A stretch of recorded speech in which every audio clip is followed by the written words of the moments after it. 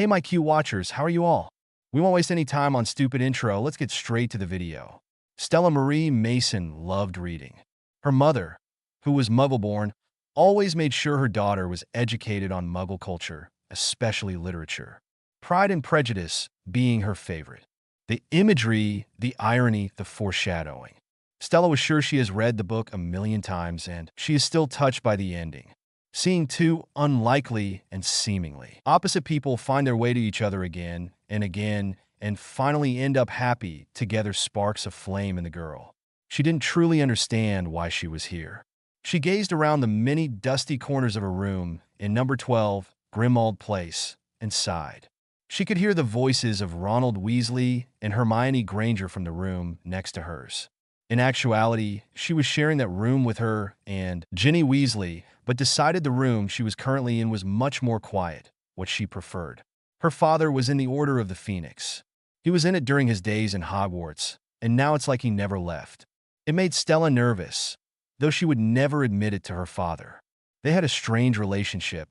She knew deep down he still held love for her, he just had a weird way of showing it.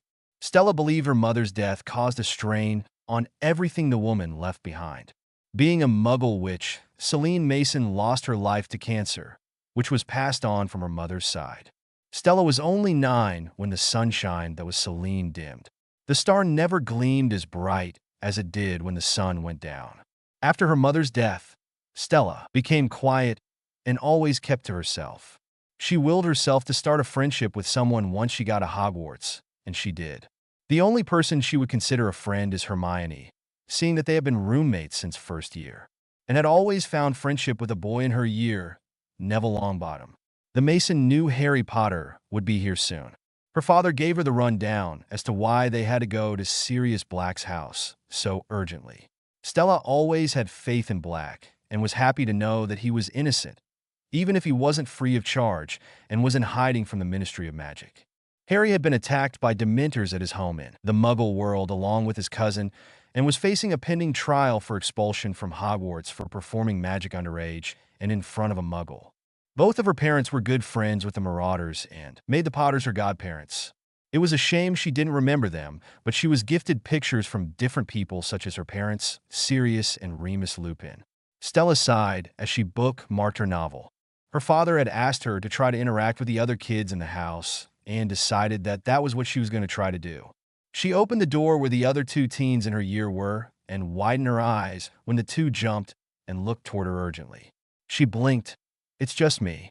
Sorry to scare you." "It's all right, Stella," the Granger sighed. "I'm just on edge is all. Harry will be furious. You guys couldn't write to him this summer, right?" "Yeah," Ron answered the girl who now sat on the bed in front of them. The Weasley didn't know the Mason well, but he knew she was nice and heard from Hermione that she was very kind and helped her through a lot, so Ron took a liking to her. "Well, if I were him, I would be angry," seeing their expressions, she added quickly, "but I'm sure when he hears why you couldn't, it'll be fine." Just then, the 3 could hear footsteps coming their way, and it didn't take long for them to realize it was Harry. "Harry," Hermione reacted first. The curly-haired girl took her best friend in her arms in relief to see that he was in one piece. "Are you all right? We overheard about the Dementor attack. You must tell us everything." "Let the man breathe, Hermione." Ron was ignored in this hearing at the Ministry. "It's just outrageous. We've looked it up. They simply can't expel you. It's completely unfair." "Yeah, there's a lot of that going round at the moment." The boy who lived paused as he set his eyes on the girl on the bed. "Still Amazon." He had heard her name from Hermione a couple times and knows the 2 girls sit together during classes, but had never had a conversation with her himself. "Hello, Stella." "Hi, Harry. How are you?" "I'm well, I guess. What are you doing here?" The girl smiled lightly and motioned around them. "This is headquarters for the Order of the Phoenix. It's a secret society," Hermione added swiftly. "Dumbledore formed it back when they first fought you-know-who." Seeing the confused look on the boy's face still, the Mason chuckled. "My dad's a part of the Order. One of the first members, actually." "Couldn't have put this in a letter, I suppose?" Harry questioned, turning serious again. "I've gone all summer without a scrap of news." The 3 teens exchanged nervous glances before Ron spoke, hesitantly. "We wanted to write, mate. Really, we did." Only what?" Only Dumbledore made us swear not to tell you anything. If it's any consolation, Harry, Stella spoke, her tone soft. Dumbledore has always tried to help you as much as he can. He has a reason for everything. Thank you, Stella. But why would he keep me in the dark? Maybe I could help. After all, I'm the one who saw Voldemort return. I'm the one who fought him. I'm the one who saw Cedric Diggory get killed. A loud crack ended Harry's rant as the two Weasley twins appeared in the room. Stella enjoyed the company of Fred and George during her stay and thought they were quite funny. They landed from their apparition in front of Stella and next to Harry on the bed. Harry, George greeted with glee. Thought we heard your dulcet tones. Don't bottle it up though, mate. Let it out. Now, if you're all done shouting, do you want to hear something a little more interesting? Everyone in the room gazed upon a string with an ear attached to it. Stella knew the twins were coming up with new products every day for their business. And, might she just say, they are quite creative. The kids gathered around the top of the steps to listen in on the meeting. The Mason didn't really need to listen to it, knowing her father would give her a rundown afterwards. Her father, unlike the Weasleys, wanted his child to be in the know. Roland Mason wanted his daughter to be prepared for anything. After a couple of seconds of silence, the extendable ear started to pick up the voices downstairs. If anyone has the right to know, it's Harry, Sirius's voice rang through. If it wasn't for Harry, we wouldn't even know Voldemort was back. He's not a child, Molly. But he's not an adult either, Mrs. Weasley argued. He's not James Sirius.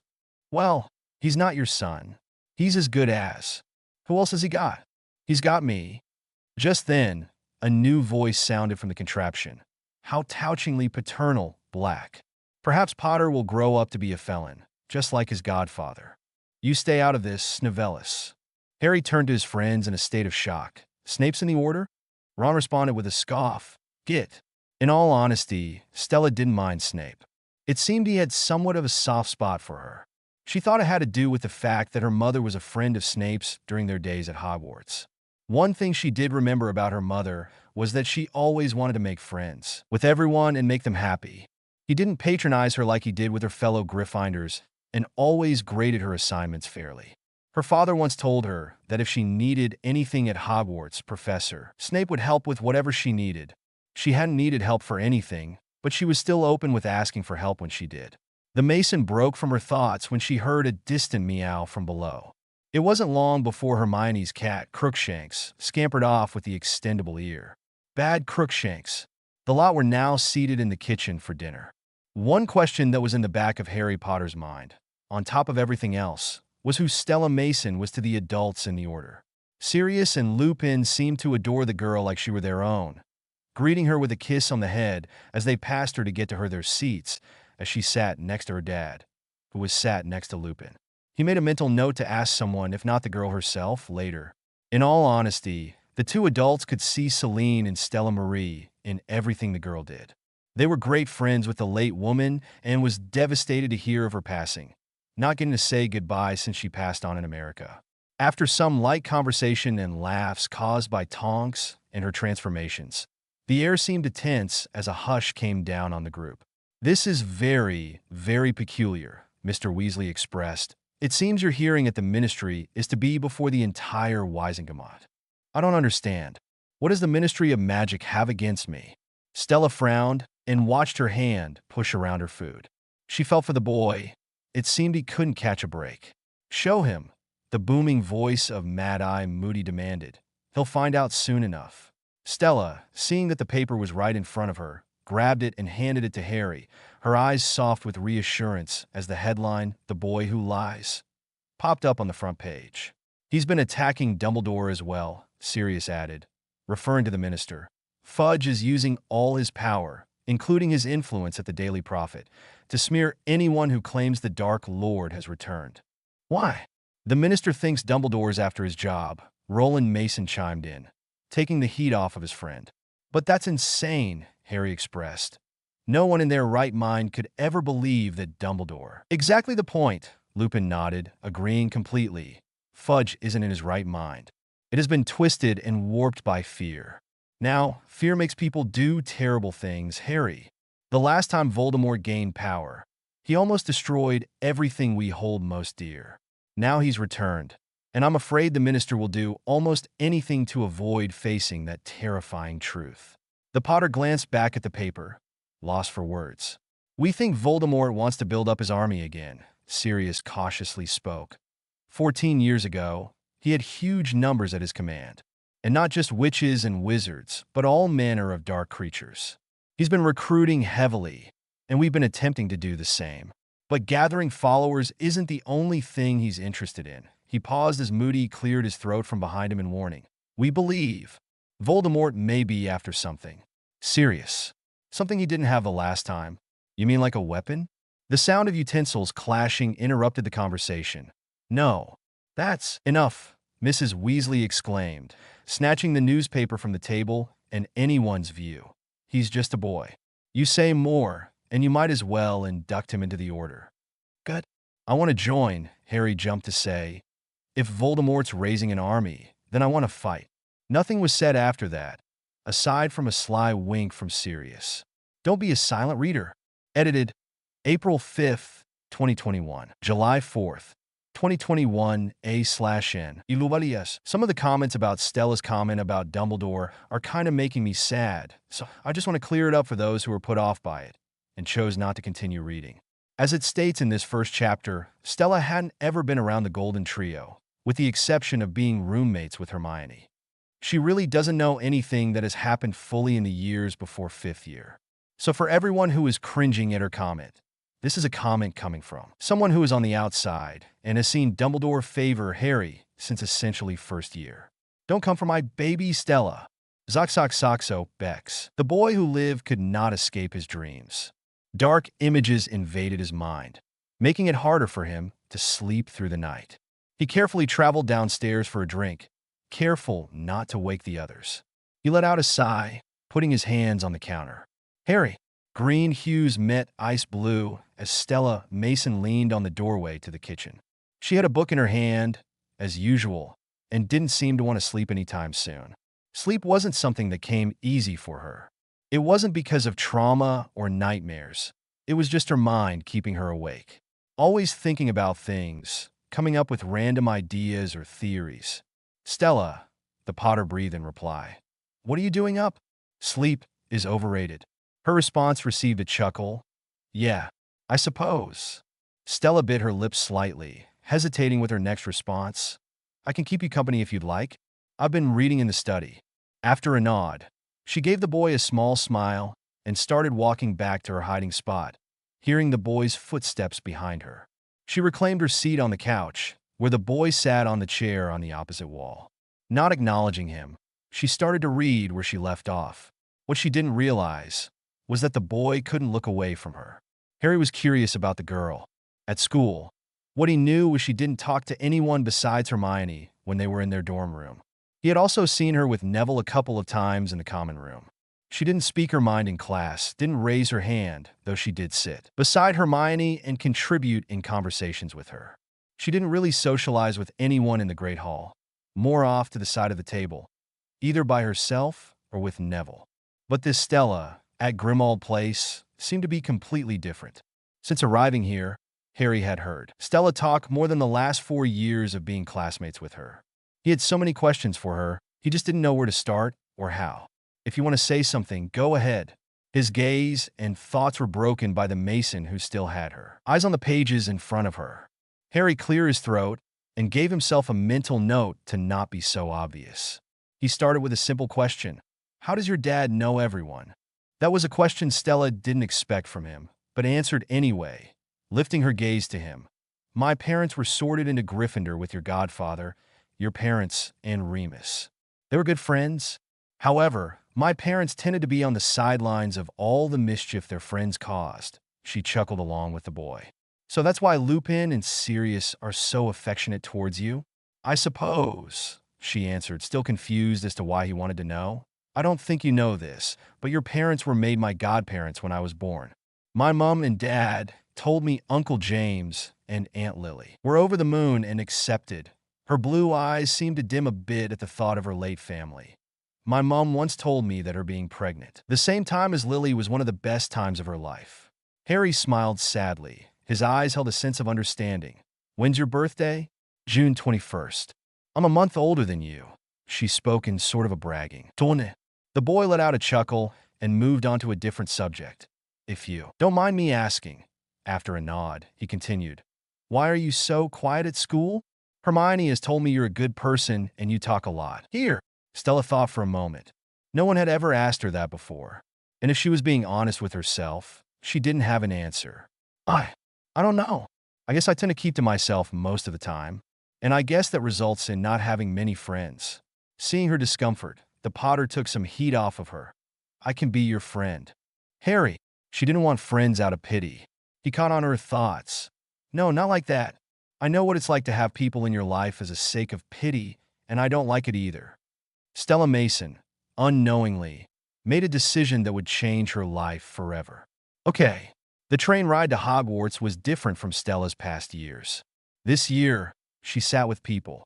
People being Ron, Hermione, and Harry. Passing students glanced at each other confusingly as they saw the girl who didn't normally speak with the three teens. Stella couldn't help but notice the stares. Not the stares toward her, but the stares towards Harry Potter. The Mason knew people were scared to admit you know who was back. She knew people read the Daily Prophet more than other news outlets. She just hoped students wouldn't take their skepticism too far when it came to confronting the boy who lived. As the four left the compartment, Stella could feel a change in the air at Hogwarts. I'm surprised the Ministry's still letting you out free, Potter. The voice of Draco Malfoy sounded from behind the group. Stella didn't know much about the boy, just that he was a bullying prat. Better enjoy it while you can. I bet there's a cell in Azkaban with your name on it. Stella didn't have a particular problem with Draco.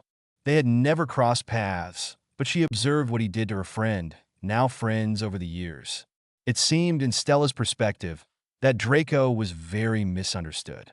With his father being a known Death Eater with direct ties to you-know-who, and his unnerving attitude, people tended to cower away from the boy.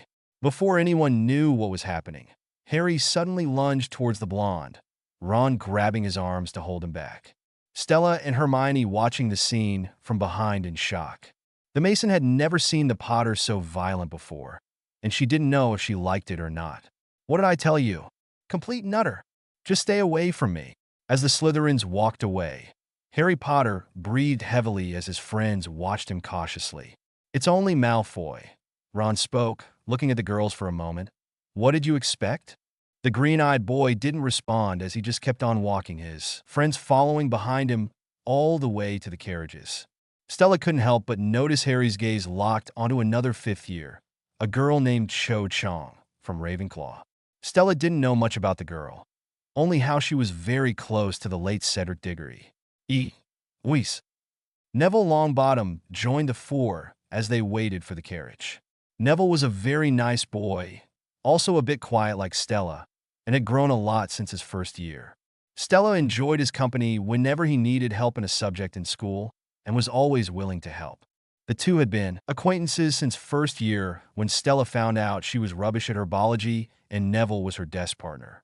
Neville still didn't know why Stella didn't sit with him or his friends more often, but respects her decision nonetheless. He was content with joining her in the library for study sessions. Nabila. Feeling a bit of a wind on the back of her neck, Stella turned around only to be met by a sort of snout. It seemed that Harry could see the creature as well as he asked, "What is it?" "What's what?" "That," Harry answered Ron, pointing in front of him. "Pulling the carriage." "Nothing's pulling the carriage, Harry. It's pulling itself like always." Hermione wearily side-eyed to her best friend. Harry disregarded her comment and started to walk to the carriage, keeping an eye on the creature.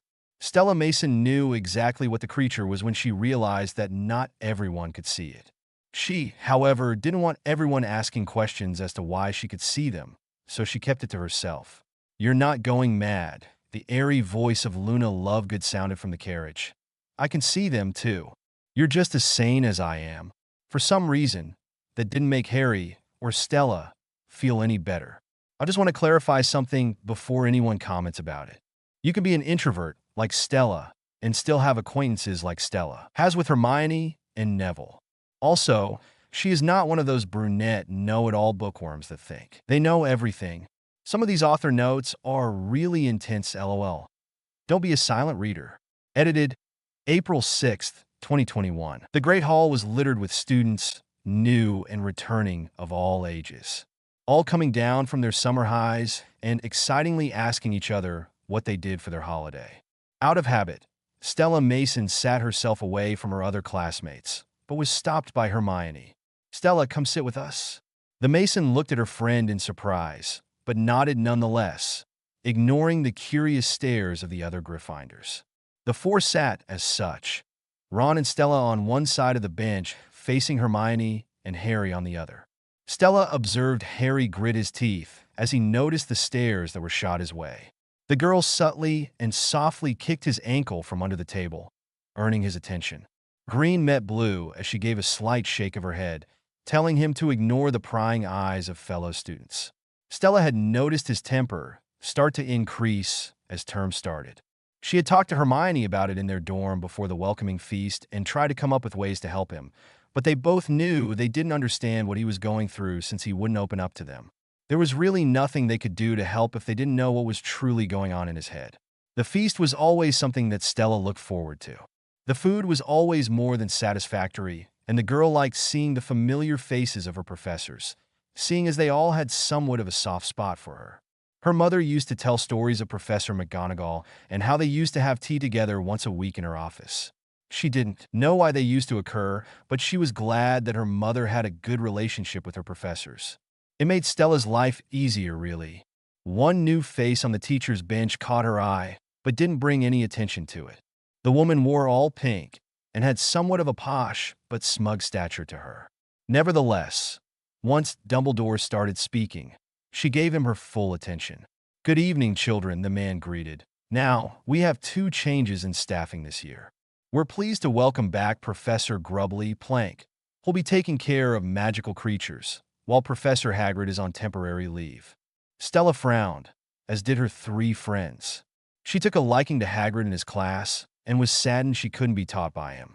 She knew her other friends were much closer to Hagrid than she was, but by the way they reacted to the news of his absence, she knew they didn't have a clue as to why he wasn't there either. "We also wish to welcome our new defense against the dark arts teacher, Professor Dolores Umbridge," Dumbledore continued. The woman Stella was observing stood for recognition, but didn't receive as much applause as the woman seemed to have wanted. After a few moments, Dumbledore picked up where he left off, "And I'm sure you'll all join me in wishing the professor good luck. Now, as usual, our caretaker, Mr. Filch, has asked me to remind you." A sort of hum mixed with a laugh interrupted the headmaster. This shocked everyone in the room. No one dared to interrupt Dumbledore before. The new professor stood and made her way to the podium, her heels clicking, filling the silence of the Great Hall. Stella turned her head to Harry as he whispered, "She was at my hearing. She works for Fudge." Hermione and Stella made eye contact, as they both seemed to put the pieces together at the same time.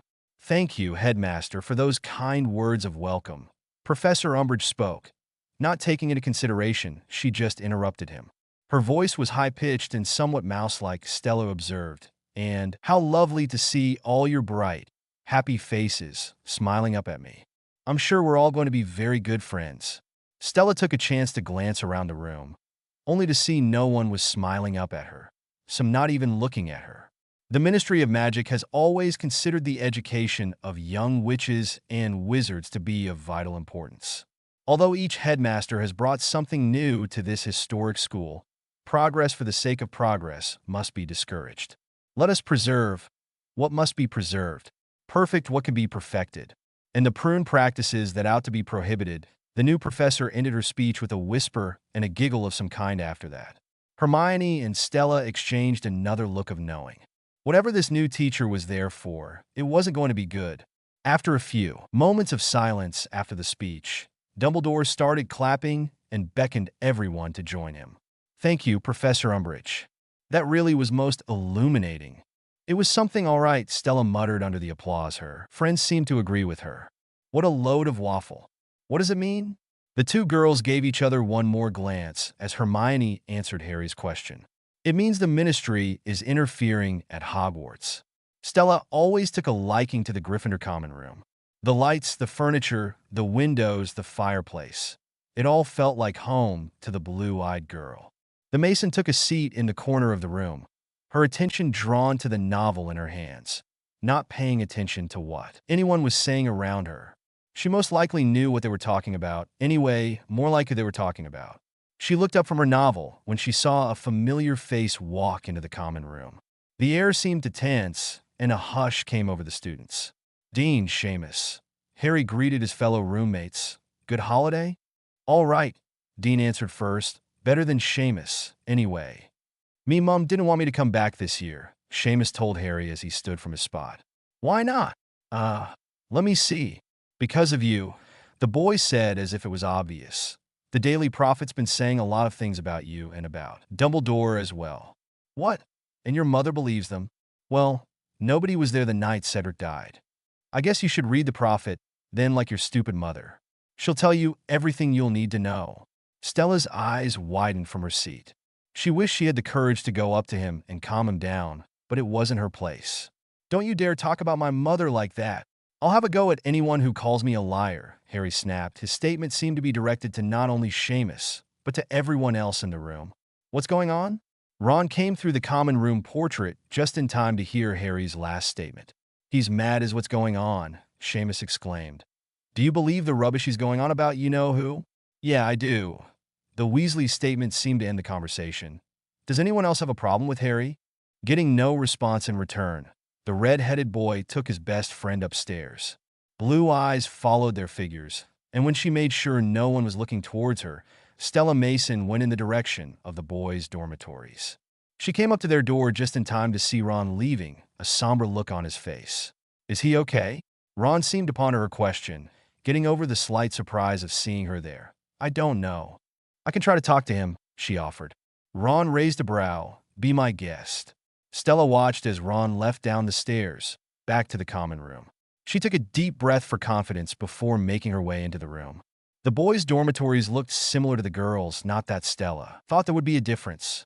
She laid her eyes on Harry Potter, who was sitting on his bed, elbows on his knees, head down.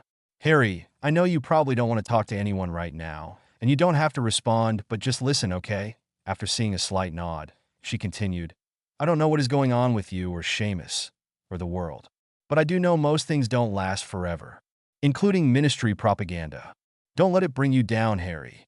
And with that, seeing that he wasn't going to respond, but could tell her words got him to become less tense. Satisfied with this, she left the room, closing the door behind her. The first day of classes were in full swing at Hogwarts, and Stella Mason couldn't help but feel wary when sitting in her first class of the day, Defense Against the Dark Arts. The subject always seemed to have a peculiar teacher teaching it. All except Lupin, of course. He was the best teacher she ever had in that subject. The Mason took her seat next to Hermione, where the two girls talked about Muggle things no one else would understand over all the talking and rowdiness of the classroom around them. Above them, a paper bird flew around the classroom, providing entertainment for the fifth years. However, all of a sudden, the paper bird erupted into flames and disappeared onto a desk that belonged to Parvati. The students looked behind them to see Professor Umbridge, wand in hand. Good morning, children, the woman head to toe in pink greeted. Ordinary wizarding-level examinations. Her wand writing the words on the chalkboard in front of the class as she spoke. OWL. More commonly known as OWLs. Study hard, and you will be rewarded. Fail to do so, and the consequences may be severe. The class didn't respond to her words. They knew about the upcoming exams at the end of the year, but the professor seemed to make all of their nerves greater than before. Your previous instruction in this subject has been disturbingly uneven, but you'll be pleased to know that from now on you will be following a carefully structured, ministry-approved course of defensive magic. Umbridge explained. From beside Stella, Hermione raised her hand.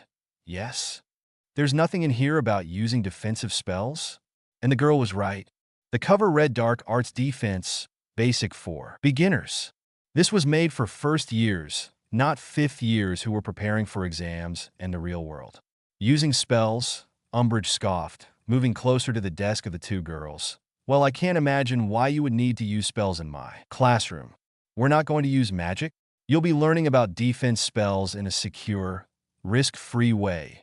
Umbridge answered Ron, ignoring his bitter tone. What use is that? Harry started loudly. If we're attacked, it won't be risk-free. Students will raise their hands when they speak in my classroom. The Mason observed right away that their new professor already had it out for Harry, and she was worried about the outcome.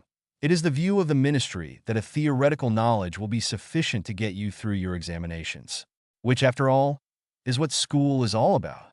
And how's theory supposed to prepare us for what's out there? There is nothing out there, dear. Who do you imagine wants to attack children like yourself? Umbridge inquired in a sort of squeak. Oh, I don't know. The Potter boy almost mocked. Maybe Lord Voldemort. The classroom became still. Stella closed her eyes with a sigh. She could see Hermione stiffen from next to her. It seemed to her that Harry fell right into Umbridge's trap. The professor watched Harry for a few moments before walking closer and addressing the class. Now, let me make this quite plain. You have been told that a certain dark wizard is at large once again. This is a lie. It's not a lie. I saw him. I fought him, Harry exclaimed. Detention, Mr. Potter. So, according to you, Cedric Diggory died of his own accord? Another and more intense still around the atmosphere of the classroom happened at the sound of the late Hufflepuff. Mr. Diggory's death was a tragic accident. Her sweet voice turned insincere, more rehearsed. It was murder. Voldemort killed him. You must know that. Enough. Umbridge finally shouted before composing herself. See me later, Mr. Potter. My office. Stella Mason was reading yet another novel when she overheard her three new friends' conversation by the common room fireplace. It was after classes, and it seemed Harry finished his detention. She tried not to eavesdrop on the group, but couldn't help but overhear the end of their conversation. Hermione, whatever this is, it's not simple. Harry shook his head as they argued about his hand that was now scarred because of Professor Umbridge's detention method. You wouldn't understand. Then help us too. A split decision came to mind as she followed Harry, who walked away from his friends. Harry, she caught his wrist. I want to show you something. The pair ventured into the forbidden forest in silence. Why she wanted to tell him one of her biggest secrets, she didn't know, but she wanted to help, and she felt like this would put things in perspective for him. I'm sorry about your hand, Harry, Stella stated sincerely as she and the boy walked further into the wood. After seeing his confused features, she reiterated, I overheard you talking with Ron and Hermione. It isn't right what Umbridge is doing, but it was pretty obvious what her plans were from the start of class. And what were they? Well, to get you or someone riled up, of course. Mainly you, I presume, due to the fact that she was at your hearing. And it worked. She most definitely got to you. Seemingly ignoring her comment, Harry asked, Where are you taking me, Stella? The girl paused, not in movement, but in hesitation of her words. I wanted to show you something. Something no one else knows about me. Something I've kept hidden for many years. Not on purpose, of course, but it isn't common knowledge to anyone except professors and people in the Order. No one besides them know because I've never really had anyone to tell, or felt obligated to tell, I guess, she rambled, not used to letting herself explain. They finally reached the spot of the forbidden forest where the Thestrals were. Harry watched as the Mason reached in her bag and brought out apple slices and started to feed the creatures. He admired her kindness from afar, letting her take her time with telling him whatever she wanted to tell him. They're wonderful creatures. People tend to avoid them because they look different from others, she started as she petted the one in front of her that's eating. I didn't know you could see them. I can, she nodded as she looked back at him. They can only be seen by people who have seen death. The Potter blinked. So, you've known someone who's died? Stella motioned for them to sit against a tree trunk. After they settled, she answered, My mother. She was a Muggle-born witch. However, just because she was a witch, it didn't mean she couldn't get ill. She died when I was 9 from cancer. I was with her when she died. I held her hand the whole time as she slept, and then the monitor started to make all these noises. And she told me, Shine bright, my star. You'll be just fine. And then, she was just gone. She noticed her rambling and stopped talking. She peeked up from the view of her hands and saw that the boy in front of her never left her gaze. He sat there listening to her, something she wasn't used to. What was she like? Stella Mason took into account that Harry didn't say sorry for your loss. Having lost not one, but both parents himself, he knew that saying sorry didn't do anything to the person grieving. At least in her eyes, it didn't help. It never did. She sent him a closed lip smile as she tugged on her star-charmed necklace. She was the most amazing person. A passionate friend and wife. A darling mother, as I remember her to be.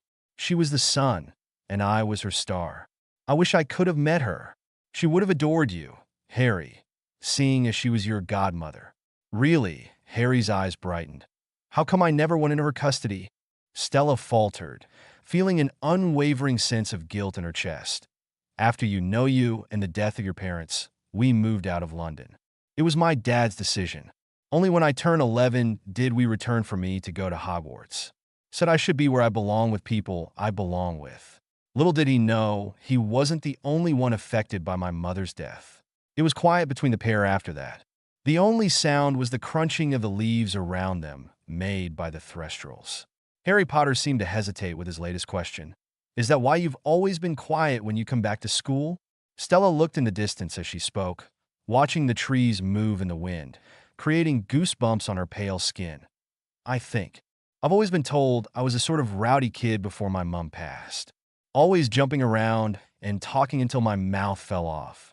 But after she left me, I just kind of created this shell around myself. People here like to speak their minds no matter who's around. I just never gravitated towards that idea. The sky seemed to darken a bit. Seeing this, Stella rose to her feet and beckoned for Harry to follow her. They fell in step with each other as Harry spoke again. Why did you bring me out here, Stella? I wanted to show you that you're not alone. No matter how many times you say you are. The girl stopped walking to face the boy. Harry, you have to remember that there are people in your corner. Don't give Umbridge or you know who the satisfaction of seeing you sulk because you're alone. That's how they want you to feel. In my perspective, you know who wants to isolate you to get to you easier. Strength is in numbers. Strength is in friendship. Because if it's just you alone, you're not as much of a threat to him. Harry Potter watched as Stella Mason reached in her bag once again to feed the Thestrals in front of her with features of admiration. He didn't know why the blue-eyed girl came into his life so suddenly, but he's glad she did. Can y'all tell through my writing I've never been in a relationship? Ha ha ha, Liam Payne, but the Liam is silent. I'm still very single, LMAO. Don't be a silent reader. Edited April 6th, 2021. Stella Mason escorted Harry Potter back into the Great Hall after their forest adventure. They both agreed the first step for Harry to reconcile with their friends was for him to open up more and finally let them in. And that started with having a civil lunch with them. She walked with the Potter into the Great Hall and immediately spotted their friends. Giving him a reassuring look, they sauntered over to them. Harry, Hermione greeted in apprehension and surprise. The girl and Ron glanced at Stella, who gave them a slight nod and smile, silently telling them she got through to him. Can I? Harry paused and glanced at Stella. Can we join you? Before anyone could respond, an argument outside the hall caught the attention to most students. They all went to see what was going on and saw Professor McGonagall and Professor Umbridge talking on the staircase. Professor, but what exactly are you insinuating? I am merely requesting that when it comes to my students, you conform to the prescribed disciplinary practices, McGonagall exclaimed. Someone must have reported Umbridge's detention methods to Professor McGonagall. So silly of me, but it sounds as if you're questioning my authority in my own classroom. Umbridge stepped up on the staircase. Minerva. McGonagall wasn't far behind. Not at all, Dolores. Merely your medieval methods. Umbridge scoffed in disbelief. I am sorry, dear. But to question my practices is to question the ministry, and by extension the minister himself. I am a tolerant woman, but the one thing I will not stand for is disloyalty. She sternly spoke before turning to the students who were gathered around to watch. Things at Hogwarts are far worse than I feared. Cornelius will want to take immediate action. And take action she did. Over the next few weeks at Hogwarts, it seemed that Umbridge had taken over the entire establishment. Her favorite hobby was putting up educational decrees that limited everything the students did at Hogwarts. The woman put all of the teachers through examinations of their teaching skills and sucked all the fun out of life on campus. Some of her decrees were getting out of hand. All Weasley products will be banned. Immediately, no music is to be played during studying. Proper dress and decorum is to be maintained at all times. The only person that seemed to enjoy the woman's takeover was Mr. Filch, but that was expected, seeing that he hated the lot since he started working as caretaker.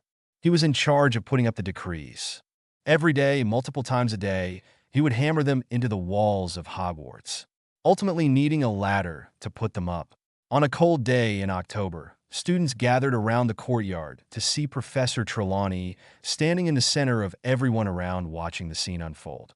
Umbridge had made the decision to sack the divination teacher. Stella took pity for the woman as the girl watched her trip over her luggage as Umbridge approached her. She had taken her class in third year and never really believed in it, but enjoyed her class nonetheless. The Mason glanced next to her to see Harry looking at the scene with a clenched jaw. They made eye contact for a second before looking back at the scene in front of them. 16 years I've lived and taught here. Professor Trelawney stuttered as tears ran down her cheeks. Hogwarts is my home. You can't do this. Umbridge smiled pitifully, holding up a piece of parchment. Actually, I can. Soon enough, Professor McGonagall came barreling through the students to comfort her colleague. It was no secret McGonagall didn't like the new addition to the administration. She took the crying woman in her arms and patted her back gently, all while glaring at the woman dressed in pink in front of her.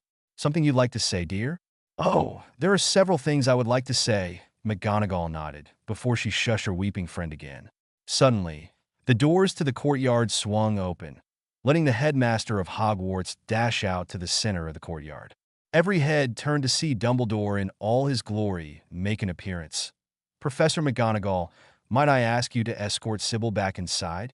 After the two women leave, Umbridge began to rebuttal. Dumbledore, may I remind you that under the terms of Educational Decree No. 23, as enacted by the Ministry, you have the right to dismiss my teachers, Dumbledore interrupted firmly. You do not, however, have the authority to banish them from the grounds.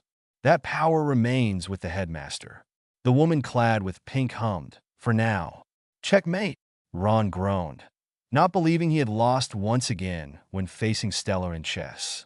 The two had found a chess set back at headquarters and played whenever they had the chance. He reached over to his pieces to start another game. How do you always win? A winner never reveals her secrets. That foul, evil gargoyle, Hermione exclaimed out of the blue. It seemed watching the chess match only amused Harry out of the bunch. The other girl and boys watched their friend pace in front of the fireplace. We're not learning how to defend ourselves. We're not learning how to pass our owls. She's taken over the entire school. From behind them, the radio sounded, Fudge's voice coming through it. Security has been and will remain the Ministry's top priority. Furthermore, we have convincing evidence that these disappearances are the work of notorious mass murderer Sirius Black. Stella stood from her seat on the floor to turn the radio off and scoffed. What rubbish. Harry, a voice coming through from the fireplace, caught their attention. After making sure the coast was clear, they huddled around the fire where Sirius Black made his appearance. Stella wasn't sure how Sirius got himself in that kind of line of communication, but didn't question it. That was definitely a serious thing to do. Sirius, the green-eyed boy grinned, seeing his godfather. What are you doing here? Answering your letter, the man answered, his face made of rubble. You said you were worried about Umbridge. What's she doing? Training you to kill half-breeds? Sirius, she's not letting us use magic at all. Well, I'm not surprised. The latest intelligence is that Fudge doesn't want you trained in combat. Combat? Ron asked, narrowing his eyes. What does he think? We're forming some sort of wizard army. That's exactly what he thinks, Sirius nodded from the fire. That Dumbledore is assembling his own forces to take on the Ministry. He's becoming more paranoid by the minute. The others wouldn't want me telling you this, Harry, but things aren't going at all well with the Order. Stella furrowed her brows. What's happening? Fudge is blocking the truth at every turn. And these disappearances are just how it started before. Voldemort is on the move. Well, what can we do? Harry asked. Before his question could be answered, a noise could be heard from Sirius' end. Someone's coming. I'm afraid I can't be of more help. But for now, at least, it looks like you're on your own. The fire vanished all too quickly as thunder sounded from outside. Stella watched Hermione walk toward the stained glass windows and thought, he really is out there, isn't he? We got to be able to defend ourselves, And if Umbridge refuses to teach us, we need someone who will. As thunder continued to crash, Stella couldn't help but feel excited to be taught how to defend herself with magic. Her father had always told her of his adventures when she was younger, how he and his friends in Hogwarts dueled in secret during their free periods, his time in the Order fighting Death Eaters just to come back to her mother afterwards, almost as if nothing had happened hours before. The Mason read every book on magic and spells as she could growing up. In America, she didn't have a lot of access to such things, but when she got back to London, she asked her father for as many books as possible. Hearing all the stories of Hogwarts and the magical adventures that came along with it, she wanted to be as prepared as she could be before she got her letter when she turned 11. Seeing as she started her Hogwarts career, known as the Quiet One, Stella couldn't help but feel discouraged. Will she be able to utter advanced spells when she needs to protect herself? Or will she chicken out and get herself killed? The world was changing, and she needed to be prepared for anything. Some would say she was being dramatic, but she knew firsthand what the First Wizarding War brought: loss and destruction. Who? Stella looked at Harry incredulously. You, Harry. She's talking about you. Yes, I added Estella, and Ron bit because I've had that stuck in my head for a while. Smiley face. Don't be a silent reader. Edited April 6th, 2021. The next trip to Hogsmeade was a cold one. It was the early stages of December. Snow stuck to the ground and the bottom of Stella Mason's shoes as she walked through the village with her 3 friends. Her eyes watering as wind whistled around them as they traveled through the village that wasn't as busy as it normally was. This is mad, Harry spoke as they neared their destination. Who'd want to be taught by me? I'm a nutter, remember? Look on the bright side. You can't be any worse than old Toadface. Thanks, Ron. I'm here for you, mate. The next question from Harry made the 2 girls in front of them meet eyes briefly. Who's supposed to be meeting us, then? Just a couple of people. The Hogshead Bar was nothing like the 3 Broomsticks. The dingy, dusty pub was known for the bad management and the hosting of mice around the place. From their seats in the back of the pub, the 4 friends could see a crowd of people from all different houses coming in. Stella knew of most of them and counted roughly 25 people attending. As the chatter died down and everyone settled, Hermione took the chance to stand and speak. Hi, she spoke timidly. So, you all know why we're here. We need a teacher. A proper teacher. One who has real experience defending themselves against the dark arts. Why? A kid in the front asked stubbornly. Why? Because you know who's back. You tosspot, Ron defended. The boy nodded to Harry. So he says. So Dumbledore says. So Dumbledore says because he says. The point is, where's the proof? From next to the boy, Michael Corner spoke. Potter could tell us more about how Cedric Diggory got killed. Having enough, Harry stood. I'm not going to talk about Cedric, so if that's why you're here, you might as well clear out now, he turned to Hermione and whispered. Come on, Hermione. They're just here because they think I'm some sort of freak. Harry, is it true you can produce a Patronus charm? The students turned their attention to Luna Lovegood, who didn't falter and kept her eyes on Harry. Since that the Potter wasn't going to respond, Hermione nodded. Yes, I've seen it. Blimey, Harry. Dean spoke, looking very impressed. I didn't know you could do that. And he killed a basilisk with the sword in Dumbledore's office. It's true. 3rd year, he fought off about 100 Dementors at once. And last year, he really did fight off you-know-who in the flesh. Wait, the Potter halted the discussion. Look, it all sounds great when you say it like that, but the truth is most of that was just luck. I didn't know what I was doing half the time. I nearly always had help. He's just being modest. No, Hermione, I'm not. Harry snapped slightly, making the girl falter and sit back down her seat. Facing this stuff in real life is not like school. In school, if you make a mistake, you can just try again tomorrow. But out there, when you're a second away from being murdered or watching your friend die right before your eyes, you don't know what that's like. The students were quiet and held solemn faces as Harry and Hermione sat back down. His words seemed to make an impact on everyone in the room. You're right, Harry, we don't, the Granger spoke. That's why we need your help. Because if we have any chance at beating Voldemort, he's really back, Nigel almost whispered. Then, breaking her silence was Stella. The students around the bar raised their brows, not expecting her to speak. She put her hand on Harry's shoulder and said softly, "Strength in numbers, Harry." And so, everyone got to signing the parchment. When the meeting came to an end, the small group of friends walked across the bridge and started to brainstorm for places to meet. Right. First, we need to find a place to practice where Umbridge won't find us, Harry said to his friends. The Shrieking Shack, Ginny suggested. Too small. Forbidden Forest? Not bloody likely. Harry, Stella started. What happens if Umbridge does find out? Who cares? Hermione broke out, the group looking at her in shock. I mean, it's sort of fun. Isn't it breaking the rules? Ron let out a laugh. Who are you, and what have you done with Hermione Granger? The group laughed with him as the bushy-haired girl spoke again with a smirk. Anyway, at least we know one positive thing that came from today. What's that? Cho couldn't take her eyes off you, could she? For some reason, Stella felt her stomach drop as her face faltered for a moment. She had only been friends with the boy since the summer there. Was no way she had feelings for him. She blamed her stomach clenching on hunger, wanting to be ignorant to her feelings. Over the next few weeks, Umbridge turned the school upside down, completely taking control over everything. It was as if Dumbledore was gone. One night, Neville bursted into the common room, claiming to have found the perfect place for future meetings. Stella had heard about the Room of Requirement from readings on Hogwarts, but never witnessed the room herself. The door opened for the group and was mesmerized when they started to look around. The walls were covered with glass, and the floor was covered with cushions. You've done it, Neville, Hermione breathed. You found the Room of Requirement. The what? It's also known as the Come and Go Room, Stella answered Ron, still looking around the room.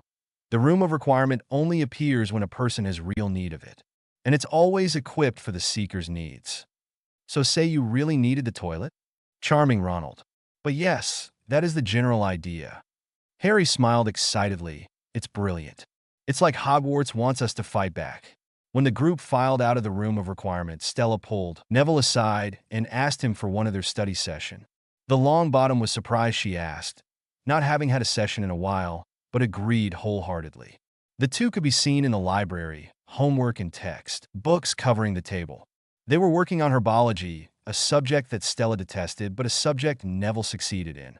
After a few minutes of silence between the two, due to reading and reviewing the reading due the next day, the Mason broke her silence. Are you excited for Harry's lessons? Neville glanced up at her from the gaze of his textbook. I am. Just don't want to look stupid. How on earth could you look stupid, Nev? The girl almost scoffed, but made her statement more gentle. Well, the Longbottom started, shifting in his seat. I've never really been advanced when it came to spells or simple tasks. No one is advanced, Nev. I know. Guess I'm just nervous. Neville.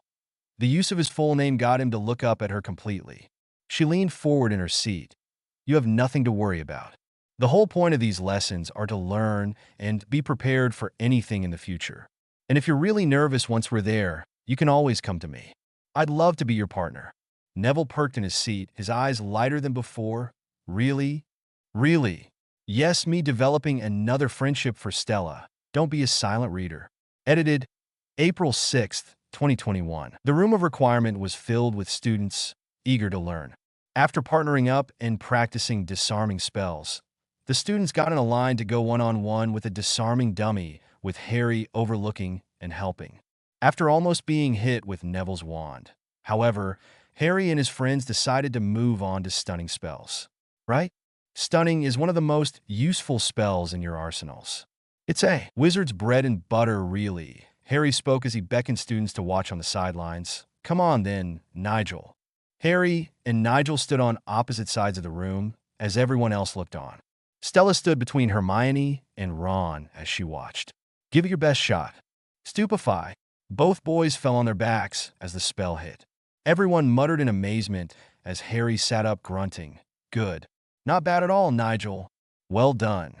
Next pair to go was Ron and Hermione. Stella sighed from her spot with a sly smile, knowing Hermione could carry her own.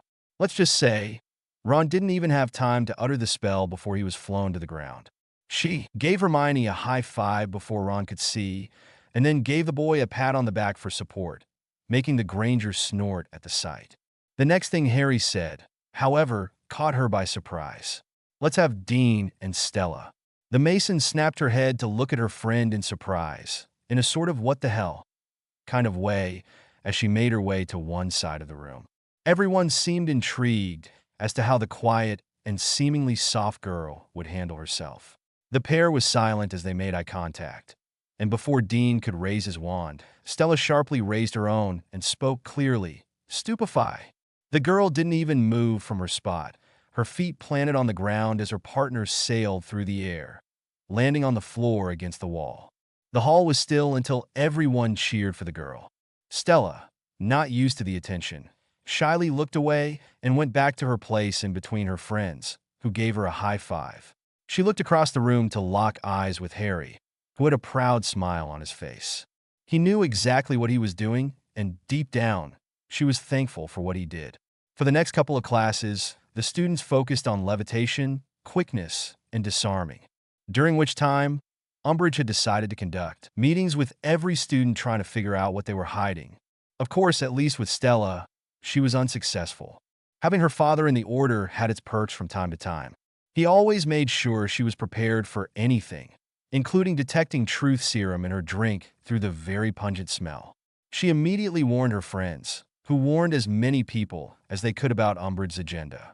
Stella just hoped everyone in the DA got the message in time. The woman clad in pink asked her some rather bizarre questions. How her mother died, or in Umbridge's word, how her mother actually died, implying her mother did not die from breast cancer. Stella didn't appreciate that in the slightest. She was even asked where Sirius Black was. That made Stella very confused. Why would Umbridge think Stella would know where a mass murderer was hiding? Of course, the Mason knew, but she would never tell a soul outside of the Order or her three friends.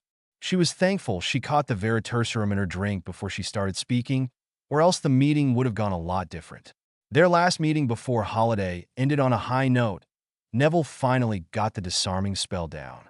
Everyone was so elated for him. So, that's it for the lesson. Harry started him and his three friends in front of the group. Now, we're not going to be meeting again until after the holidays. Everyone muttered in disappointment. So, just keep practicing on your own as best as you can. And well done, everyone. Great job. Stella smiled and clapped along with everyone else in the room. As everyone started to pack their bags to leave, the blue-eyed girl couldn't help but notice how her green-eyed friend couldn't lift his gaze from a certain Ravenclaw. She sighed heavily before following Ron and Hermione out the door, looking back once more. "See you in the common room, Harry." Pride and prejudice always seemed to bring Stella Mason's mind at ease. The light words danced on the pages in front of her as she begged her mind to think of something other than Harry and Cho alone. What were they doing?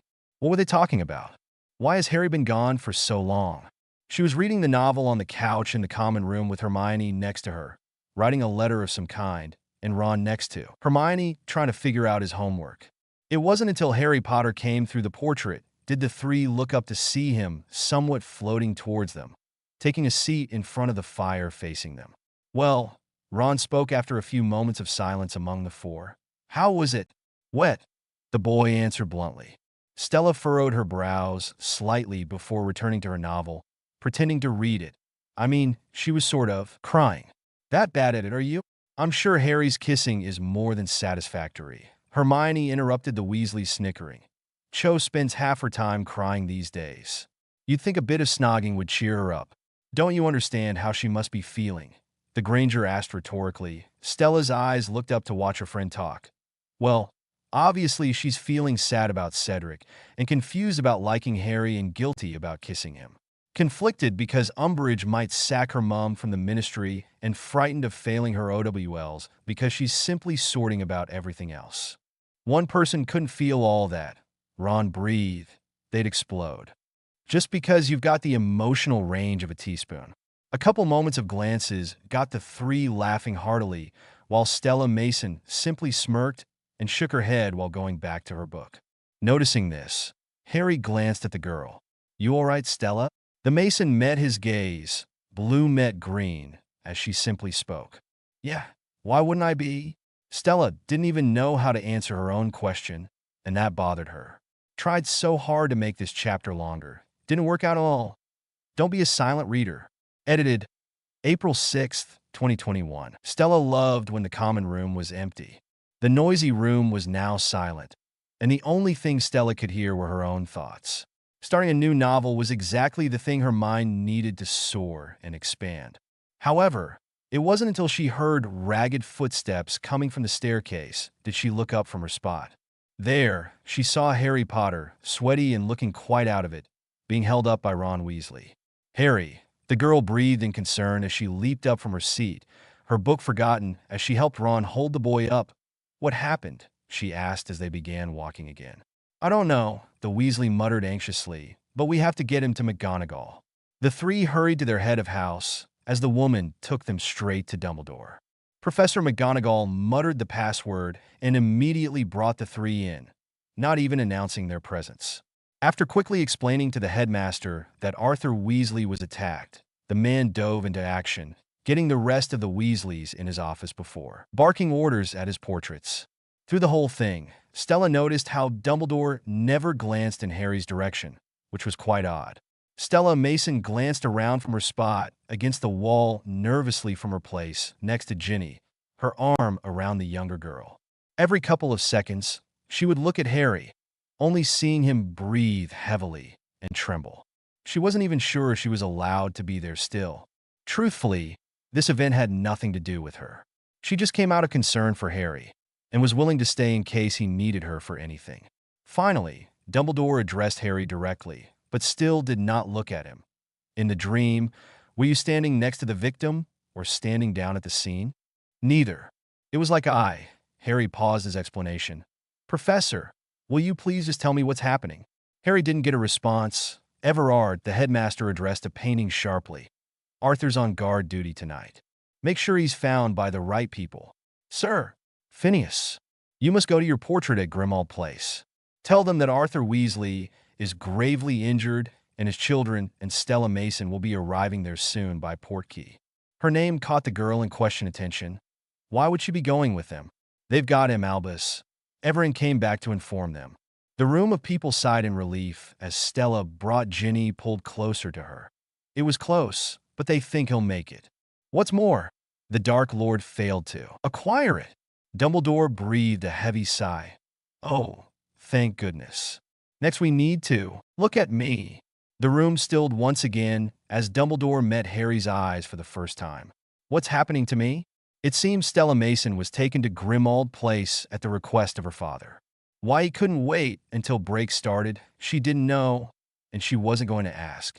Harry was whisked away from the group with Professor Snape before they traveled back to headquarters. Once there, her father and Sirius greeted them and let them know that Molly was at St. Mungo's as they spoke, and that Arthur would be fine. That was a week ago. It had also been a week since she had seen her father. Roland Mason acquired his daughter out of term early just to tell her that he's leaving for a while. He told her Dumbledore assigned him to a mission for the Order and didn't know when he would return, and that Stella would be in the care of the Weasleys for the time being. Stella noticed how her father didn't really seem to care about the fact that he's leaving his daughter behind in a way, but she was used to it and had been for a while. After a mere kiss on the forehead, she watched her dad apparate out of headquarters to start his mission. She hadn't heard from him since. It was now Christmas, and Mr. Weasley was back and seemingly a lot better. Stella was relieved to see the whole family laughing and enjoying each other's company. She had received a lovely gift from Mrs. Weasley, her very own homemade sweater that had an S on the front and was a sage green color. It was lovely, and Stella thanked the woman immensely. After dinner, she decided to look around the house. She could hear her friends come down the stairs and past the room she was in, but took no mind as she looked upon the huge family tree in front of her. "Stella." The girl turned her head to see Harry Potter at the doorway. The two hadn't spoken much since they were separated in Dumbledore's office, but Stella was glad the boy was feeling better after that night. "Hello, Harry," she greeted as she looked back at the wall. "What are you, nasty brat, standing there as bold as brass?" The two teens looked on to see Creature, the Black family house elf, Harry Potter, the boy who stopped the Dark Lord, friend of mudbloods and blood traders alike. "If my poor mistress only knew." "Creature," Sirius Black was heard from the hallway. "That's enough of your bile. Away with you." Creature almost mockingly retorted, Of course, master. Creature lives to serve the noble house of Black. Once he was gone, the man addressed the teens. Sorry about that. He never was very pleasant, even when I was a boy. Not to me. Anyway. What? You grew up here? This is my parents' house, Sirius answered, walking into the room to stand in front of the wall. I offered it to Dumbledore as headquarters for the Order. About the only useful thing I've been able to do. This is the Black family tree. He pointed to a certain person, my deranged cousin. I hated the lot of them. My parents with their pure-blood mania. He then pointed to a burned spot on the wall. My mother did that after I ran away. Charming woman. I was 16. You went to my dad's house, right? The two others in the room looked at Stella, almost as if they forgot she was there. She continued and looked to Sirius. He used to tell me stories about what you used to do around his house, about how much you teased him on his crush on Mum. Sirius chuckled. That man was completely infatuated with her. I couldn't help myself. He paused and turned to Harry. And then I went to your dad's. I was always welcome at the Potters. I see him so much in you, Harry. You are so very much alike. Stella felt as though she was invading on a personal moment between the two and excused herself from the room. She caught up with Hermione and Ron and discussed Christmas presents with them. Stella just hoped that whatever Harry was going through, Sirius can help him through it. Don't be a silent reader. Edited April 6th, 2021. The second semester at Hogwarts was in full swing as students piled into the doors of the school. It was now time for Stella Mason to buckle down and get ready for her exams that took place at the end of the term. She started studying for herbology the earliest, seeing as she, to put it quite plainly, sucked at it.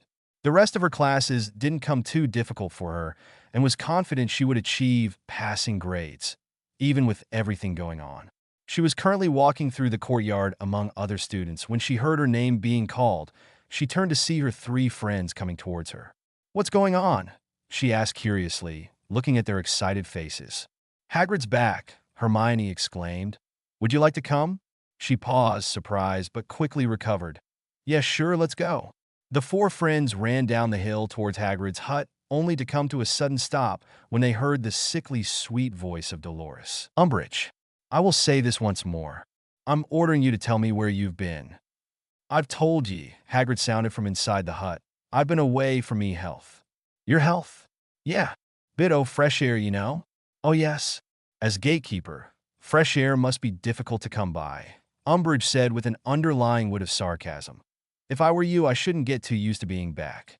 In fact, I mightn't bother unpacking at all." The four friends moved away from the door and got out of Umbridge's view as she exited the hut. After a greeting, and a confused but happy greeting, towards Stella from Hagrid, the five sat around with tea to discuss his whereabouts. "This is top secret, right? Dumbledore sent me to parley with the Giants," Hagrid informed them, his tone quiet. "Giants." Hermione gasped, but lowered her voice when Hagrid shushed her. "You found them?" "Well, they're not that hard to find, to be perfectly honest. They're so big, see," Hagrid spoke, trying to ignore his begging dog. "I tried to convince them to join the cause, but I wasn't the only one that was trying to win them over." "Death Eaters?" Hagrid gave Ron a nod. "Yes. Trying to persuade them to join you-know-who." "Did they?" asked Harry. "I gave them Dumbledore's message. Suppose some of them remember he was friendly to them, I suppose. And they did this to you." Stella motioned toward the bruises on the man's face. Seeing as her father was on one of Dumbledore's missions, she couldn't help but worry even more. "Not exactly, no." Hagrid heaved a heavy sigh as he glanced down at his dog Fong, who wouldn't let up with begging for the piece of meat in his hand. "Oh, go on. You have it then, you dozy dog." The conversation took a pause as the breeze from the outside invaded the house, causing Fong to bark excessively.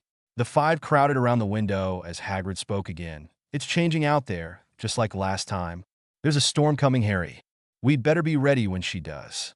The news that a breakout in Azkaban was the talk of the school. Daily, profits were open at every turn, and students looked more grim than ever. This news only made Stella more anxious than ever before now that her dad was out there, doing Godric knows what. The four friends walked down the Great Hall for dinner as they spoke about the news and how Sirius was blamed for it all. Dumbledore warned Fudge this could happen. Hermione muttered bitterly, "He's going to get us all killed because he can't face the truth." As they passed their Gryffindor classmates, they were stopped by Seamus. A hush occurred in the hall as students looked on and listened. Harry, I wanted to apologize. Now, even me mum says the prophet's version of things don't add up, Seamus told them, looking a bit sheepish. So, what I'm really trying to say is that I could believe you. The four smiled slightly at each other before nodding to Seamus and taking a seat for dinner. Throughout the meal, however, the three couldn't help but notice their friend, Stella Mason, hadn't picked at anything on her plate and was staring into space, looking lost in thought. Stell, Hermione called softly to her friend. The blue-eyed girl looked up to see her friend staring at her in concern. What's the matter? From beside Harry, the Mason spoke. I'm just worried about my dad. He just left without explaining anything, and he usually always tells me what's going on regarding the order. Then seeing Hagrid all bruised from his mission has got me even more worried. And then this breakout happens, she ranted. I'm just scared for him, you know? Does he even know there was a breakout? Is he even alive right now? Hey, the Potter consoled from next to her. He took his two best friends by surprise as he wrapped an arm around Stella's shoulder. I'm sure your dad is fine. If anything happened to him, Dumbledore would tell you first thing. Have faith, yeah? Stella took a breath and regained composure as she looked at her three friends. I just don't want to lose anyone else. You don't have to worry about us leaving ye, Ron spoke with a smile. You're stuck with us now. This comment got all four of them laughing and forgetting for a moment about the reality of their lives. The DA meetings were back in session as they met in the room of requirement. Today, they were working on patron uses, the spell Stella was most excited for. She had read about patron uses, and she read they were absolutely beautiful when conjured. Make it a powerful memory, Harry spoke as he walked around the room. The happiest you can remember. Allow it to fill you up. A full-bodied Patronus is the most difficult to produce, but shield forms can also be equally useful against a variety of opponents. Stella looked around the room to see Hermione conjuring a silver otter. She smiled for her friend before focusing on her own magic. This would be her first time conjuring anything advanced, and she was quite nervous. She automatically thought of the time her mother took her flower picking in a field not far from their home in America. She closed her eyes and focused only on the memory, and neglected to feel a certain pair of green eyes looking at her. Flowers and her mother's smile invaded her mind as she spoke. Expecto Patronum. A white mist shot out from the end of her wand as a dolphin spurred out of her wand and flapped around the girl.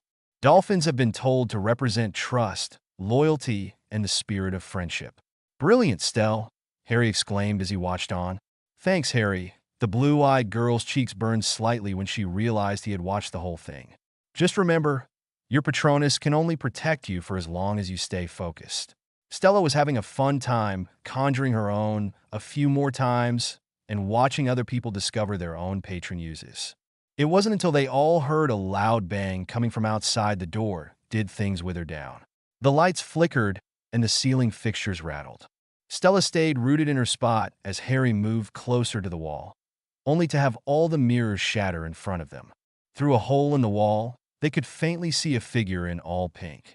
I'll make short work of this, Umbridge said as she pointed her wand at the wall, Bombarda Maxima.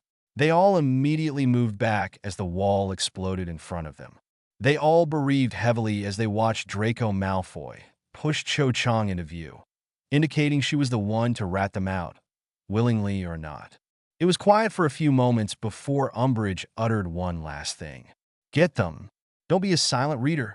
Edited, April 6th, 2021. The pain in Stella Mason's hand was something she had never felt before.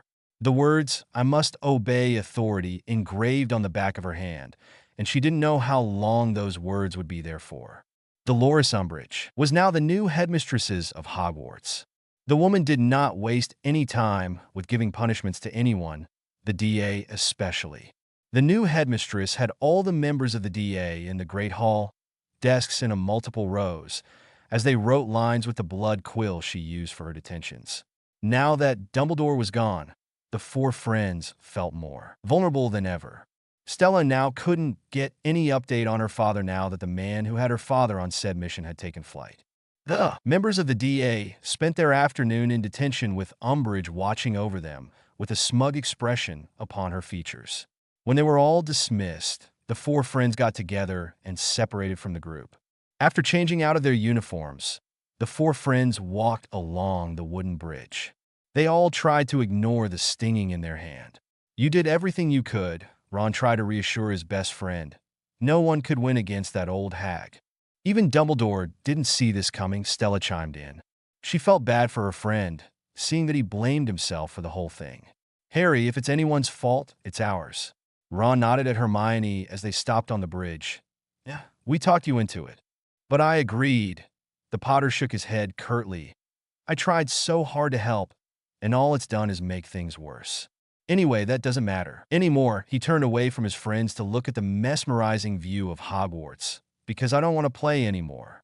All it does is make you care too much. And the more you care, the more you have to lose. So, maybe it's just better to what? To go at it alone." Green met blue as the boy answered her question. Stella felt disheartened by the boy's words, seeing as they contradicted what she talked about with him all those months ago. Before she could rebuttal, however, they heard a voice from the archway of the bridge. "PST." The four turned to see Hagrid peeking his head through and beckoning them to come with him. And so they did. He started to lead them through the Forbidden Forest and was silent as to why he was leading them through in the first place. After Harry asked why he was being so secretive, the five turned their heads at the sound of hooves hitting the ground. Stella held her breath and grabbed onto the nearest arm as they all watched a herd of centaurs run by. As they left, Stella realized the arm she grabbed belonged to Green Eyes.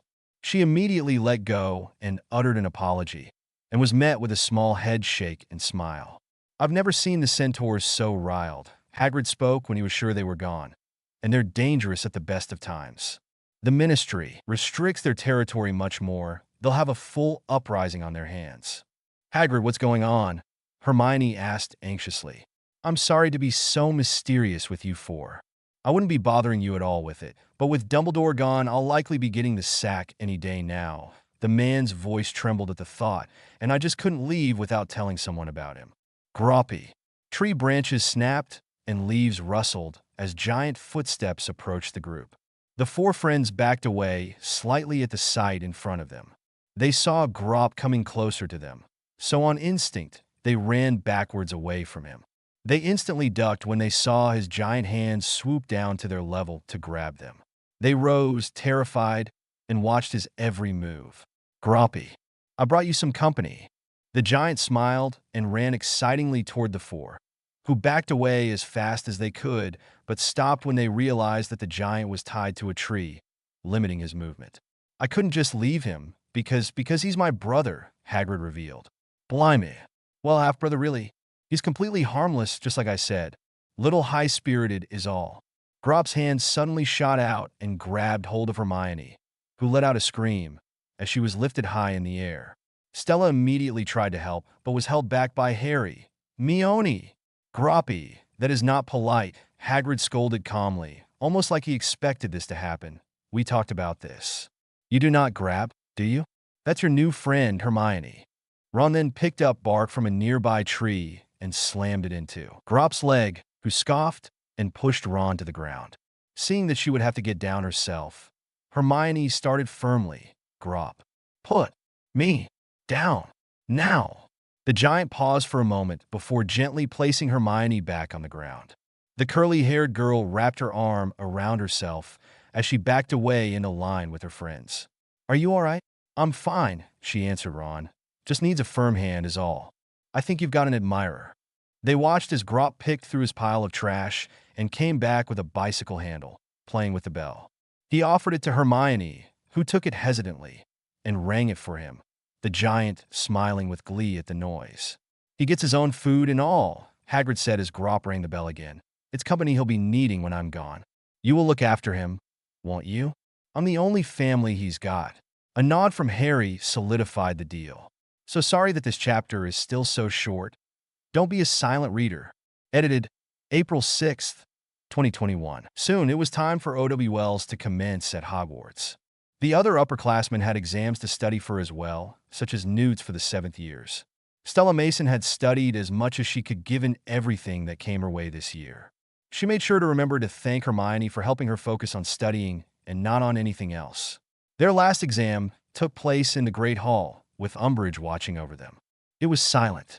The only noise that could be heard were pencils writing and erasing.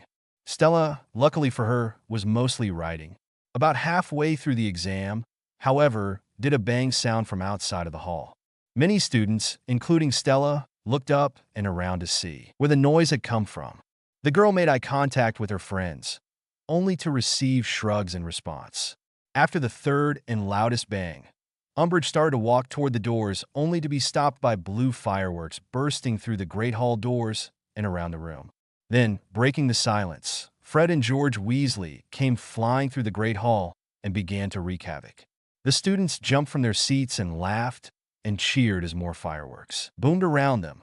The celebration didn't stop as they brought the party to the courtyard of the school as the twins bid their farewell from Hogwarts, producing a W high in the sky, making their mark and creating a booming legacy. Through all the joy, Stella Mason almost missed her green-eyed friend fall to the floor, a pained expression on his face. Once she realized he was having a vision, she knelt down to his level and held his hand, catching his attention. Green met blue as he uttered one word that sent them all in a panic. Sirius. Harry, are you sure? The four friends ran up the moving steps in a panic when Harry told them what he saw. I saw it, he exclaimed. It's just like with Mr. Weasley. It's the door I've been dreaming about. I couldn't remember where I'd seen it before. Sirius said Voldemort was after something. Something he didn't have the last time, and it's in the Department of Mysteries. Harry, please, just listen. Hermione's, please put a pause on the group's movements. What if Voldemort meant for you to see this? What if he's only hurting Sirius because he's trying to get to you? What if he is?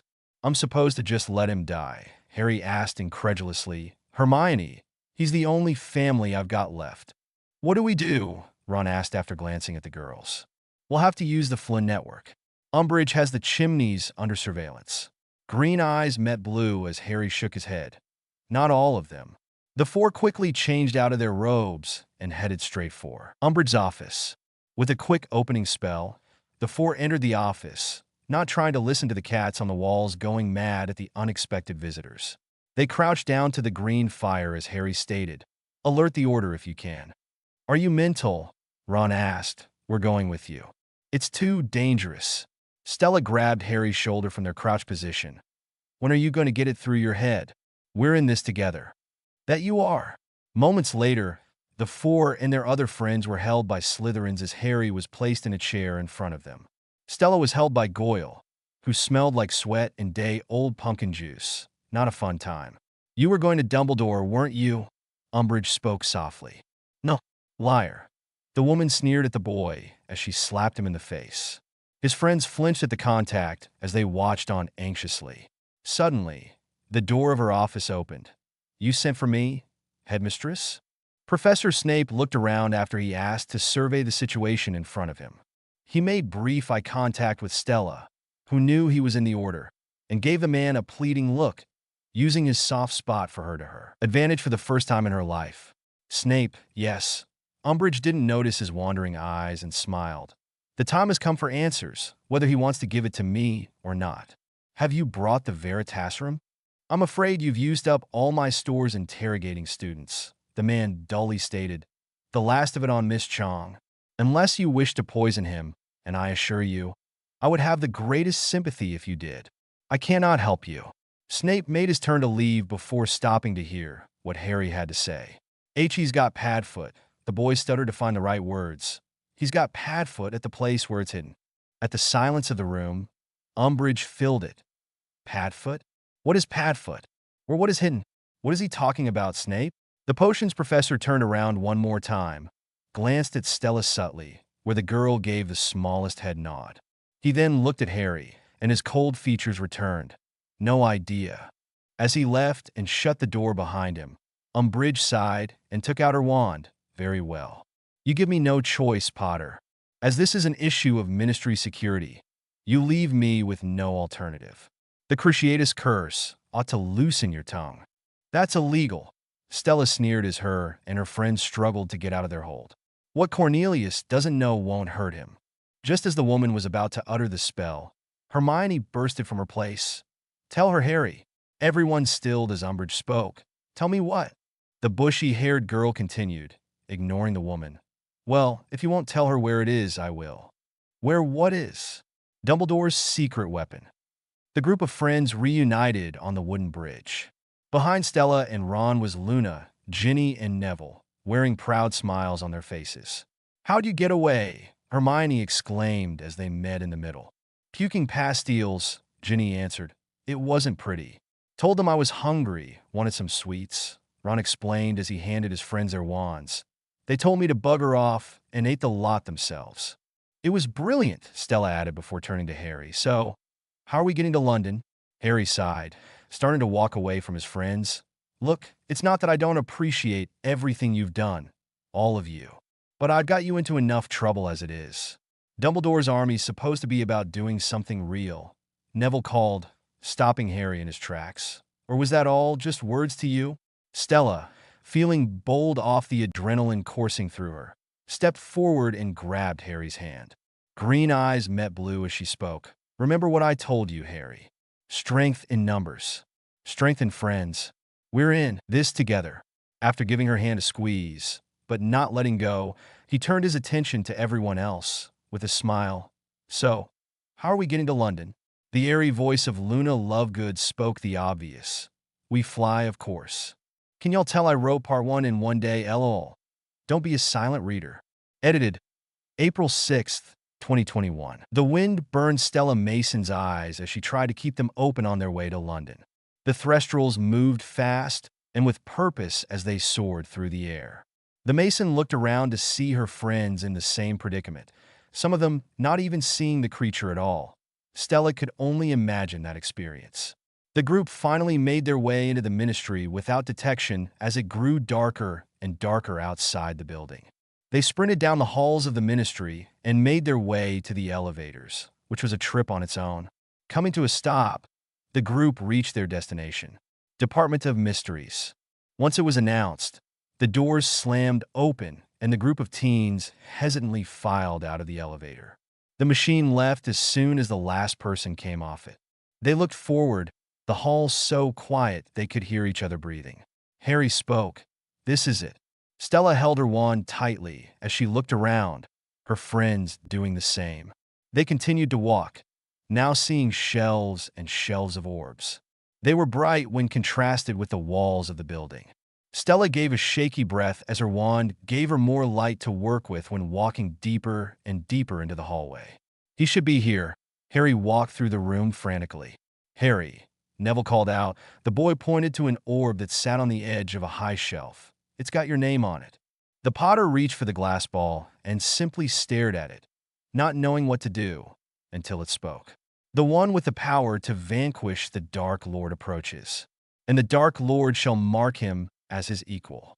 But he shall have the power the Dark Lord knows not, for neither can live while the other survives. Harry, Stella spoke after a few seconds, I have a bad feeling about this. As soon as she finished her sentence, another voice rang out.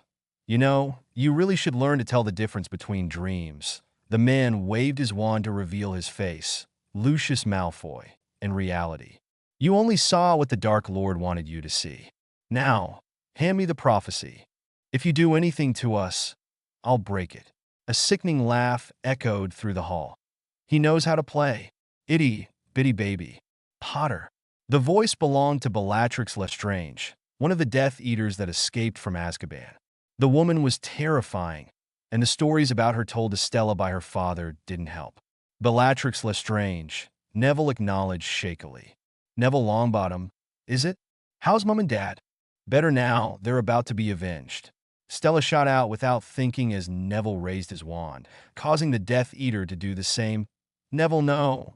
Now let's everybody just calm down, shall we? Lucius calmly put his hands up. All we want is that prophecy.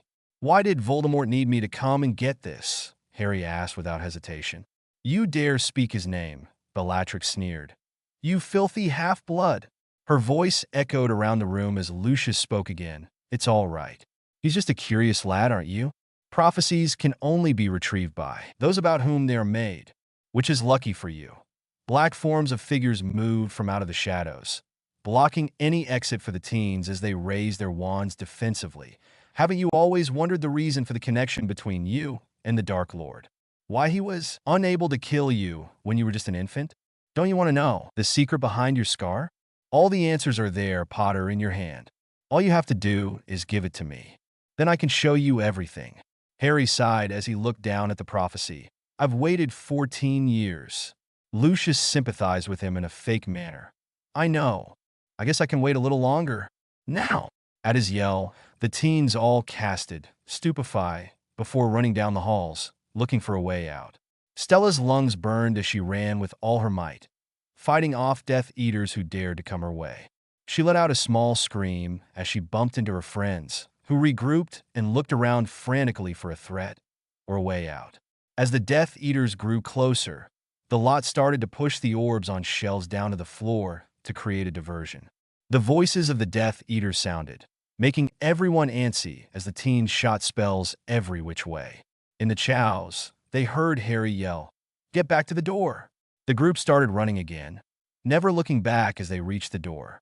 Harry wrenched it open, only to fall into another room. Before they could smash to the ground, they all stopped a couple feet above before they landed with a thud. "Department of Mysteries," Ron muttered as he and his friends got up from the ground. "Got that bit right, didn't they?" Stella, still with her wand out, looked around the room. They were placed on a stone of some kind where an archway was standing in front of them. The mason furrowed her brows as she started to hear mere voices sound from the archway, and it appeared she wasn't the only one to hear them. The voices. Harry moved closer to the archway. "Can you hear what they're saying?"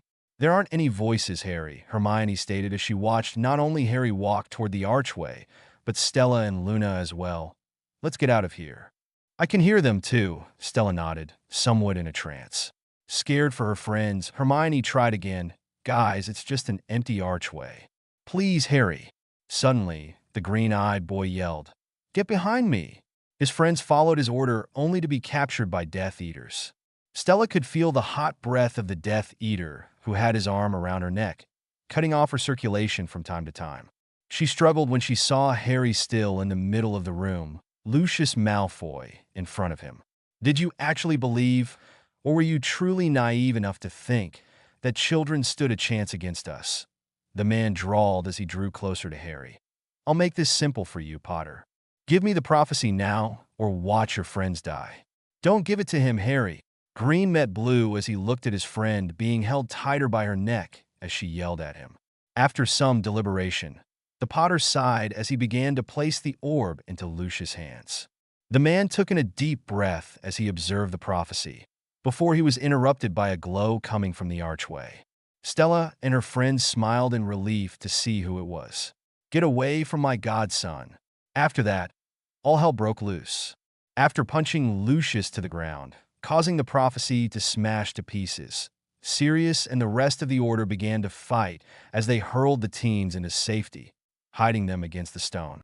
As they were watching the fighting from below, Stella couldn't help but look around for her father, but came up short when she couldn't find him. The duel between Sirius Black and Lucius Malfoy was the last duel standing. Everyone watched in anticipation as to what was going to happen. It wasn't until Bellatrix Lestrange came out of nowhere and shouted for everyone to hear. It all happened in slow motion. Sirius Black floated into the archway after sending a smile toward his godson for the last time. Stella felt tears streaming down her bruised face as she watched a family friend leave the earth. She watched her friend, Harry Potter, hold on to Remus Lupin for dear life as he struggled and screamed for his godfather to come back. She watched as Harry ran after his godfather's murderer in a fit of rage. And before her or her friends could follow him, the Order got to them first. The members started to check everyone and ask them what happened, but Stella wasn't paying attention. The Mason kept her gaze forward, not muttering a word about anything to anyone. Don't be a silent reader. Edited, April 6th, 2021. Everyone was left in uncomfortable silence once Harry Potter ran out of the room. No one knew what to do. They ran out to the main floor to see Harry Potter writhing on the ground with Dumbledore kneeling beside him. The boy looked to be in severe pain, screaming and moving uncontrollably. Stella held tightly to Ron and Hermione's hands as she saw Harry talking but couldn't decipher what he was saying. Green met blue as Harry spoke. One last thing before whatever was inside him shot out of his chest, leaving him breathless. Stella couldn't believe her eyes. Lord Voldemort in the flesh was in front of her. As soon as he appeared, he disappeared just as fast, just as the Minister of Magic uttered the words he neglected to say since the beginning. He's back. Dear Father, a lot of things have occurred since your departure. I hope you are safe and have received this letter with no problem. I can only guess since you're on a mission, you cannot write back to me, and I don't expect you to. I don't know if you've heard or have been informed, but there was an event that occurred, many people calling it the Battle of the Department of Mysteries. And I want you to know that I was in attendance. I stood proudly next to my friends and fought Death Eaters alongside the Order. I hope I made you proud by standing up to the enemy and doing what's right. You and Mum always taught me that. I don't know if you know, but Sirius is dead. He was killed by Bellatrix Lestrange, his own cousin. I am so sorry for your loss, Dad. I know he was one of your best friends. I couldn't imagine losing the friends I've made this year, and I think I have you to thank for that. Bringing me to Grimmauld Place, telling me to make friends, got me the people I have in my life now. I couldn't imagine losing Ron, Hermione, or Harry.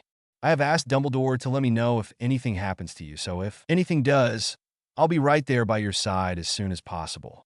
I wanted to remind that what happens now or in the future, you will always be my dad, and I love you. Your daughter, Stella Marie. Stella Mason was no stranger to loss, unfortunately. At 9 years old, the girl lost her mother to a horrible disease and could do nothing about it. Because of that, her relationship with her father was permanently strained, and her voice seemed to dim almost to nothing. But one boy and his friends helped her come out of her shell, and she wanted to help as much as she could. Sirius Black was family to her. He was an advocate for her parents and treated Stella like his own, along with Remus Lupin, a kind-hearted man who was dealt a bad hand. The blue-eyed girl paused for a moment before, hesitantly, knocking on Harry Potter's door in the dorms. It was when she heard a feint come in did she enter. The boy was sitting on his bed, lost in thought. He didn't even look up to see who had come in.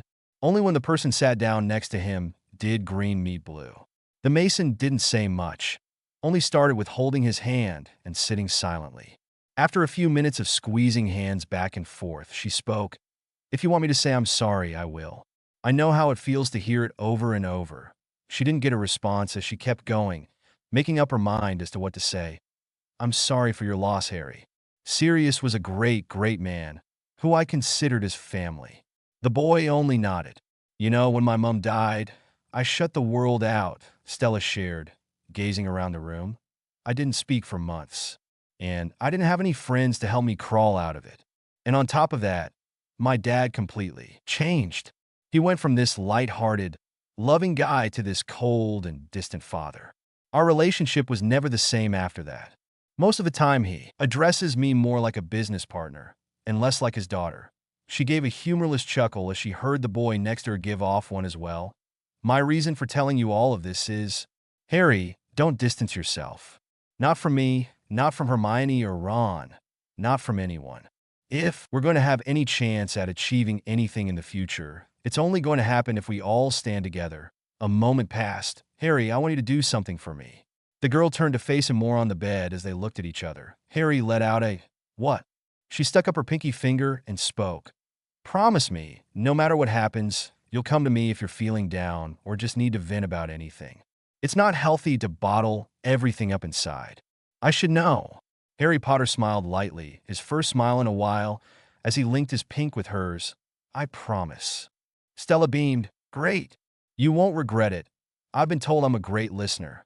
She got up from her seat at the bed to leave. I'll leave you to finish packing. Stella. The Mason turned to face him again, only to see the boy standing. Yes? Have you heard anything about your dad? Her stomach dropped at the question, and it seemed the question was answered by her reaction. The girl shook her head and looked down at her hands. No. No, I haven't heard anything. I sent him a letter. Ron let me borrow his owl, but he hasn't written back, which is understandable. I talked to Dumbledore, and he assured me he would let me know as soon as anything happens. But I'm not as anxious as I was a while ago. And why is that? With a smile she spoke. because someone close to me told me to have faith. And with that, she left the room, not sticking around to see Harry Potter, the boy who lived, smiling in her wake. The four friends were packed and were walking toward the Hogwarts Express on their last day of term. This year was interesting to say the least. Stella Mason earned 3 great best friends and others, and went on the adventure of a lifetime. She was both scared and excited to see what came next for her. Walking next to Harry, she looked at him as he spoke. "I've been thinking about something Dumbledore said to me." "And what's that?" Ron asked as he walked next to Stella. "That even though we've got a fight ahead of us," he started, "we've got one thing that Voldemort doesn't have. Something worth fighting for." With smiles on their faces, the group of friends walked to the train with smiles on their faces. They knew, when they had each other, they could do anything. End of Act 1. That starry scene was so soft. Don't be a silent reader. Edited April 6th, 2021. Harry Potter trudged through the burrow with heavy feet. He was soaked and landed with a splash as Dumbledore sent him to the burrow. He looked ahead to see the silhouette of the burrow in its crooked form. Trudging forward, he couldn't help but have his spirits lift at the thought of seeing Ron, Hermione, Mrs. Weasley, and Ginny. Coming closer to the burrow, he couldn't help but notice a figure in the window on the top floor. A girl, fair-skinned with hazel hair, reading a novel on the windowsill. Her brows could be seen to furrow every once and a while as she concentrated on the pages in front of her. C'était l'Amazon. The two friends sent letters back and forth, a brief summary of the person's day. Nothing more, nothing less. It was still nice to hear from one another. He told her about his travels, which she would admit was quite reckless of him to do given the climate of the wizarding world. And she told him of her time at the Burrow, what books she's read, and what crazy things Ron had her try. It was nice for both of them to forget their troubles when reading the letters they had sent each other and writing to one another. Stella had been quieter than usual. She was still the same Stella she had always been, especially in the safe and comforting home of the Weasleys. However, there was something that was weighing her down. Her dad had yet to be found. She received a letter from Dumbledore, explaining how her father gave back a report, saying he was fine and was expected to return soon. But something didn't feel right. Her new favorite novel obsession is To Kill a Mockingbird by Harper Lee. The mystery mixed with the love Atticus Finch holds for his children while he was fighting for what was right was truly inspiring. She got it from Hermione for Christmas, and she thanked the girl every chance she got, raving about the book and how it's one of her new favorites. She once told Harry he would enjoy the book in one of her letters she sent him. Her thoughts and reading were broken when she heard the youngest Weasley yell for her mom. "Ginny, what is it? I was only wondering when Harry got here." "What? Harry? Harry who?" "Harry Potter, of course." Mrs. Weasley scoffed as she walked downstairs. "I think I'd know if Harry Potter was in my house, wouldn't I? His trunk's in the kitchen, and his owl." "No, dear, I seriously doubt that." "Harry." Ron Weasley popped his head out on the second floor. "Did someone say Harry?" "Me nosy. Is he up there with you?" "Of course not. I know my best friend was in my room, wouldn't I?" Hedwig let out a chirp, alerting another person in the house. "Is that an owl I heard?" Hermione Granger popped her head out from the third floor. "You haven't seen him, have you?" Ginny asked. "Apparently he's wandering around the house." "Really? Really?" The familiar voice rang out, causing everyone to stir with excitement. "Harry!" Everyone came downstairs to greet the boy. Ginny went first, then Hermione with her toothbrush in hand. Then, Ron clambered into his best friend and wrapped his arms around him. The green-eyed boy couldn't help but look around for one last person he knew was in the house. "What a lovely surprise." Mrs. Weasley beamed as she cupped the boy's cheek. "Why didn't you let us know you were coming?" "I didn't know." "Dumbledore." Harry smiled at the woman with a shrug. "Oh, that man." The woman laughed. "But then, what would we do without him?" After getting settled in Ron's room, where Harry and Ron shared whenever the former came to the Burrow, the three friends sat around a flaming Daily Prophet and discussed the year ahead of them. Harry couldn't help but feel like a part of their group was missing without a certain brunette.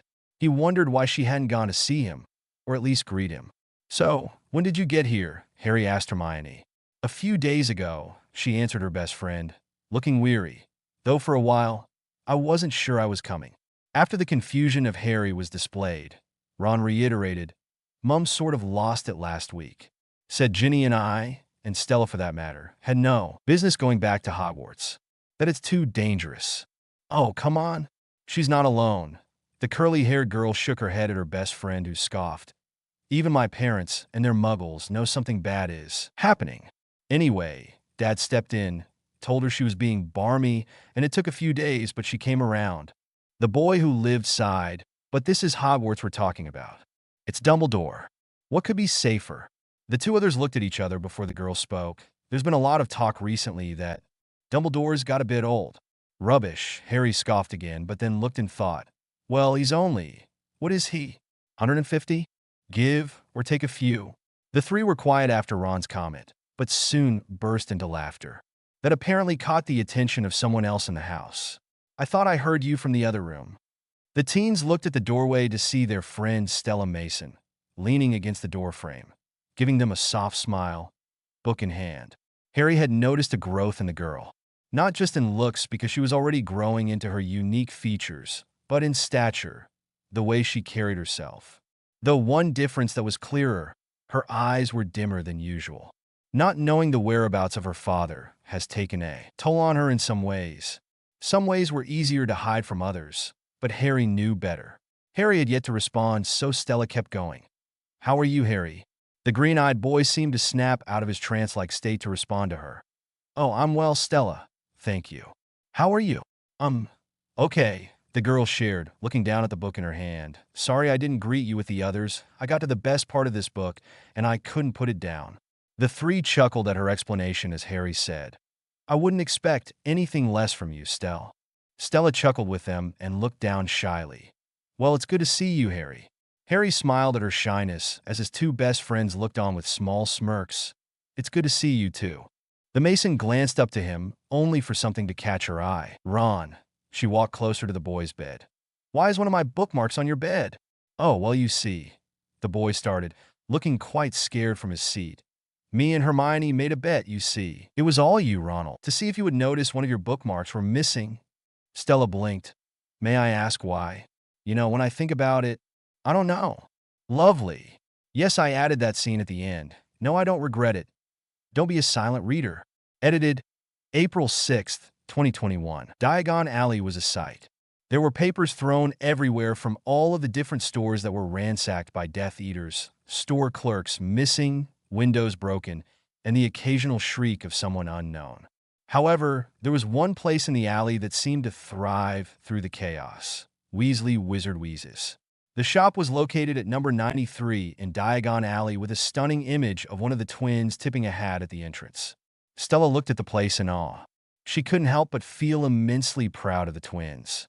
It really showed her that if she put her mind to something like the twins did, she could achieve it. As soon as the four friends entered, they were bombarded with all kinds of people, mostly kids, of course. Stella found it difficult to even move from her spot at the door to look around. There were bins filled to the brim with trick wands, boxes of quills, and many, many rubber chickens, which Stella found odd, but didn't question it. Finally, a path cleared for her and her friends to move around, the boys separating from the girls. The two friends could see a cluster of their classmates eyeboggling a pink display and were stopped by the twins, who saw their wary, yet curious expressions. Hello, ladies, the twins greeted together. Love potions, eh? Yeah, they really do work, Fred boasted after his brother. Then again, the way we hear it, sis, you're doing just fine on your own. Stella raised her brow as Ginny Weasley retorted. Meaning? Are you not currently dating Dean Thomas? The youngest sibling faltered at her brother's question before regaining composure. That's none of your business. As she walked away, the twins turned their attention to Stella Mason, who was still looking at the display with furrowed brows. What about you, Stella Maison? The girl in question snapped her head to the brothers, not feeling green eyes who started to stare at her. Pardon? Anyone who's caught your eye, George teased. Makes you go all mushy inside? The Mason girl made a scrunched face at Fred's words. First of all, never use that word again. Second of all, if it's any of your business, no one. Makes me feel mushy inside. I would hope not, at least, she mumbled the last part. The topic ended there, as she held hands with Hermione and began to walk around again. After reuniting with Harry, who looked put off about something, and found Ron being ripped off by his brothers. They decided to leave the shop. As they left, they could see even more clearly the difference between the twin shop and the rest of the alley. "How are Fred and George doing it?" Hermione asked incredulously. "Half the alley's closed down. Fred reckons people need a laugh these days." Stella nodded at Ron. "I'd say he's right." As they walked further, they noticed a particular shop that caused their stomachs to drop. "Oh no," Hermione frowned. In front of them was Ollivander's wand shop.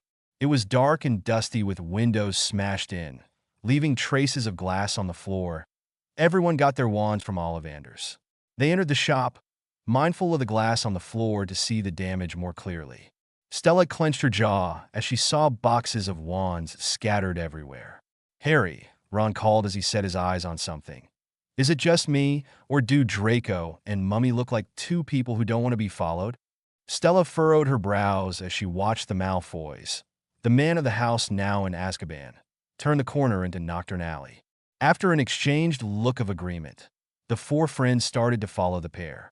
They passed all kinds of people on the street on their pursuit.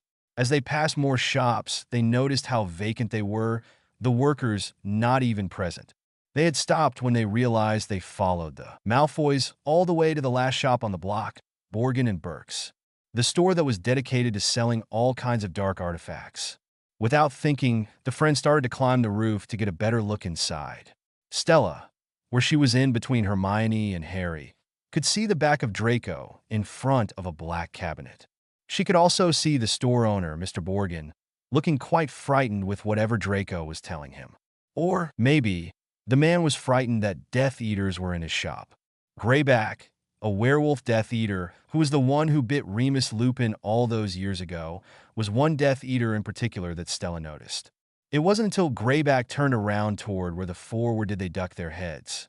A moment later, they looked back to see the curtains of the shop drop to shut. The time had come for the four friends to start their 6th year at Hogwarts. Everyone in the burrow was getting ready for the departure to King's Cross Station. However, there was one thing Stella Mason wanted to do before she left. She was nervous. Her hands fiddled with the wrist whereas she walked towards Ron's bedroom, where she knew Harry was packing. With the bit of courage she had, she knocked. Not waiting for a response, she opened the door to see the Potter packing his suitcase. Green met blue as he turned to see who was at the door. Her nerves got to her as they stared at each other for a few moments before she mentally kicked herself and uttered one word, "Hi." Hi, Stella." Clearly seeing she was nervous about something, he smiled lightly. He had grown to learn her tells pretty quickly. The wringing of the hands, the biting of her cheek, her downcast eyes. Snapping out of her nervousness, though she didn't know how, she walked forward and got to the point. "I wanted to give you something." Outstretched toward him was a bracelet. It was a simple black bracelet, made out of wax nylon with a gold ring around it with one simple word, "Stella." When seeing his confused but grateful features, she explained, "I remember saying on the last day of term that you can come to me whenever you need me, for anything. With this you can tap it 3 times and I'll know you need me." She spoke, not making eye contact as she was afraid of rejection. "I have one as well." She held up her own bracelet that read Harry on it. "I worked on them over the summer a lot. Mrs. Weasley, help me since I can't use magic out of school yet. When you tap it, it sends a frequency to mine to let me know you need me and where you are. Don't ask how it knows where we are, because I couldn't tell you." Harry didn't speak for a moment as she chuckled softly, and that made Stella quite nervous. Did he like it? Did he think it was weird of her to give him this? They had only been friends for a year, so maybe Stella overstepped. Her thoughts were interrupted when she was suddenly pulled into a hug. She made a sound of surprise, and she wrapped her arms around the boy's neck while her arms were around her waist. They stood there a few moments before Harry pulled away, his hands in hers as he spoke. "No one has ever done anything like this for me. Thank you, Stella, really." The Mason could feel her cheeks flamed with heat as she looked in his eyes. Still caught off guard by the sudden affection, she stuttered, No problem, Harry." She smiled again before letting their hands drop from one another as she left the room, her wrists sporting a new piece of jewelry, matching with his. Don't be a silent reader. Edited, April 6th, 2021. The ride on the Hogwarts Express was a weird one. Firstly, the train was more packed than Stella Mason had ever seen. Outside of the compartment and her friends stayed in. Kids were flying up and down the hallways with all new toys, which Stella only guessed was from the twins' shop. Stella sat next to Harry as they were sat across from Hermione and Ron. Harry had spent the whole week before school coming up with new theories as to why Draco was at Borgin and Burke's with Death Eaters. He tried to get his three friends to agree that the Slytherin was up to no good, but they weren't giving in as easily as he hoped. "So, what was Draco doing with that weird-looking cabinet?" Harry asked as he went on again about Malfoy. "And who were all those people? Don't you see? It was a ceremony, an initiation." "Stop it, Harry. I know where you're going with this," Hermione warned as she looked up from her copy of the Daily Prophet. "It's happening. He's one of them." "One of what?" Hermione scoffed at Ron's obliviousness before stating, "Harry is under the impression that Draco Malfoy is now a Death Eater." "You're barking," Ron exclaimed. "What would you know who went with a sod like Malfoy?" "Well, then what was he doing in Borgin and Burke's? Browsing for furniture." The Weasley shrugged at his best friend. "It's a creepy shop. He's a creep bloke." "His father is a Death Eater," Harry argued, not giving up. Besides, Stella saw it with her own eyes. The Mason lifted her attention from her book to respond. "I told you, Harry, I don't know what I saw. However, it would make some sense in a way where Draco replaced his father in the cause." Seeing the disapproving glance from Hermione, the girl measly shrugged her shoulders and continued to read. From beside Stella, Harry sighed in defeat and left his seat. "I need some air." He grabbed something and left, the eyes of his friends following his actions. Harry didn't come back to the compartment. In fact, Stella didn't know if he left the train at all. The Great Hall, with the 4 long tables for the houses, were decorated with floating candles that lit the room nicely. Stella sat opposite Ron and Hermione as the three looked at the entrance door every so often to see if Harry was there yet. Around them, students were laughing and talking loudly and excitedly about the upcoming year. Stella was getting nervous. If he was in trouble, would he use his bracelet? Seeing her uneasiness, Ron, while shoving his face with food, spoke to the blue-eyed girl. "Don't worry. He'll be here in a minute." The Mason didn't respond as Hermione stared at Ron before snapping. "Will you stop eating?" She hit him with her book in between words. "Your best friend is missing." The boy was about to respond before something caught his eye. "Oi, turn around, you lunatic." The hall seemed to quiet down as they watched Harry Potter walk in the Great Hall with a bloody nose. It was quite heavy as the entire rag that was holding the blood was soaked from where Stella was sitting. "He's covered in blood again," Ginny commented from next to her brother. "Why is he always covered in blood? Looks like it's his own this time." Harry walked quickly to his seat next to Stella as he avoided his friend's stares. "Where have you been?" Hermione immediately asked. "And what happened to your face?" Later, the Potter dismissed. "What have I missed?" Sorting Hat urged us all to be brave and strong in these troubled times, replied Ron with a scoff.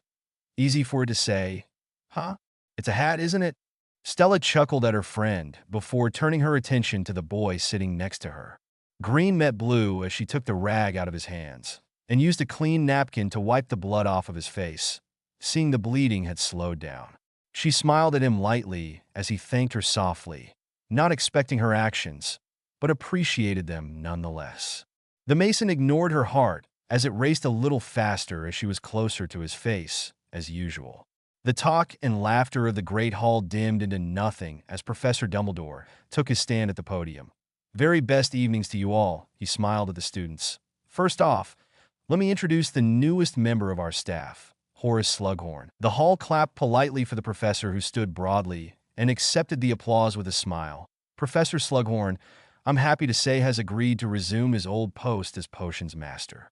The hall erupted in whispers as the students tried to comprehend that the new professor wasn't for the dark arts.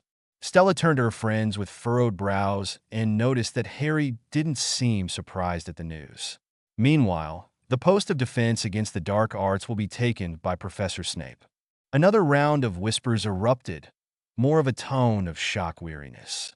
Snape had finally gotten his dream job, and the 4 friends were worried about the outcome of him becoming their dark arts teacher. The man in question did not react to the announcement or the reaction of his students in the slightest. A mere raise of his hand with a bored expression was his only recognition. Once the hall died down, Dumbledore continued. Now, as you know, each and every one of you was searched upon your arrival here tonight, and you have the right to know why. Once there was a young man who, like you, sat in this very hall, walked this castle's corridors, slept under its roof. He seemed to all the world a student like any other. His name, Tom Riddle. Today, of course, he's known all over the world by another name, which is why, as I stand looking out upon you all tonight, I am reminded of a sobering fact. Every day, every hour, this very minute, perhaps, dark forces attempt to penetrate this castle's walls. But in the end, their greatest weapon is you. Just something to think about. Now, off to bed. Pip pip. The four friends didn't move from their seats as everyone slowly got ready to go to their common rooms. That was cheerful, Ron commented before they all got up and ready to leave. As Hermione and Ron left, seemingly in a hurry, Stella stayed behind with Harry, who had some sort of a lag to him. As students passed them, they walked quietly to their common room. "Are you all right, Harry?" Stella asked him quietly. "I'm fine, Stella, thank you." The girl smiled at him, close-lipped, and tapped her bracelet. "Always here, green eyes." They laughed smallly at her choice of nickname, and Harry seemed to like it. Stella Mason made a mental note to use it more often. Stella loved her dorm room. Her and Hermione had their beds next to each other and usually kept to themselves and each other with the other girls in the room across from them. As Hermione got ready for bed, Stella was reading her latest favorite, To Kill a Mockingbird, for the second time. Rereading books was a common thing Stella did. She liked to have every detail ingrained in her mind before she could invest in a new novel. The rest of her roommates were down in the common room, chatting away with other students, while the two best friends liked to get some extra sleep before the first day of classes. Hermione sat down on her bed and watched her best friend, entranced by her book in her hands. A burning question was on the tip of her tongue, and it finally came out. "What's going on with you and Harry?" The name made Stella snap her head up. She furrowed her brows when she pondered her friend's question. "Why would you ask that?" "Oh, come on," the Granger groaned and plopped herself on Stella's bed. "You guys have been giving each other googly eyes since the end of last term, and I know you two wrote letters back and forth." When Stella opened her mouth to rebuttal, Hermione didn't let her. "And you made him a bracelet with your name on it. I mean, I've known him for 5 years, and I've never done anything like that for him." Stella scoffed as she tried to defend her actions and explain herself. "I just didn't want him to feel alone. I know what that feels like, especially after the death of a loved one." Her eyes turned away as she felt herself ranting nervously. "I mean, do I think he's brave and kind even after all he's been through? Absolutely. Do I like talking with him or just listening as he rants to me about things on his mind? Yes. But I don't have feelings for him." "No way," she trailed off in thought. "There's no way." Hermione smirked as she left the conversation at that. Her work was done for the night. Don't be a silent reader. Edited April 6th, 2021. The first day of classes were always hectic. Students, old and new, were navigating around the castle to try to get to their newly appointed classes on time. Stella Mason and Hermione Granger seemed to put their conversation the night before in the back of their minds as they walked to their first class of the day, potions. They made their way to the dungeons where the classroom is located and found they were one of the first people there. Not that they minded. The dungeons were always cold and dark, sending a shiver down Stella's spine. She picked an empty table with Hermione as she reserved the 2 other seats for Ron and Harry, knowing fully well they would be forced to take this class. Stella stood with her advanced potions textbook next to Hermione as the class filled and moved in a huddle around Professor Slughorn's desk.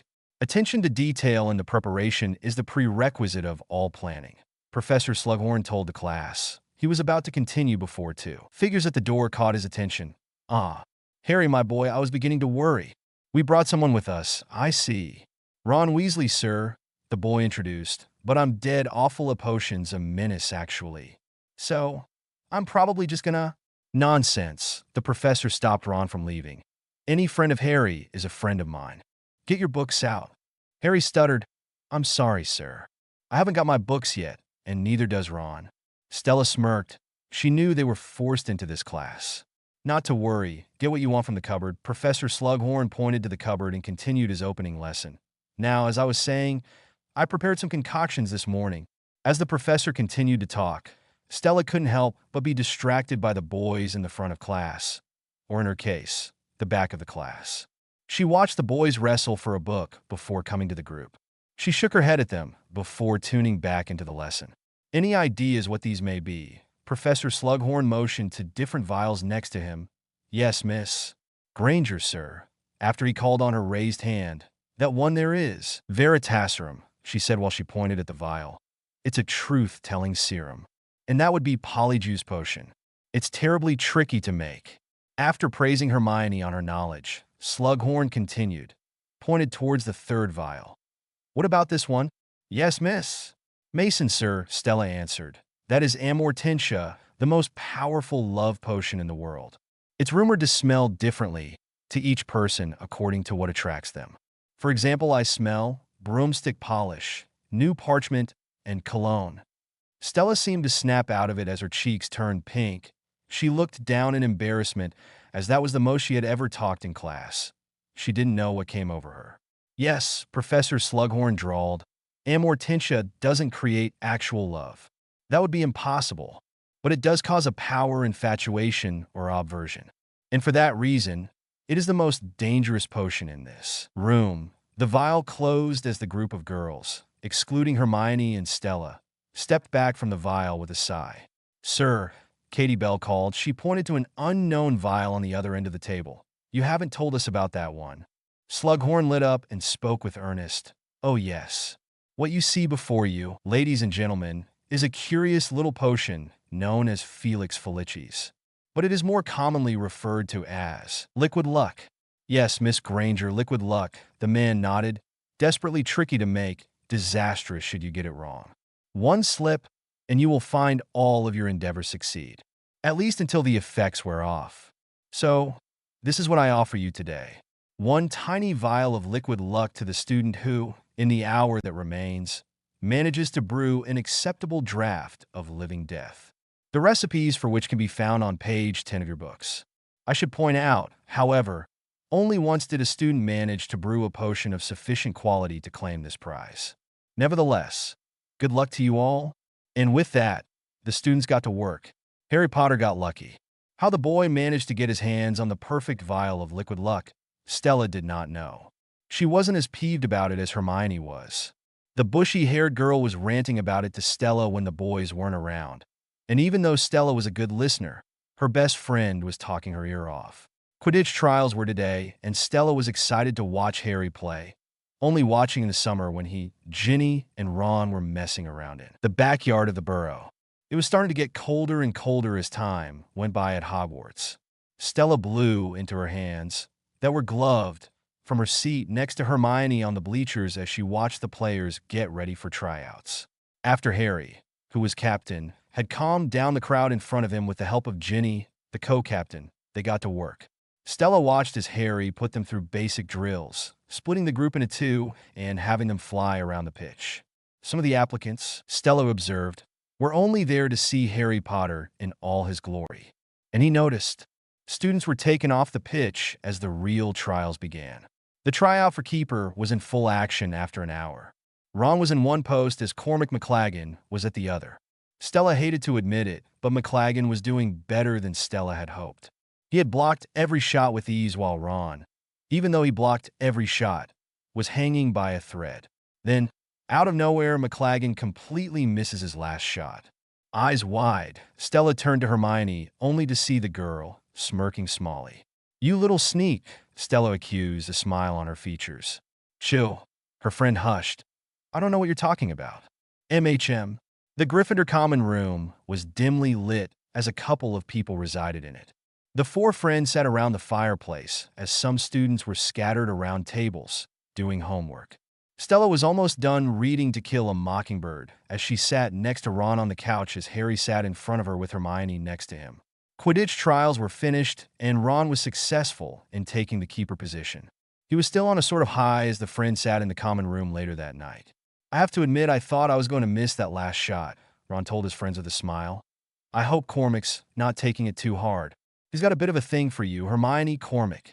The girl scoffed, not looking away from her copy of the Daily Prophet. He's vile.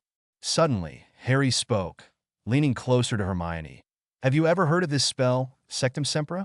No, I haven't, Hermione answered with a cocked brow. And if you had a shred of self-respect, you'd hand that book in. Not bloody likely, Ron chuckled. He's top of the class. He's even better than you, Hermione. Slughorn thinks he's a genius. Ow. The boy winced as Stella whacked him in the arm with her book because of his comment. I'd like to know who that book was. Hermione got up from her seat. Let's have a look, shall we? The Potter shot up, shielding the book from anyone's grasp. The binding is fragile. The binding is fragile? Seeing a window of opportunity, Stella reached from the couch to grab the book from Harry's hands from behind him. She opened the book and read the cover page. Who's the Half-Blood Prince? Who? It says it. Right here, Stella answered Hermione. This book is property to the Half-Blood Prince. Don't be a silent reader. Edited, April 6th, 2021. Could never feel her nose. It turned red and runny, and she couldn't feel it after a short period of time. Her whole body seemed to easily get cold, no matter how many layers of clothing she uses. Stella and her 3 friends walked alongside her on their trip to Hogsmeade. Snow was blowing in the wind, making it hard to see for the girl, but she just kept on walking. For weeks, you carry around that book. Practically sleep with it, Hermione spoke as they walked the path. And yet you have no desire to find out who the Half-Blood Prince is. I didn't say I wasn't curious, and I don't sleep with it, defended Harry. Well, it's true, Ron added. I had a nice chat before I went to bed. Now, all you do is read that bloody book. It's like being with you too. Stella simply glared at the boy as he referred to herself and Hermione. Well, I was curious. Hermione spoke curtly, so I went to the library. And nothing. I couldn't find a reference anywhere to a Half-Blood Prince. That settles it then, Harry dismissed. They watched Professor Slughorn have a peculiar encounter with Professor Flitwick before hearing he was heading to the 3 Broomsticks. Does anyone fancy a butterbeer? The 4 walked the streets of Hogsmeade as they reached their destination. They walked into the pub, where they were blasted with immediate heat. Stella let out a sigh of relief. They walked to an empty table where Harry told Ron to sit next to him. For what reason, Stella didn't know. After they ordered, the 4 settled and looked around the pub, one table catching Ron's eye. Oh, bloody hell, he groaned at the sight in front of him. Ginny and Dean looking incredibly close, slick git. Oh, Ron, they're only holding hands. Hermione rolled her eyes before looking at the table again and snogging. The Weasley boy grumbled, I'd like to leave. Really, Ron? That happens to be my sister, he defended against Stella, who sent him a knowing look. So, Hermione shrugged. What if she looked and saw you snogging me? Would you expect her to get up and leave? That comment made Harry and Stella make eye contact as they held in their laughter. Hermione seemed to realize what she said and began to drink her butterbeer excessively. And Ron simply stared at her, not knowing what to say. The silence between the group was interrupted by a voice coming up from behind them. Harry, my boy, Professor Slughorn greeted. Stella watched as Harry stood to greet the professor with immense enthusiasm, something he normally wouldn't do. So wonderful to see you, and you. 3. You too, sir. Harry smiled while shaking Slughorn's hand. So, what brings you to the 3 Broomsticks? Oh, the 3 Broomsticks, and I go way back further than I care to admit, the man shared, chuckling to himself. I could remember when it was 1 broomstick. He then accidentally spilt his drink on both Stella and Hermione, who jumped. All hands on deck, girls. They dismissed him politely. Listen, my boy, in the old days, I used to throw together the occasional supper party. I select a student or 2. Would you be game? Harry nodded extensively. I'd consider it an honor, sir. You'd be welcome too, Granger Mason. Stella smiled at the man. We'd be delighted, sir. Splendid. Look for my owl, Slughorn expressed. He then turned to Ron. Good to see you, Wallenby. Stella laughed softly as the professor took his leave. Ron's expression, however, turned sour. What are you playing at? Harry looked around the pub before he answered his best friend. Dumbledore asked me to get to know him. Get to know him? Asked Stella with furrowed brows. He shrugged. Dunno. It must be important. If it wasn't, Dumbledore wouldn't have asked. As the 4 finished their drinks, they got bundled up and braced themselves for the cold. Hermione, however, seemed to be enjoying herself immensely. The four walked along as two students, Katie Bell and Leanne, as Stella knew them, walking in front of them, seemingly in an argument. It wasn't until they heard a scream did they stop in their tracks. I warned her. Leanne shook as she spoke to the four over the wind. I warned her not to touch it. Suddening, Katie rose into the air, her mouth and arms wide open, her hair whipping from the storm. Stella gasped in horror as Katie dropped to the ground with a thud as she was dragged through the snow. Don't get any closer. The four jumped when they heard Hagrid's booming voice come up from behind them. He rushed to the girl as the others watched on. Stella noticed Harry drew closer to the object and grabbed his hand. Don't touch it, Harry. Just as Hagrid told them not to touch anything but the wrappings it came in. Why is it when something bad happens, it is always you three? Professor McGonagall said to the four students in front of her.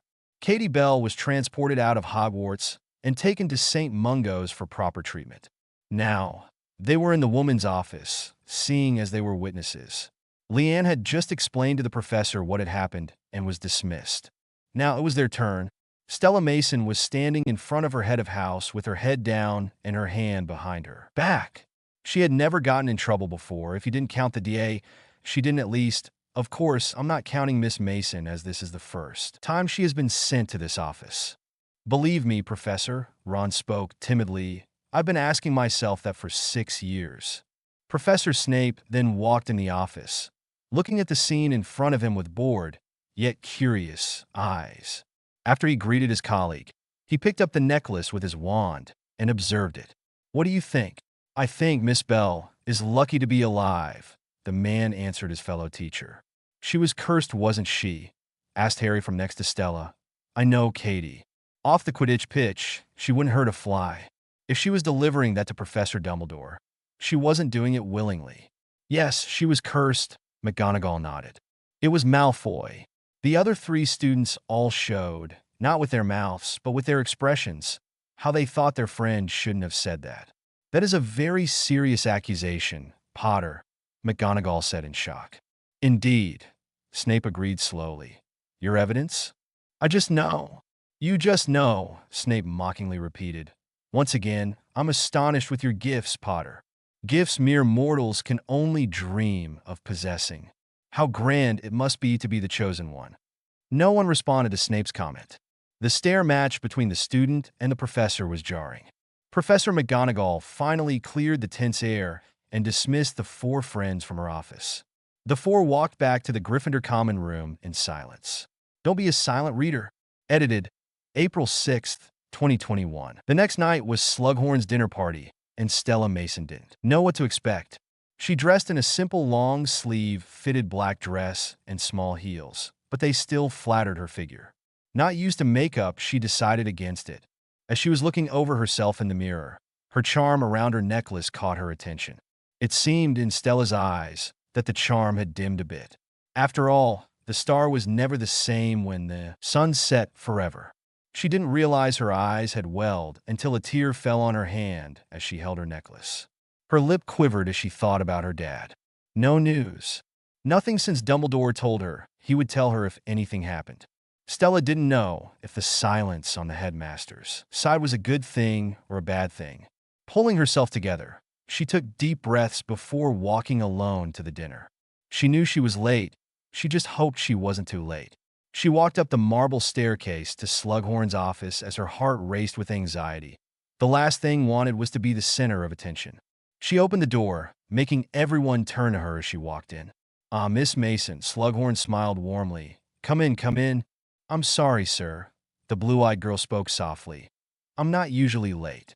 She approached the empty seat next to Harry as the boy in question stood up abruptly. He knew immediately there was something wrong. She looked down at her feet as she sat down, her cheeks burning from the attention. No matter, Slughorn assured. You're just in time for dessert. That is, if Belby's left you any. He chuckled to himself before turning the attention back to Stella. We were just going around talking about my past students. Both of your parents are. In fact, how is your mother? Stella's heart stopped. Surely the professor knew of her mother's passing. She cleared her throat and admitted something in front of anyone only her closest friends and family knew. Actually, sir, my mother passed away when I was 9. The table turned quiet. Any side conversation stopped when they heard the girl. No one knew anything about her, just that she made friends with Harry Potter and his two friends randomly at the start of their 5th year. Professor Slughorn's face dropped completely. Oh, I wasn't aware. I'm deeply sorry, my dear. She was a lovely woman. Thank you, sir. Stella wasn't asked any more questions after that. The only thing she paid attention to was the hand that was holding hers under the table. Harry didn't need her to tap her bracelet for him to know she needed him. Breakfast was more eventful than usual. It was the big Quidditch match between Gryffindor and Slytherin. The latter was not holding back when it came to the hisses and boos that were aimed toward the former. Stella paid no mind to what was happening around her. She was still thinking about last night.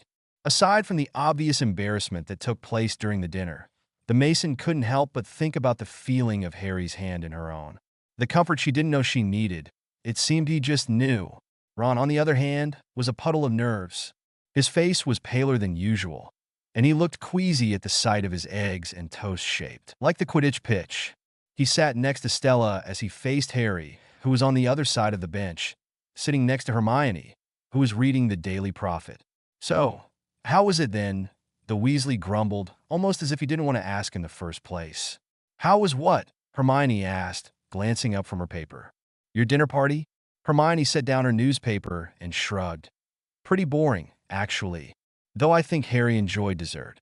Well, I surely didn't, Stella spoke for the first time that morning. It was awful. It was bad enough I was late, let alone having to tell him my mum died. Hey, the Granger grabbed her best friend's hand. It wasn't your fault. You and your family were in America at the time, and when you came back to London, Slughorn had already retired. It was just a bad situation. Don't dwell on it. Stella smiled at her best friend as she gave her hand a squeeze before letting go. She looked to her left and made eye contact with Harry, who was already looking at her. She sent him a smile and mouthed thank you, before turning her attention back to her book. You know, Ron, Hermione started, Harry smiling to himself next to her, Slughorn's having a Christmas do. And we're meant to bring someone. Ron responded sourly. I expect you'll be bringing McLaggen. He's in the Slug Club, isn't he? Actually, I was going to ask you. Really? The boy held a bland tone, but could be seen to perk at the girl's words. Before the conversation could continue, a high-pitched voice sounded from behind Ron. Good luck, Ron, Lavender Brown gushed. I know you'll be brilliant. As they all watched her walk away, Ron turned to his best friend in a panic. I'm resigning. After today's match, McLaggen can have my spot. Have it your way. Juice, Harry offered him. Ron gladly accepted it and held it in his hands. Hello, everyone. Luna, Lovegood greeted softly from beside them. She wore a lion's head in support of Gryffindor. You look dreadful, Ron. Is that why you put something in his cup? Stella snapped her head toward Harry as he subtly pushed a vial back in his pocket. Liquid luck, she muttered with wide eyes. Hermione mirrored her expression. Don't drink it, Ron. Without hesitation, the boy downed the whole cup, seeming to feel a lot better after drinking it. You could get expelled for that. I don't know what you're talking about. Ron ignored them as he smiled brightly. Come on, Harry, we've got a game to win. The game was a smashing success, scoring left and right with Ron, letting nothing past him. The Gryffindors have always been known to throw the best parties, and the night after the win was no different. Music was blaring, drinks were out with students cheering and dancing all together in celebration. And to top it all off, Ron was the hero. Swarms of people came up to him, patting him on the back, high-five him, or his favorite, getting a kiss on the cheek by every girl that came his way. And to think he was going to resign just the same morning. Stella stood from next to Hermione, who stood next to Harry, as she watched Ron be placed in the middle as everyone chanted for him from a distance. You know, you shouldn't have done it, Hermione scolded Harry as they watched on. Harry nodded. I know. I suppose I could have just used a confundus charm. That was different, the girl snapped. That was tryouts. This was an actual game. Harry slipped his hand inside his shirt pocket to reveal a full vial of liquid luck. You didn't put it in, Stella realized. Ron only thought you did. The green-eyed boy nodded before pocketing the vial again. The cheers got louder as they saw Lavender Brown stand on the podium and kissed Ron in front of everyone. Stella raised her brow at the scene before noticing the way Hermione's face fell before the girl started to walk away. Both Harry and Stella both moved to go to her, but the latter told the former she could handle it, the boy giving her a small nod. The corridor Stella went down seemed to be empty. Students in their common rooms, doing whatever they pleased without a care in the world. As Stella walked along, she heard a distant sob and knew she was in the right place. Sitting on the steps, with her back to Stella, was Hermione. Knees to her chest, the girl finally let her emotions break free. Above, Stella noticed were birds flying about, circling the sad girl's head. Charm spell, Hermione sniffled, hearing her friend's footsteps behind her, just practicing. Stella sighed, seeing her friends so solemn. Well, they're very good, Mione. The girls didn't speak for a while after that. Stella kept her arm around her best friend as she listened to her best friend cry on her shoulder. After a bit of time, Hermione controlled her breathing to speak clearly. How did it feel, Ella? Stella furrowed her brow, but still kept a tight hold on her friend. How did what feel, Mione? When you saw Harry with Cho, Hermione clarified, sliding out of the embrace to talk to her friend properly. I know. I see the way you look at him. You're one of my best friends. Hermione. Stella trailed off, not knowing what to say. She, however, didn't have the chance to speak, as laughter could be heard along with rapid footsteps. The two girls turned to look in the direction of the noise, only to see Ron and Lavender stop in front of them. Oops, Lavender spoke, not looking sorry at all. I think this room's taken. Ron didn't follow her as she left the room with a giggle. What's with the birds? Hermione didn't respond. She only stood and chanted, a punyo. The boy's eyes widened in panic as the birds, flying over top of Hermione's head, shot out to Ron and followed him as they smashed into the wall next to him as he ran. He didn't say anything before he ran away with wide eyes back to Lavender. Hermione choked on a sob as she sat back down and back in Stella's embrace. The Mason didn't want to admit it, but Hermione was her best friend, her first friend, and for a while, her only friend. And she knew they were in this together. You know what? Mione, Stella spoke softly as her head laid on her friend's. It felt like this. It still does. Don't be a silent reader. Edited, April 6th, 2021. Over the next few weeks, the four friends were divided. Ron and Hermione stopped talking completely, leaving Harry and Stella in the middle. Stella, even though she knew Ron was just an oblivious idiot, sided with her best friend and distanced herself from Ron, but made sure that didn't mean distance from Harry. The two made sure to find time to hang out either alone or with Hermione, as Harry was still talking to both of his friends. Something else that was coming up was Professor Slughorn's Christmas party. It was a week away, and Stella had no one to go with. Hermione had already told her who she was taking, and she was surprised, to say the least. She knew in her heart she wanted Harry to ask her, but she didn't have much hope in the matter. If all else fails, she'll either go alone or not at all. After all, nothing beat a quiet night with a good book in Stella's eyes. The Mason was currently walking through the library with Harry and Hermione. Hermione was putting away books that she had to return while she was venting to her friends. He's at perfect liberty to kiss whomever he likes, she spoke curtly. I really couldn't care less. Was I under the impression he and I would be attending Slughorn's Christmas party together? Yes. Now, given the circumstances, I've had to make other arrangements. Have you? Yes, she answered Harry. Why? Well, I just thought, seeing as you can't go who you want to go and I don't have a date, I just thought we could go together as friends. The Granger scoffed. Why didn't I think of that? Who are you going with? Making brief eye contact with Stella, who was quietly observing the conversation, she spoke, it's a surprise. Anyway, it's you we have to worry about. Hermione moved in front of Harry. See that girl over there? She moved her head slightly, indicating behind her. That's Romilda Vane.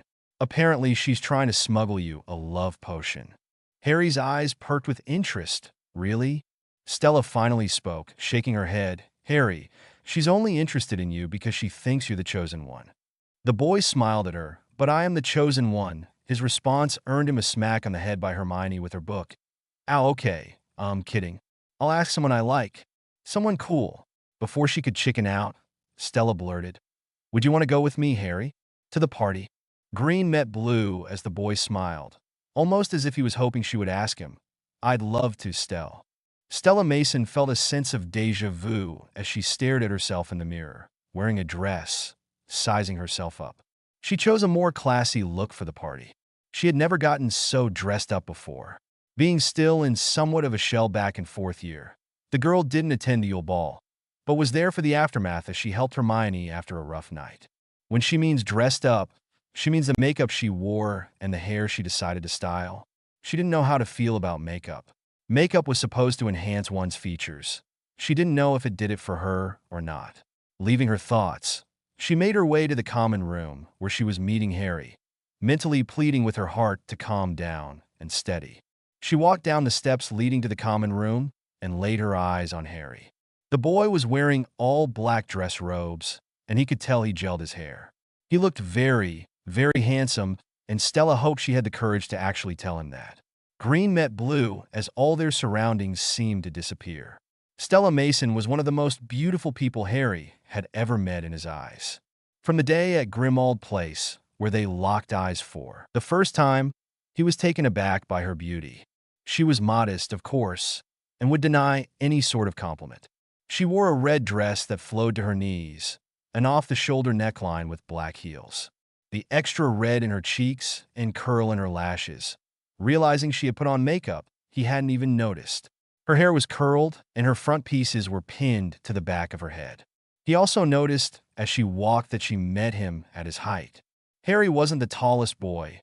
Only being 5 feet 10 inches, he was nervous she would end up being taller than him and was relieved when she wasn't, but he would never admit that out loud. She stood eye to eye with him. "Hi, Harry," Stella breathed nervously. "You look very handsome." "You look beautiful, Stella, truly." The two then walked, arms looped together, towards Slughorn's office. The Christmas decorations throughout the castle lit up the halls. They approached the party with laughter between them as they entered. Right away, Stella noticed a difference since the last time she was in his office. The ceiling and walls were draped with different color drapings to make it seem as though everyone was in a tent. Stella also noticed how packed and stuffy the room was, something she wasn't a fan of. She stood to the side as Slughorn went full in on Harry, immediately taking a picture with him. Gripping Harry's arm tightly, the pair looked around, Stella looking for Hermione in particular. She glanced around for a few moments before finding her and taking Harry along with her. The two went behind the curtain to find Hermione, who looked quite disturbed and started to question her. "Hermione, what are you doing?" Harry asked. "And what happened to you?" The girl sighed. "I've just escaped. I left Cormac under the mistletoe." Harry raised his brow. "Cormac? That's who you invited?" "I thought it would annoy Ron the most," the Granger admitted, somewhat in shame. "Well, Mione, Ron isn't even here," Stella shrugged at her friend, who scoffed and grimaced thinking of her date. "He's got more tentacles than a snarfalump plant." Just then, a waiter picked his head through, holding a tray. "Dragon tartare?" Hermione shook her head profusely. "No, I'm fine, thank you." "Just as well. They give one horribly bad breath." On second thought, Hermione started, grabbing the tray. "Might keep Cormac at bay." "Oh God, here he comes." She passed the tray to Stella, before escaping the tent just as Cormac came in. "I think she just went to powder her nose." Harry came up with an excuse. "Slippery little mix, you friend. Likes to work her mouth too, doesn't she?" Cormac commented before shoving his face in Dragon Balls. Stella raised her brows at the boy's comment. Why she thought he would think making a comment like that about her best friend in front of her was beyond her. "What is this I'm eating, by the way?" "Dragon Balls," Stella answered. A smirk graced on her features. Just then, Snape burst through the curtain right as Cormac bent over and threw up all over the shoes of the professor. Stella quickly covered her mouth to hide her laughter as she was dragged away with Harry. "Not so quick, Potter." Stella gave her date an apologetic smile as she walked away to look for Hermione. She found her hiding in the back, having a conversation with Luna. Stella had also thought the fifth-year Ravenclaw was lovely to be around and talk to. Other students seemed to keep their distance just because she was different. Suddenly, a disturbance disrupted the party. Stella looked to see Mr. Filch drag Draco Malfoy into the middle of the room. "Professor Slughorn, sir. I just discovered this boy lurking in an upstairs corridor. He claims to have been invited to your party." Okay. I was gate crashing," the Malfoy boy snapped. Before anyone can interject, Snape stepped forward. "I'll escort him." "Ow!" "Certainly, Professor." Everyone watched as the two left. No one knew what to do. The party only got back to normal when Slughorn took control and assured everyone that everything was fine. Stella was growing tired of the party, and her heels for that matter, and went to search for Harry to see if he wanted to go as well, not wanting to leave her date without an explanation or invitation. Only problem is, she couldn't find Harry anywhere. It had seemed to Stella Mason that Harry Potter had ditched her for something more interesting. Stella Mason found out where Harry had gone fairly quickly. The lot was going back to the Burrow for a much-needed Christmas holiday. Hermione would not be joining Stella and the two boys, as she promised her parents she would spend the holiday with them. The three were in their compartment with the Granger, using the loo. Harry disclosed to his friends what he heard when he followed Snape and Draco when they left Slughorn's party a few days before. Stella was a little mad that Harry ditched her to eavesdrop on the two, but with the obsession he's had with Draco since the start of term, she honestly wasn't surprised that it didn't cross Harry's mind that he had a date to get back to. He had bigger things on his mind. He always did. Unbreakable vow. Ron muttered in thought. You're sure that's what Snape said? Positive why? Well, it's just you can't break an unbreakable vow. Stella's shoulders sank at Ron's explanation. She took over. Harry, an unbreakable vow is a bond between two wizards that make a deal that cannot be broken under any circumstances. My father used to warn me about them. They're incredibly serious and shouldn't be used unless it's absolutely dire. Just then, Lavender Brown stood in front of their compartment door, breathing on it to make a heart with her and Ron's initials in it. She then mouthed, I miss you before, rather reluctantly, walking away. Lovely, Harry commented once the girl was gone. Stella just stared ahead, thinking about how bizarre the whole thing was. Ron leaned closer to the two on the opposite seat. All she wants to do is snog me. My lips are getting chapped. Look, we'll take your word for it. The Potter boy leaned away, the girl next to him doing the same. Hermione then returned to the compartment, however, not coming inside, because there in front of her was the artwork Lavender left behind. She made brief eye contact with Stella before she whisked herself away from the doors, not looking back. So, what happens to you? Harry asked after things settled down. What happens when you break an unbreakable vow? Ron and Stella exchanged a wary look before the former responded. You die. There was something happening at the Burrow. Order members were present, and there was something they weren't telling Stella. She was sure of it. Whenever she walked in a room, the conversation seemed to dim and decrease in volume or stop altogether. It wasn't until Christmas Eve she decided she had enough. She marched downstairs to give everyone at the breakfast table a piece of her mind, and no one was going to stand in her way and stop her. Okay, I've had enough of the secrecy, the girl called out as she made her way to the kitchen. What is going on around here? She trailed off as she looked at the sight in front of her. There in all his glory was Roland Mason. It had been a year since she had seen him, heard from him, and there he was. Bruises here and there with terribly noticeable bags under his eyes. However, even with their time apart, he doesn't appear to look at her any different. Dad! The others in the room watched the scene in front of them. The room consisted of Harry, Ron, the rest of the Weasley family, Lupin, and Tonks. Now plus, not one, but two Masons. Hello, Stella. The man greeted his daughter, looking down at his copy of the Daily Prophet. The man had been without news for a year. He had to catch up to what he missed. The greeting was something Stella should have been used to, but it still hurt her. She had never been separated from her father for a year before, ever. So for him to brush her off like she was nothing hurt her deeply. The Mason stood there, not knowing what to do. She didn't advance toward him and hug her father. He didn't like much affection since his wife died. She opened her mouth a couple times, trying to figure out what to say. Something, anything to say to the man. Her father. Her dad. But she couldn't think of anything. Not liking the eyes that were clearly on her, filled with pity and sadness for her. Her eyes stung as she left the room quickly. The man didn't acknowledge her as she took her leave.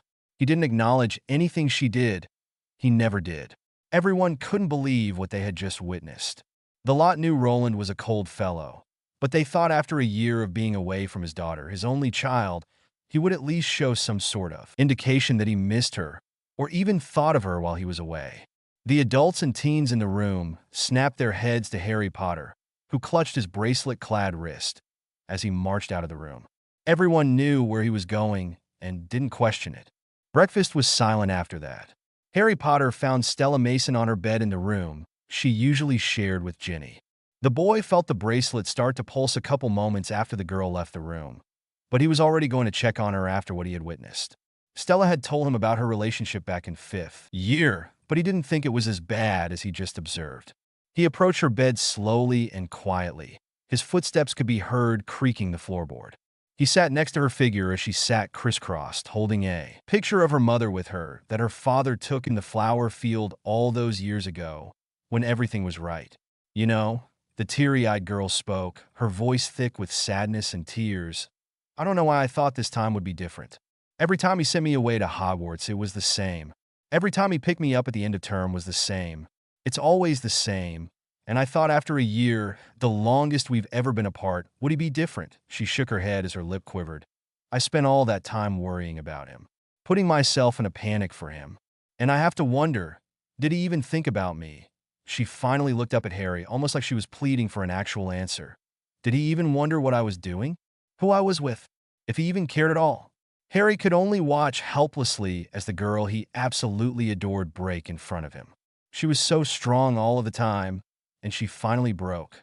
Because of the man who should have been elated to see her, when in reality, he seemed like he didn't give a damn about her.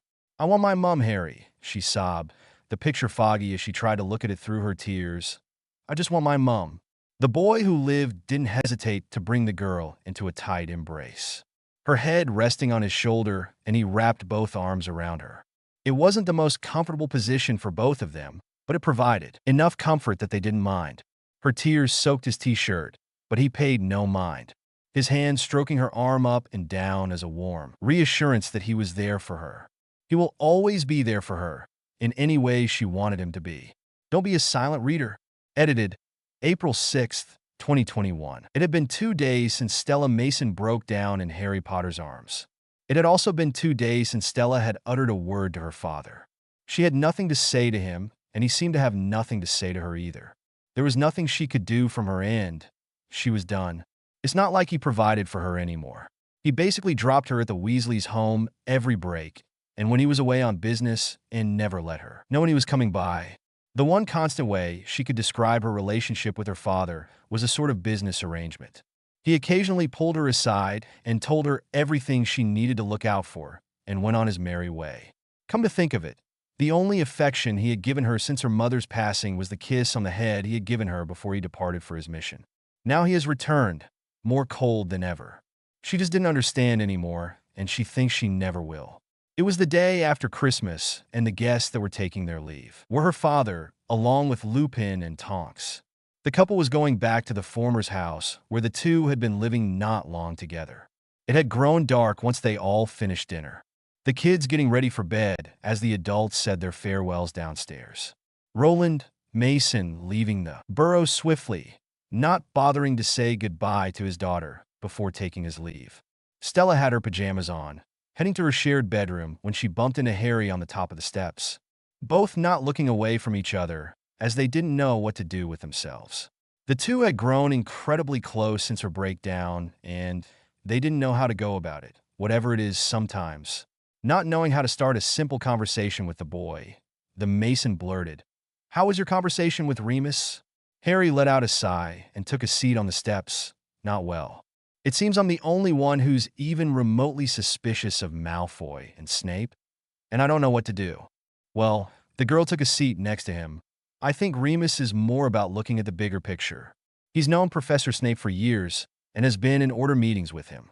Of course, Professor Snape isn't the best person, but his loyalty to Dumbledore has never wavered from what I can see. So, what do you suppose I do? Stick to your gut. Don't let anyone's opinion, no matter whose it is, cloud how you feel. Because in the end, you can always count on yourself no matter what."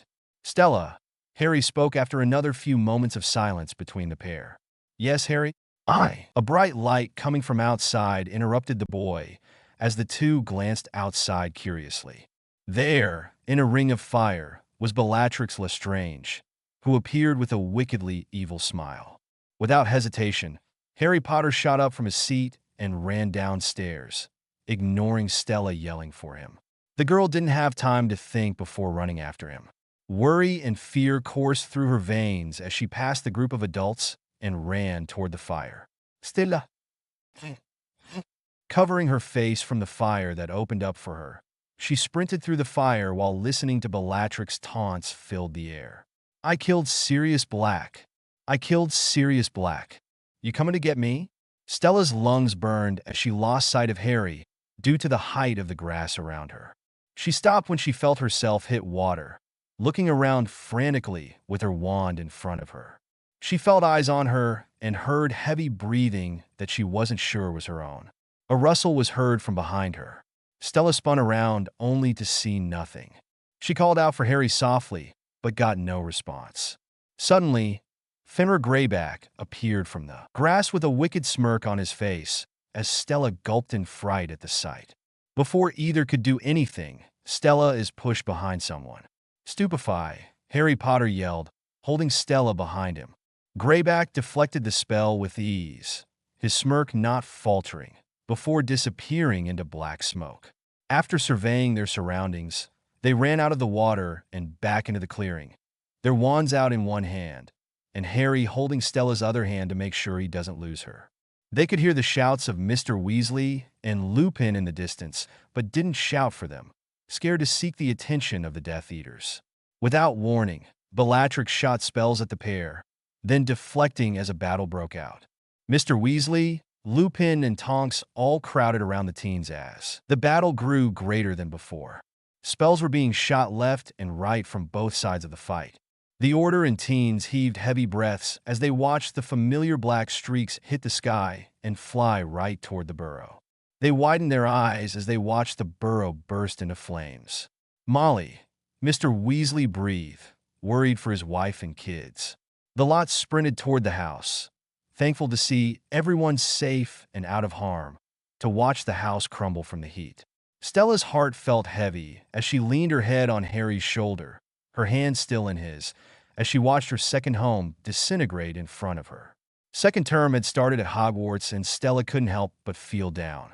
The 4 teens staying at the Burrow, which was now under construction, had to leave for King's Cross Station the following day of the attack. They wanted nothing more than to help rebuild and miss a couple of days of school, but the adults told them that it wasn't necessary. The Mason was currently walking down the busy corridors of Hogwarts with Harry and Hermione, who had a copy of the Daily Prophet in hand. When Stella told Hermione about what had happened, the girl was shocked. Hermione was surprised when Stella told her about the fight Stella took part in, but didn't scold her. If anything, she looked quite proud of her best friend. "It's so easy for them to get to you," the Granger exclaimed, mostly to Harry. "You're bloody luck you weren't killed, the both of you. You have to realize who you are, Harry." "I know who I am, Hermione, all right." Stella looked at Harry wearily as he snapped so suddenly. Noticing this, the boy apologized quietly. The 3 walked a little farther, but stopped when they saw Ron and Lavender sitting together, the blonde putting a necklace around Ron's neck before jumping into his arms. Hermione rolled her eyes before saying, "Excuse me, I have to go and vomit," and walked away. Stella watched her friend go with a sigh. "This is going to be a long semester, isn't it?" "Oh, yeah, most definitely. New starry scene for your reading pleasure. Don't be a silent reader." Edited April 6th, 2021. Stella Mason found herself sitting in the common room with Harry and Hermione one afternoon, working on homework. They had been back at school for 2 weeks now, and Harry was trying all he could to get information from Slughorn for Dumbledore. It wasn't going according to plan for the Potter. It was quiet between the 3 until Hermione spoke. "Did you honestly expect you could just walk up to old Sluggy and ask him to reveal his deepest, darkest secret?" Harry and Stella chuckled at the girl, the boy not replying back, however. Hermione wasn't finished. Playfulness is her tone. "Honestly, Harry, sometimes I think the Daily Prophet should call you the Dim One." Without lifting his eyes from his paper, Harry breathed another laugh. "Nice." Stella looked between the two in amusement as the Granger spoke again. "Well, you're going to have to persuade him somehow." "Now, you've made it even harder." Not getting a response from the boy, she got up from her seat. "I'm going to bed." "Stella, are you coming?" Stella shook her head with a soft smile. "I'm going to stay down here for a little while longer." Hermione nodded and made her way to the stairs, only to be stopped by Harry. "Hermione?" I think Malfoy's leaving the castle. I've seen it. Sometimes he just disappears off the map. That's not possible. Hermione's eyebrows shot up. No one can leave the castle these days. The map's wrong. Harry stopped her from leaving again. The map's never wrong. Hermione turned around to look at him before sighing, "Good night, Harry. I'll see you later, Stell." The mason from beside Harry smiled back before turning her attention to her homework. She had one last paragraph to write for an essay, and then she would be done. The two were working in silence, occasionally asking one another a question here or there, mostly Harry asking Stella for help. Once Stella was done with her essay, she sighed in content before bringing out a novel from her bag and started to read comfortably on the couch. After a few minutes, Harry looked up at her from his paper. "What do you think I should do, Stell?" The girl pursed her lips in thought. "Well, try to get back on his good graces. Act the way you did before it went south. Maybe make him forget how you acted for him to get upset, if that makes sense."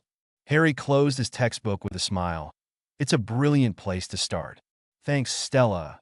He packed up his stuff. "You coming up?" "No, I'm going to stay here." She motioned to her novel. "Catch up on some reading." The two exchanged their good nights and told each other they would see each other in the morning. Little did Stella know, she would see him a little sooner than she thought. Just as she did her 5th year, Stella ended up being in the empty common room at the wrong time. However, this time, it wasn't Ron supporting Harry when coming down the dorm steps late at night. It was Harry helping Ron. "What's happening now?" Stella asked as she stood to help Harry with Ron. She leaned away when Ron, quite dreamily, tried to stroke the girl's hair. "Love potion," Harry shortly answered. The three walked all the way to Professor Slughorn's office in silence, Ron mumbling to himself once in a while. They reached the office as Ron was turning paler by the minute. Despite the lack of color, the boy still had a dreamy smile on his face. "I'm sorry, sir. I wouldn't bother you if it weren't absolutely essential," Harry spoke quietly once the professor opened his peephole of the door. "Where's Romilda?" While the other two students looked at each other in apprehension, the professor looked very confused at the Weasleys' question. "What's the matter with Wenby?" Harry leaned closer to the professor to whisper. "Very powerful love potion, sir." "Very well. Better bring him in." The man opened the door completely and ushered the three students inside. The office resembled a very packed study. "I'd have thought you could whip up a remedy for this in no time, Harry." Slughorn spoke in somewhat of a condescending tone as he opened his potion drawer. Stella furrowed her brows from her spot a little away from the scene, not wanting to get in the way. She was deeply confused as to why the professor had a bigger attitude than she expected toward her friend, but didn't comment on it. But she finally understood why Harry wasn't getting the information he needed. "Well, I thought this called for a more practiced hand, sir," Harry responded. Stella helped the Potter push Ron to the couch. "I'm sorry, by the way, Professor, about earlier today, our misunderstanding." Slughorn shook his head. "Oh, not at all. All water under the bridge, you know?" "Correct." As Slughorn started to help with the potion, Harry continued the conversation. "I expect you're tired of it after all these years. All the questions about Voldemort. Don't use that name." Harry made eye contact with Stella as she shook her head at him, telling him not to push it. She turned her head to watch Ron walk to the other couch in the room and fell backwards. The girl chuckled and helped him back on the couch just as Slughorn finished the potion. "There you are, old boy." Slughorn passed the cup to Ron. "Bottoms up." "What's this?" "Tonic for the nerves." The three others in the room watched Ron down the entire cup. For a moment, he was still in his dream state, but that changed to him sagging in his seat, his face down in a frown. "What happened to me?" he asked in a serious demeanor. "Love potion. A bloody strong one at that." The professor chuckled shortly after Harry as he took the cup from Ron and walked to his cupboard. "I feel really bad." Ron sulked as Stella sat on the armchair of the couch to provide comfort to her friend. "You need a pick-me-up," Slughorn declared. "Got butterbeer, wine, dazzling oak-matured mead." I had other intentions for this, but I think, given the circumstances, he gave the three students each a glass of mead. Here we are. The four stood after the fireplace to cheers. To life. Suddenly, Ron fell to the floor, foaming at the mouth, and seizing uncontrollably. Stella and Harry instantly came to either side of him, calling his name in a panic. "Ron! Professor, do something!" Slughorn stuttered at Harry. "I don't understand." Coming up with an idea, Stella shouted at her friend. "Harry, get a bezoar." The boy didn't hesitate to follow her instructions. He ran to the cabinet and returned with it soon after. He handed it to Stella, who shoved it down Ron's throat, pleading with the boy to breathe. The Weasley's body was still for a few moments, leaving his friends to anxiously watch. Eventually, Ron gave a ragged gasp and coughed, sitting up with the help of these elbows. Harry and Stella heaved a relieved sigh and relaxed on the ground. "These girls, they're going to kill me." The next day, the hospital room was occupied by Ron Weasley, who was asleep in his cot, with Hermione sitting on one side and Ginny on the other, and Stella and Harry standing together behind Ginny. As soon as Ron was taken to the hospital wing, they caught the two girls up on what happened. They were shocked, to say the least, that they had missed so much, and so much had happened in one night. They weren't allowed in the wing the whole day, Madame Pomfrey ordering them to leave the hall altogether or wait at the door, so they suffered with the latter. Hermione had been the one who had been the most quiet all day, the girl beside herself. Stella had been by her side the whole day while they were waiting, wanting to give her best friend as much as she could. Once they were allowed in, they took their places they were still currently in and stayed there. No one dared to leave, and no one wanted to.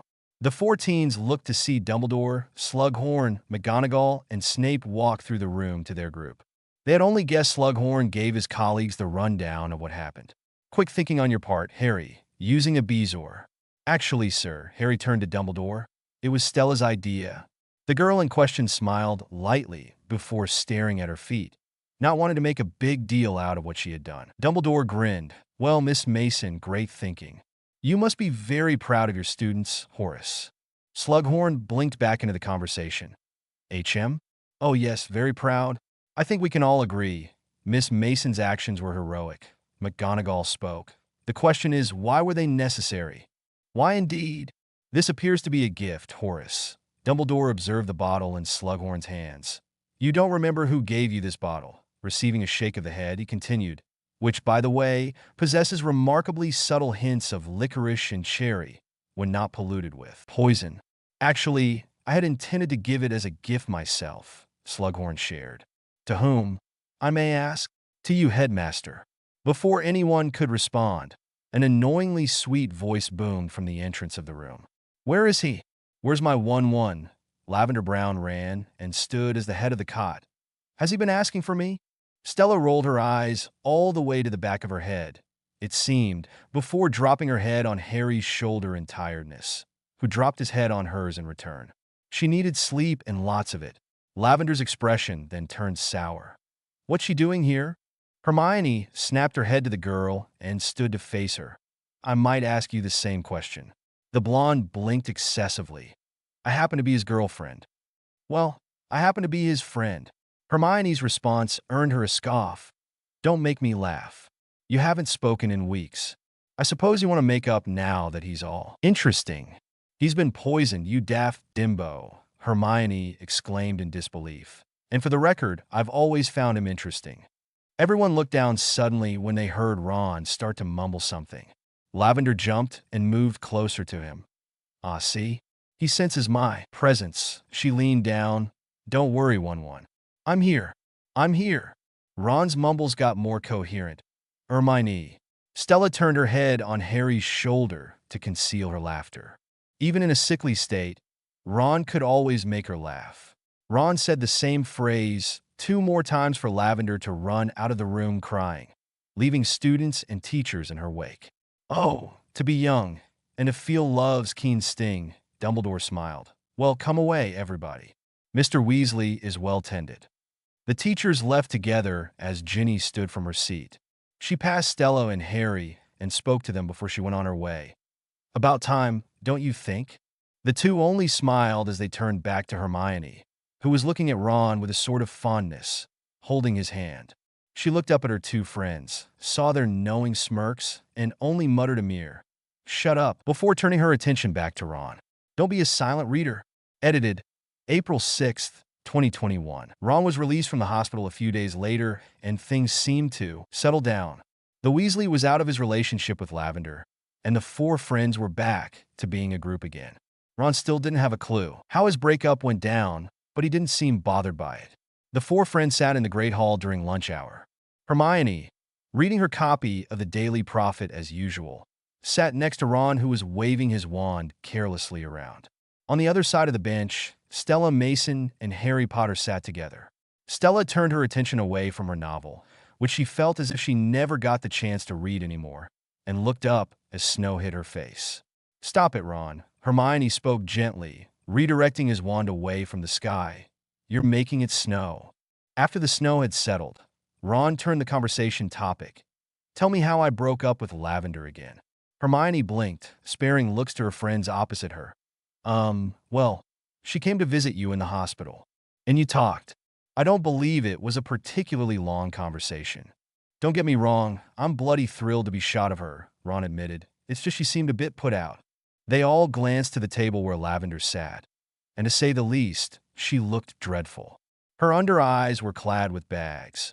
Her hair was frizzy and unkempt, and she continually stabbed her food with her fork as she glared heavily towards the table the four were sitting at. Stella couldn't help but feel bad for the girl. Even though she was very possessive of her friend and was a part of the problem that almost ruined Hermione and Ron's friendship, the girl deserved a better breakup than a mumble of another girl's name. Even though Stella took humor in the situation. "Yes, she does, doesn't she?" Hermione hummed, taking her eyes off the girl. "You say you don't remember anything from that night? Anything at all?" "There is something." The boy furrowed his brow, missing the way the girl next to him hitched her breath. "But it can't be. I was completely boggled, wasn't I?" The Granger deflated in her seat, turning her eyes to her paper. "Right. Boggled." Stella watched on and gave her best friend a sympathetic glance as something caught her eye. A group of seventh years entered the hall, a familiar face appearing for the first time in months. "Harry," she called quietly to the boy next to her. "That's Katie. Katie Bell." Harry quickly got up from his seat to talk to the girl, but not before taking his potions book with him. She watched as he caught up to Katie and talked to her, not being able to hear anything. After a minute or so, their conversation ended as something or someone caught Harry's attention. Stella turned her head to the entrance and saw Draco Malfoy standing there. His face almost matched the paleness of his hair. Without thought, Harry followed Malfoy out of the hall, not sparing a look at his friends. Stella immediately stood to follow but was brought back down to sit, but Hermione. "Stella, you don't want to get involved." "But Hermione." "No, Stella," the Granger eyed her best friend sternly. "This is Harry and Draco we're talking about. Anything could happen, and I don't want you in the middle of it." Stella eventually sagged in her seat, her eyes on the entrance hall door. "Fine. Mione, fine." Turns out, Hermione telling her not to get involved was a good idea. Harry and Draco had dulled each other in the bathroom, resulting in Draco getting seriously injured. Turns out, Harry used a spell from his potions book, and he didn't know what the spell would do. The Potter sat on the couch of the Gryffindor common room, while his friends stared at him worriedly.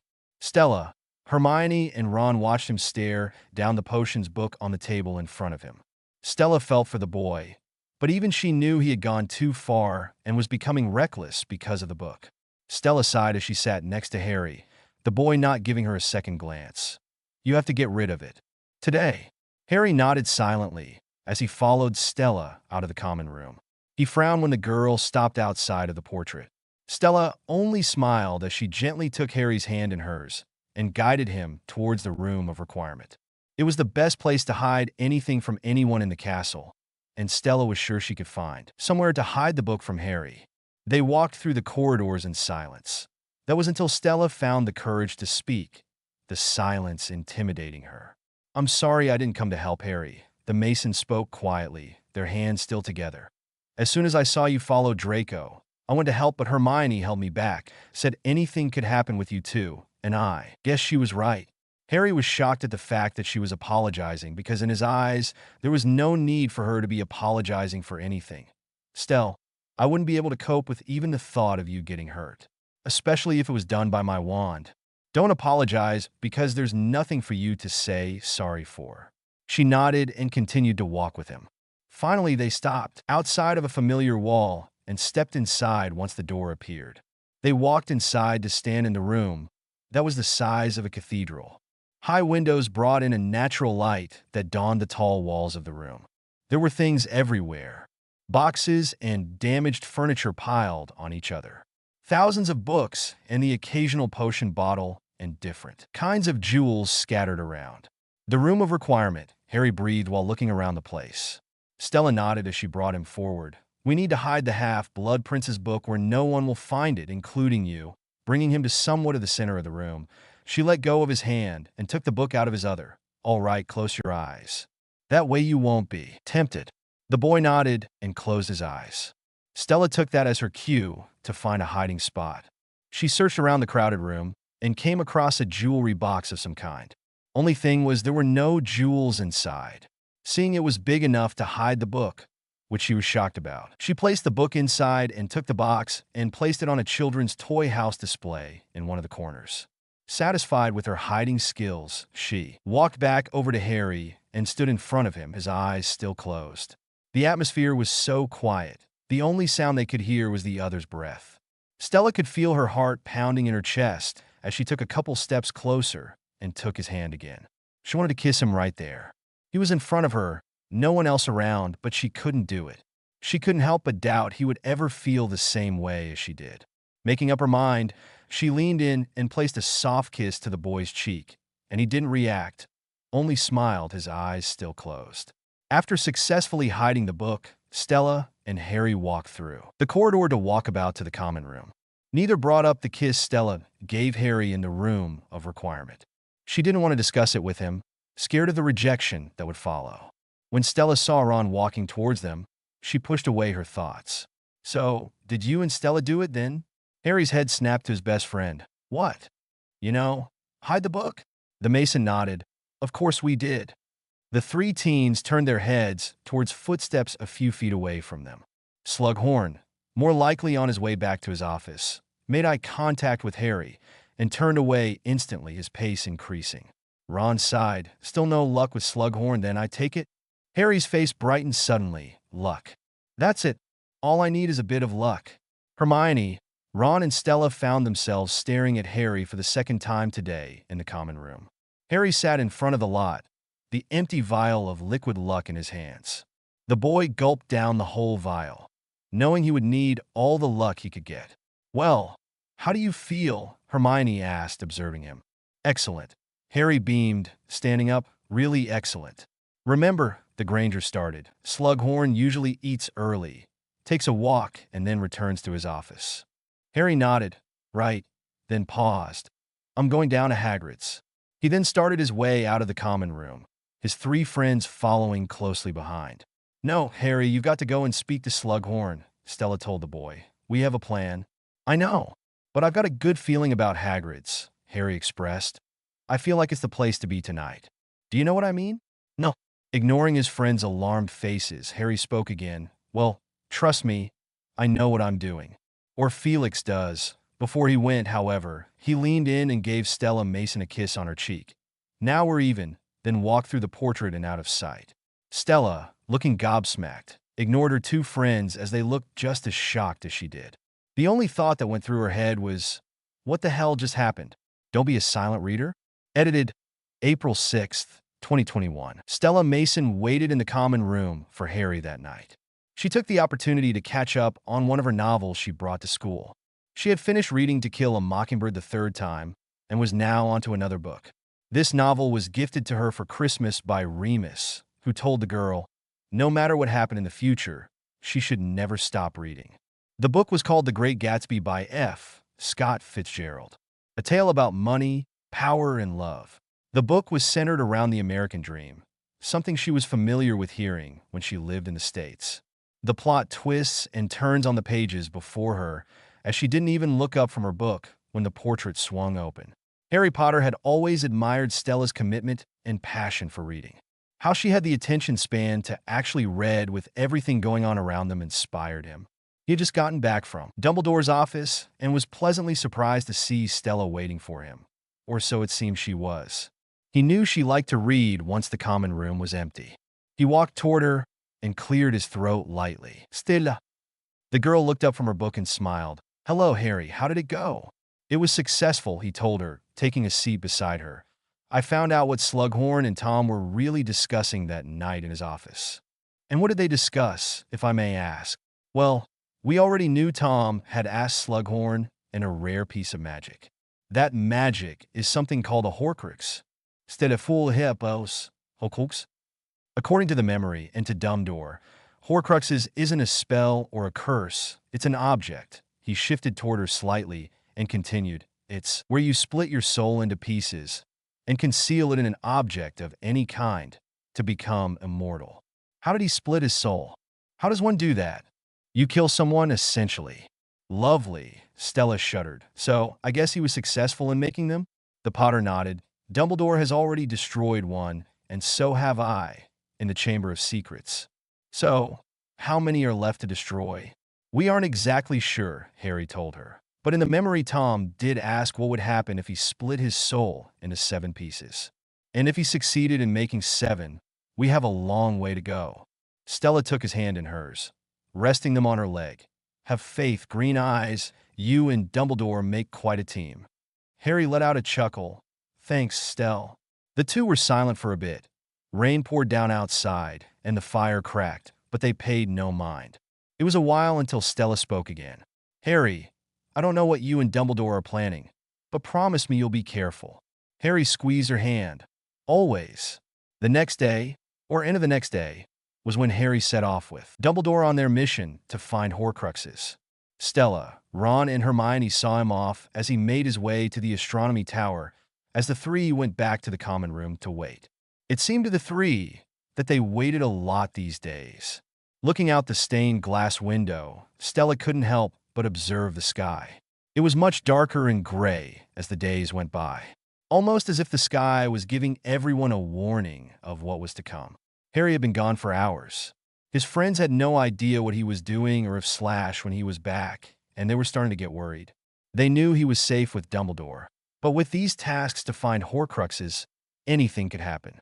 It wasn't until the sky turned completely black did it feel like the sky was falling.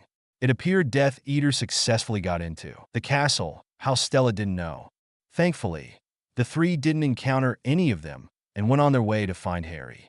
But what they did find was much more horrible. There, in the middle of a large crowd of students and faculty, was Headmaster Albus Dumbledore, laying on the ground, his chest not moving. Stella, Mason gasped at the sight. Their headmaster was dead. The one person who could save us all was no more. After the initial shock, her next thought was, where the hell was Harry? Her thoughts were answered when she saw a figure move through the crowd and kneel next to Dumbledore. She watched as Harry placed a hand on the man's chest and cried over his body. She didn't hesitate to move through the crowd and kneel beside the boy, taking him in his arms. Harry Potter didn't have to look to know who was holding him. He accepted her embrace with no hesitation and cried on her shoulder, his face buried in the crook of her neck. Stella could do nothing but hold the boy as she noticed the sky was turning brighter than it was before. Around them, students and faculty raised their wands in tribute. The light coming from their wands lit up the darkened sky. Distraught faces still shone all around. As tears went down everyone's faces, Stella looked up to see the Death Eater symbol disappear from the sky. She could only do one thing, and that was to stay strong for Harry and the rest of the wizarding world, for she knew a war had started around them. The next morning, the four friends found themselves on the astronomy tower, not even 24 hours after Dumbledore had fallen to his death. Harry stood, leaning against the railing as Hermione stood next to him. Stella was leaning against the railing as well, just a few feet or two away from the other two. And Ron was sitting inside, his elbows leaning on his knees. They had barely spoken a word to each other since last night, and they stood in silence now, until they weren't. Do you think he would have done it? Hermione asked, breaking the silence. Draco? Harry pursed his lips and shook his head. No, he was lowering his wand. In the end, it was Snape. It was always Snape. And I did nothing. The boy took the locket out from his pocket and passed it to Hermione. It's a fake. Open it. Stella turned her gaze to her best friend as Hermione began to read. To the Dark Lord, I know I will be dead long before you read this, but I want you to know that it was I who discovered your secret. I have stolen the real Horcrux and intend to destroy it as soon as I can. I face death in the hope that when you finally meet your match, You will be mortal once more. R.A.B. After seeing her confused look, Harry spoke, "Don't know. But whoever they are, they have the real Horcrux. It means it was all a waste. All of it." He looked back at the horizon. "I'm not coming back, Hermione. I've got to finish what Dumbledore started. And I don't know where that'll leave me, but I'll let you, Ron and Stella, know where I am. I've always admired your courage, Harry, but sometimes you can be really thick," Hermione scoffed. "You don't really think you're going to be able to find all those Horcruxes by yourself, do you?" Stella finally moved from her spot and took Harry's hand in hers. Green met blue as she spoke, a soft smile on her features. "You need us, Harry." Harry returned her smile and interlocked their fingers together as he looked back out to the view in front of them. "I never realized how beautiful this place was." It was quiet again until Hermione spoke. "We're okay with it, you know? You guys together." The two holding hands looked at their friend wide-eyed, not knowing how to respond. Hermione smirked, grabbed Ron, and told them to meet them in the common room later. Stella and Harry were alone once more. The former was the first to speak. "You know, I can't imagine what my life would be like if you weren't in it, if you three weren't in it. I always think to myself, what would I be doing right now? You know? I can't imagine my life without you either," Harry admitted. "You've helped me in so many ways in the year that I've known you, and I can never thank you enough, Stell." Looking down at their still conjoined hands, Stella sighed. "Harry, I don't know what the future will bring, but I know I want you in mine for a really, really long time. And I've felt this way for a while, and it's okay if you don't feel the same." Stella Mason was cut off by lips coming down on her own. After the initial shock, she relaxed and placed a hand on his cheek as the boy rested his hands on her waist. The two broke for air as their noses touched from how close they were. "What was that?" Stella whispered. "I just kissed you, Stella Mason." Wrapping her arms around his neck, she smiled. "Do you think you can do that again, Harry Potter?" And so the boy did. Right there, in that moment, everything seemed right in a world full of darkness and wrongdoings. Their lips touched, and everything around them slowed. Stella knew she would help Harry any way she could, and she didn't know where that would take her. But she knew, with Harry and her friends by her side, she could do anything and was ready for whatever adventure that was to come. "You were the one I wanted most to stay, but time could not be kept at bay. The more it goes, the more it's gone, the more it takes away. Empty." That's the only way to describe what Stella Mason observed in front of her. There she stood, in her childhood home in the States. She operated, of course. The girl had been staying with the Weasleys as she always had been, but left a few days ago to collect her things from her two past homes. She wanted to visit the abandoned home one more time before her life got turned upside down. Her life was already turned upside down, if she were being honest. But venturing into the unknown with her three best friends for who knows how long is like the cherry on top of a really messed up sundae. Stella Mason could also describe her current state as empty as well. Even though it shouldn't affect her, she hadn't been in contact of any kind with her dad since he left the burrow last Christmas, which was odd, even for him. She had been in contact with all of her friends. Hermione had let her know her plan of sending her parents away to Australia with no memory of their daughter. Stella had always thought Hermione was the strongest person she had ever known. Now she only thought that even more. She went back and forth with writing letters with Ron, who first sent her a letter the day after he left, discussing the wedding between his brother and Fleur Delacour and their journey when the time comes. She and Harry sent letters back and forth as frequently as they could, talking about anything but the looming war over their heads. The writings seemed to be their escape from everything. Them mainly talking about their reunion, which Harry didn't know would be sooner rather than later. She would be operating from her childhood home all the way to 4 Privet Drive, where she would be meeting the rest of the Order and her two best friends to take Harry back to the burrow. She agreed wholeheartedly to take the Polyjuice potion along with 7 others to ensure Harry had safe travels if a fight would occur. Stella had already packed everything she needed in her bag. Both her and Hermione purchased the bags and put an undetectable extension charm on them so they could fit anything they needed. If she was being honest, she was nervous to see Harry again. How would they greet each other? How long will they have to catch up before everything blows up in their faces? Will there be another kiss? Are they together? The Mason didn't know. and she knew deep down that her figuring out if Harry wants to be with her should be the last thing on her mind, but she couldn't help it. It was nightfall when Stella made her way to 4 Privet Drive. She had informed Remus she would be arriving later than everyone else, and he assured her that everyone else knew, except Harry. Operating from the States took a lot of time and energy when compared to operating from the burrow to Harry's home. The Mason opened the front door quietly, not wanting to scare anyone. She could hear the voice of Mad-Eye clearly as she made her way to the living room area.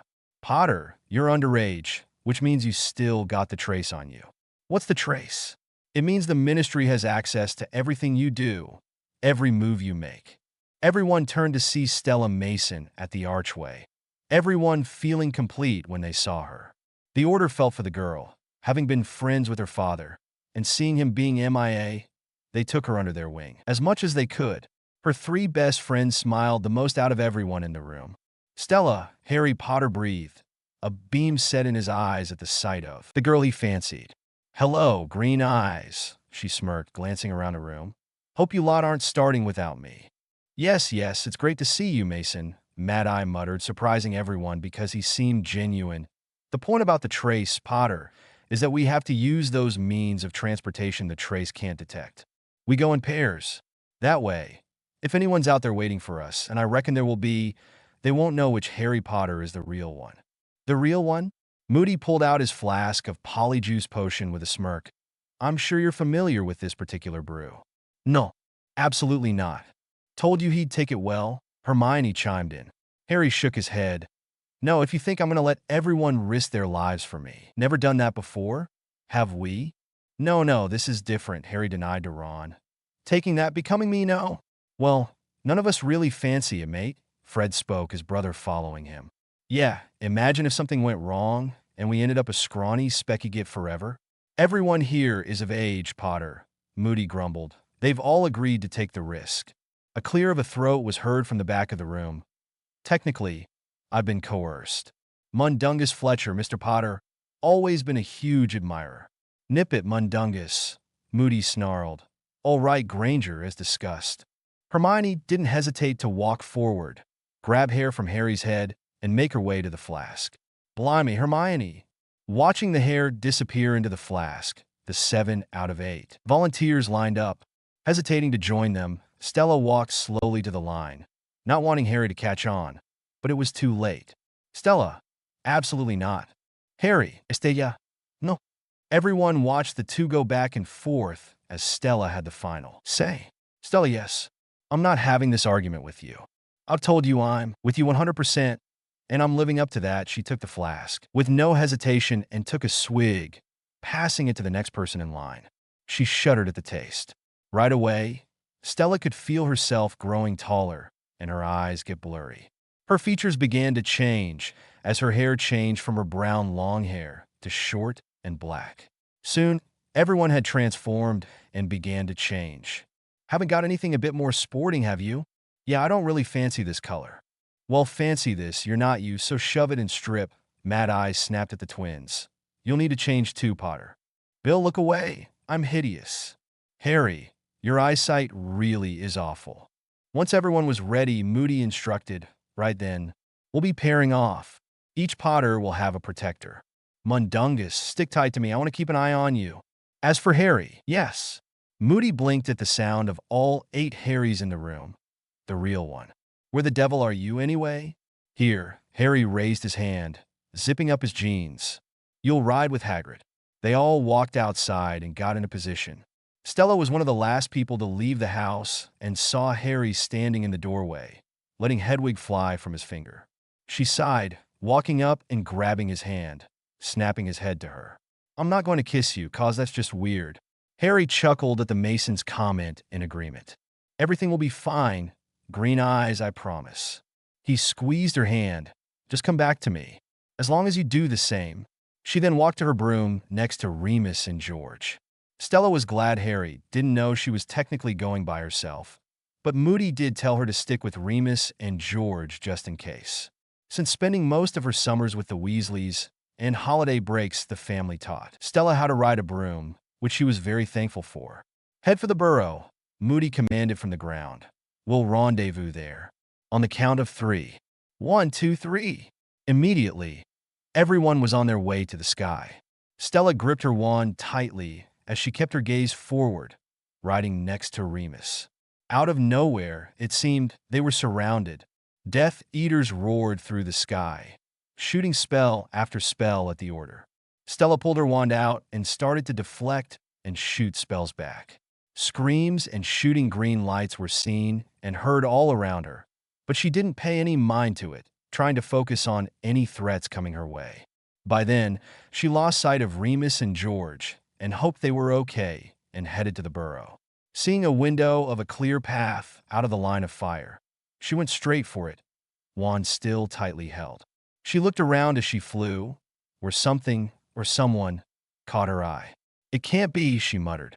There, in front of her, was her father, fighting any order member he could lay his eyes on. Betrayal and heartbreak coursed through her as she kept moving along. She thankfully left the battle swiftly, heart racing, body aching, riding on the firebolt as steady as she could. Stella could feel the potion wearing off as she landed, not so nicely, on the ground in front of the burrow. She landed on her knees in front of the house, gaining the attention of everyone outside. "Stella," Harry Potter called as he ran to her aid. As soon as he helped her to feet, she was in his arms, her feet off the ground as she buried her head in his neck. Once they parted, his hands were still on her waist and her hands still around his neck. She could see Remus, Kingsley, Hermione, Mrs. Weasley, and Ginny. "Where's George?" she asked Remus, panting. "He's inside," the man vaguely informed her, intrigued by her distressed features. Harry cupped her cheek to make her look at him. "Why were you on your own?"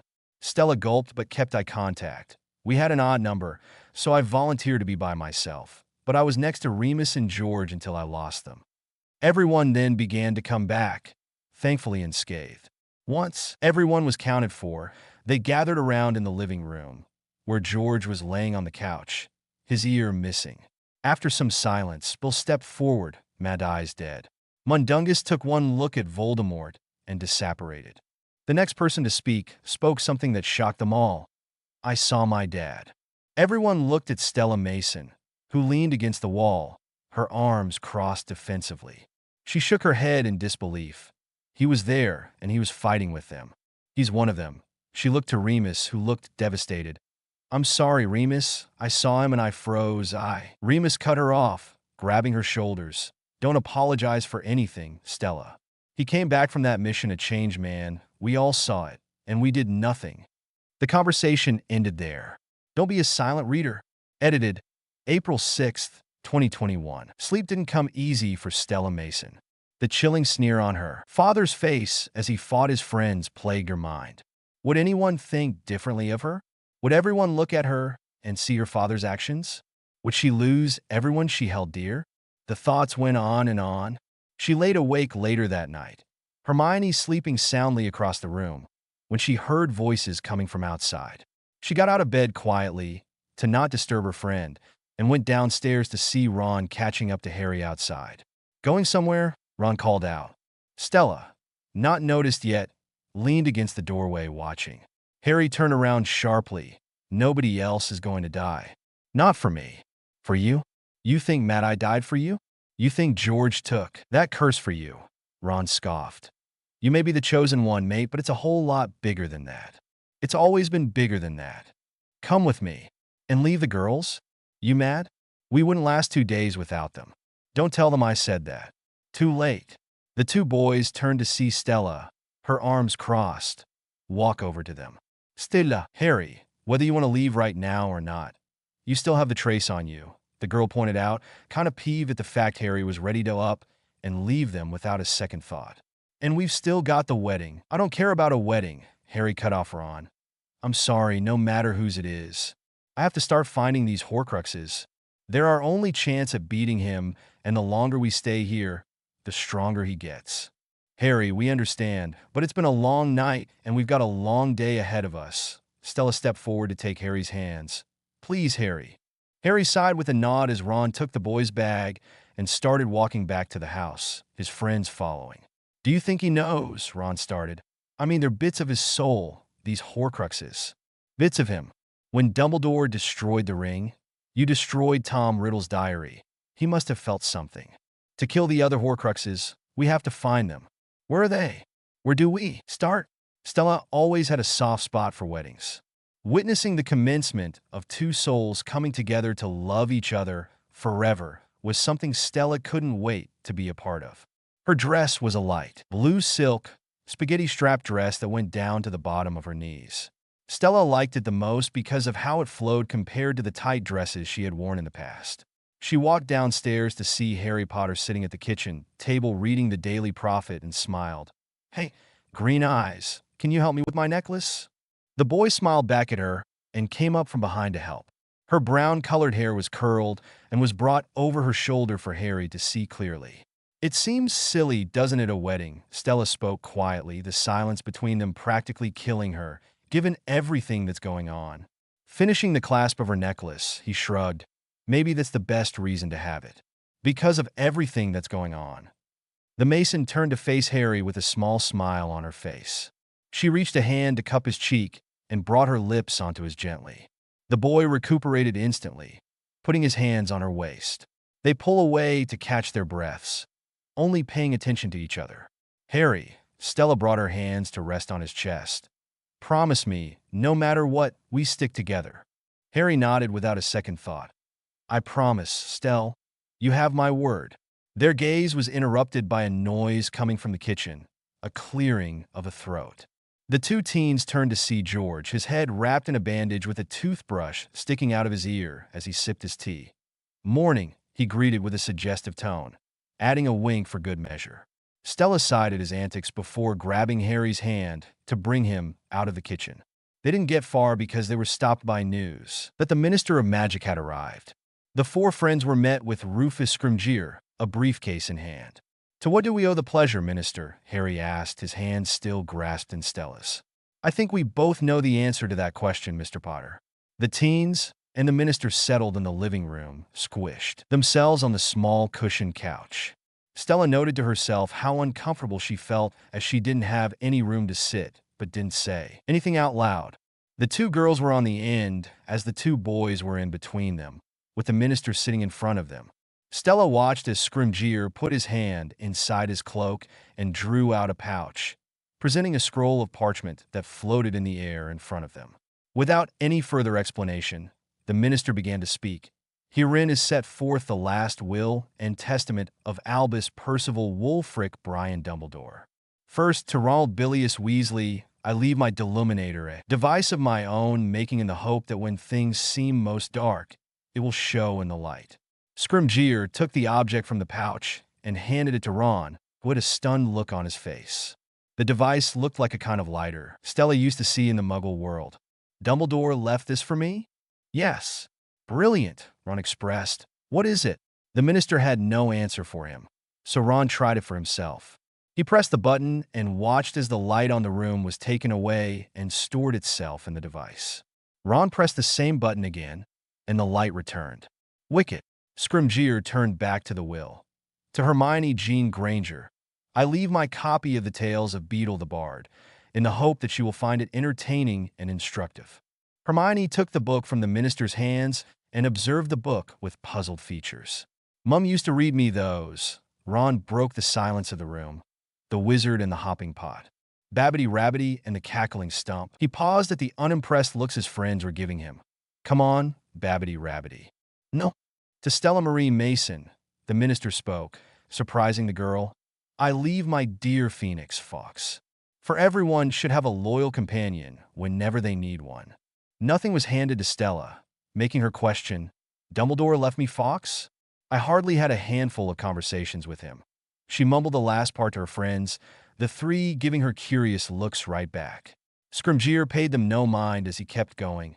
"To Harry James Potter, I leave the snitch he caught in his first Quidditch match at Hogwarts, to remind him of perseverance and skill." Harry reached forward to take the snitch from the Minister.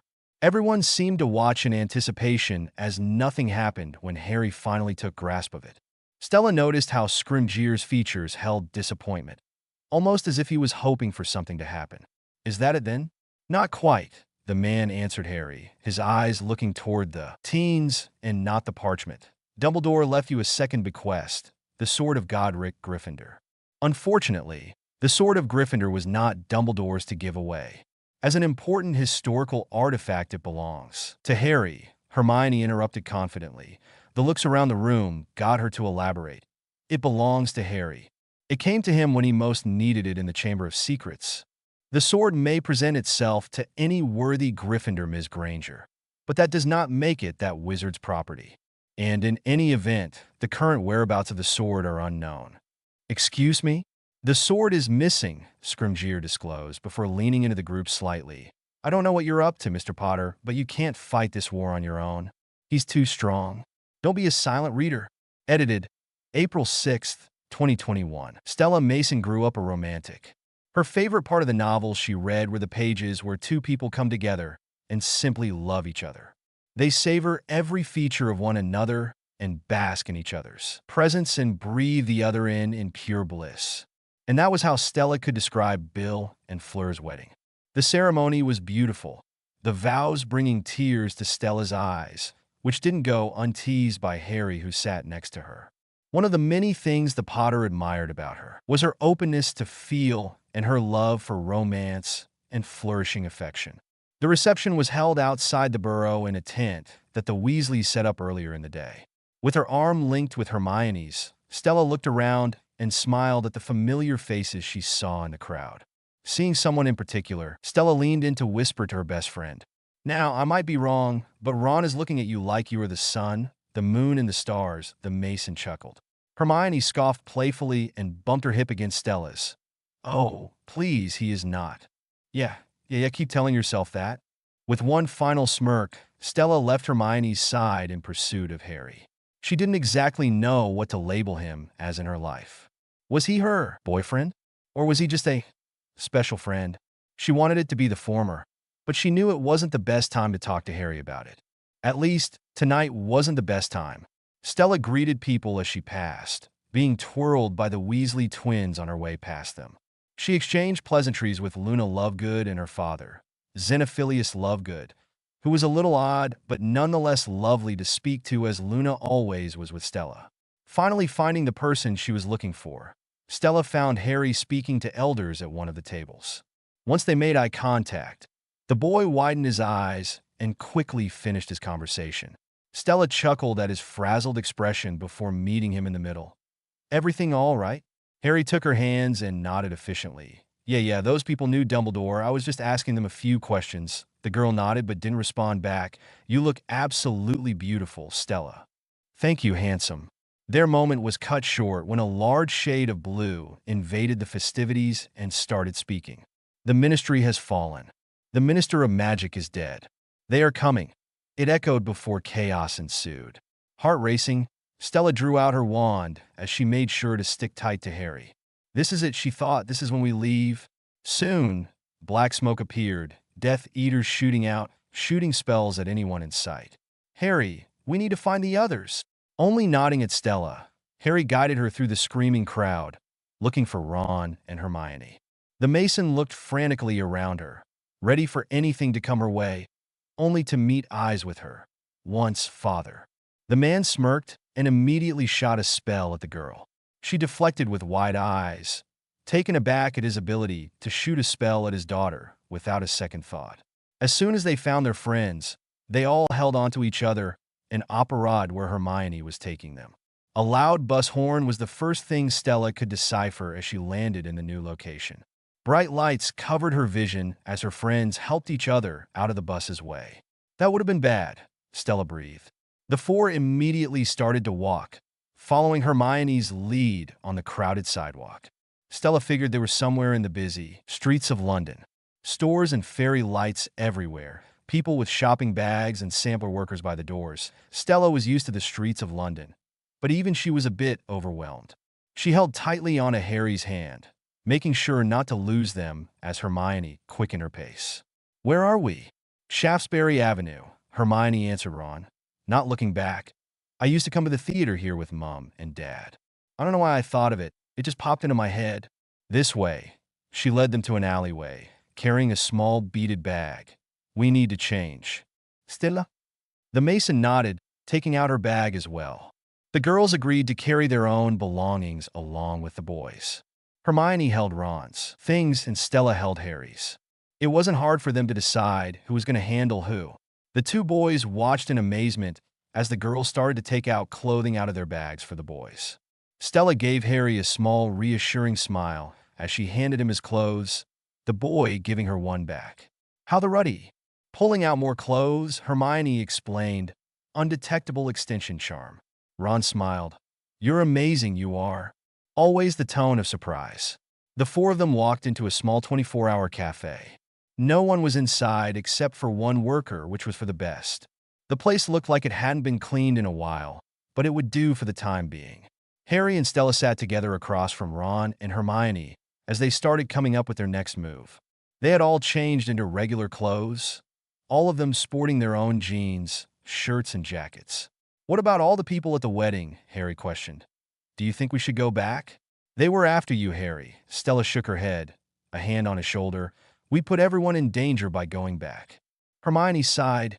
Stella's right. They went back to the tense silence in the cafe. The waitress, oblivious to the teens' problems, walked toward them with a bored expression. Coffee. A cappuccino, please. Vanilla latte, please. The two boys looked at Hermione and Stella and just said to have the same as them, having no idea what the girls were saying. Nonetheless, the waitress nodded and walked away. So, where do we go from here? Leaky Cauldron, Ron asked.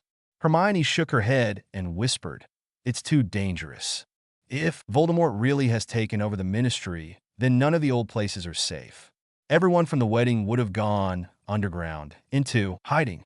My rucksack with all my things, I've left it at the burrow. Harry panicked before catching Hermione's expression. The Granger looked toward Stella with apprehension as the boy finally caught on. He pointed to Stella's bag. Are you joking? The bell to the door rang as two mechanics came inside. Stella sighed. Hermione and I have had all the essentials packed for days, just in case. By the way, these jeans, not my favorite. Down! Stella was pulled down by Harry behind the chairs as spells were shot their way. She pulled out her wand and shot up from her hiding place. Stupefied, the Death Eater received a red shot to the face, slumping unconscious as the girl crouched for cover again. Spells were thrown back and forth before Hermione finished the job. Petri Ficus Totalis. The second Death Eater fell unconscious as the cafe was silent. Only the breaths of the teens were heard. The waitress, who was in the back, came through the doors and froze at the state of the cafe. Go, Hermione commanded, sporting a cut on her cheek. Leave. The waitress didn't think twice before running out through the back. Lock the door. Get the lights, Harry instructed. Ron took out his deluminator and took away all the light in the room while Hermione took care of the blinds and Stella locked the door. They all met by the first Death Eater. This one's named Raoul, Harry told them. He was on the astronomy tower the night Snape killed Dumbledore. This is Dolohov, Ron grumbled, his voice dark. I recognize him from the wanted posters. So, what are we going to do with you, hey? Kill us if it was turned around, wouldn't ya? If we kill them, they'll know we were here.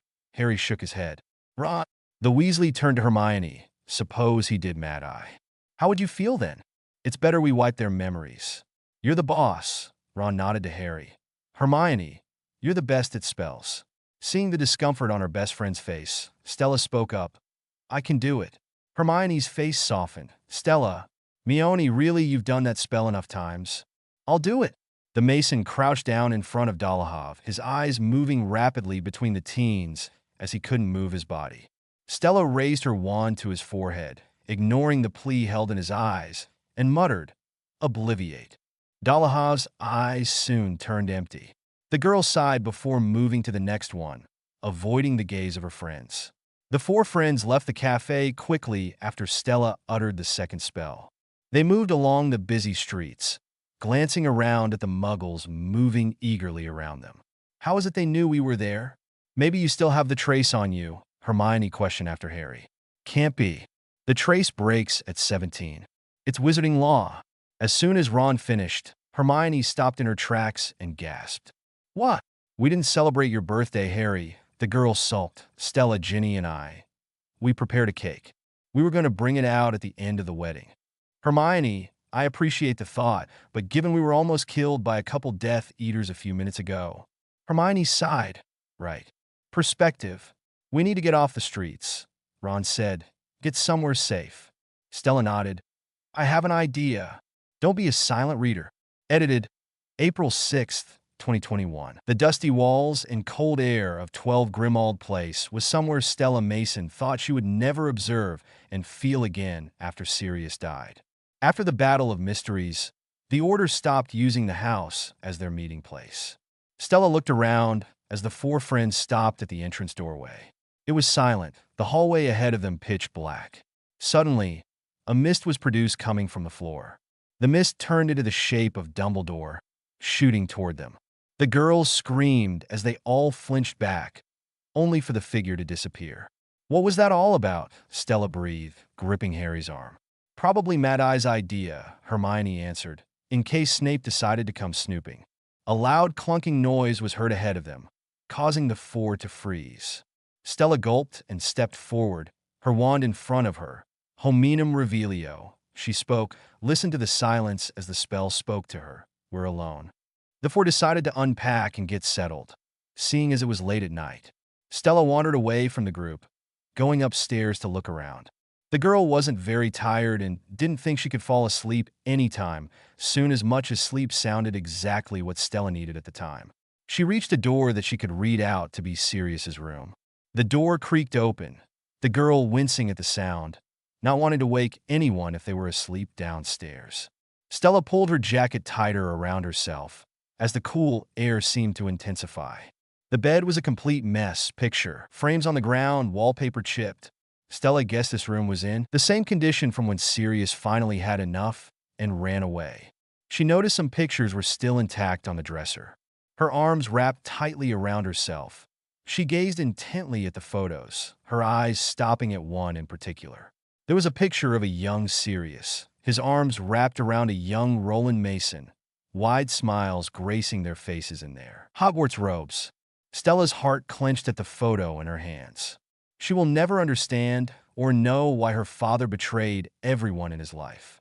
Footsteps hitting the floorboard made the girl shoot her gaze toward the door, meeting the eyes of Harry Potter. She took a deep breath and looked down at the photo again. You scared me, Green Eyes. The boy walked forward. Sorry. I didn't know where you were, so... Stella chuckled shortly. It's quite all right. I don't know how I'll be able to sleep here, or at all when we eventually leave. Coming up next to her, he peered over her shoulder. You'd be surprised how quick sleep can catch up to you. The two were silent. Harry observed how intently Stella looked at the photo in her grasp. Her brows furrowed, her lip pursed. He was quick to put two and two together and figured out who was in that photo. It isn't your fault, you know. Eyes not leaving the photo, she responded softly. No, I don't know. I was the only one he had left after Mom died. I should have been there for him more. He lost a wife, and you lost a mother, Harry interrupted. It's hard to be the strong one when you are hurting just as bad as everyone else around you. Stella didn't respond. She eventually put the picture back in its place, but didn't turn to meet his gaze.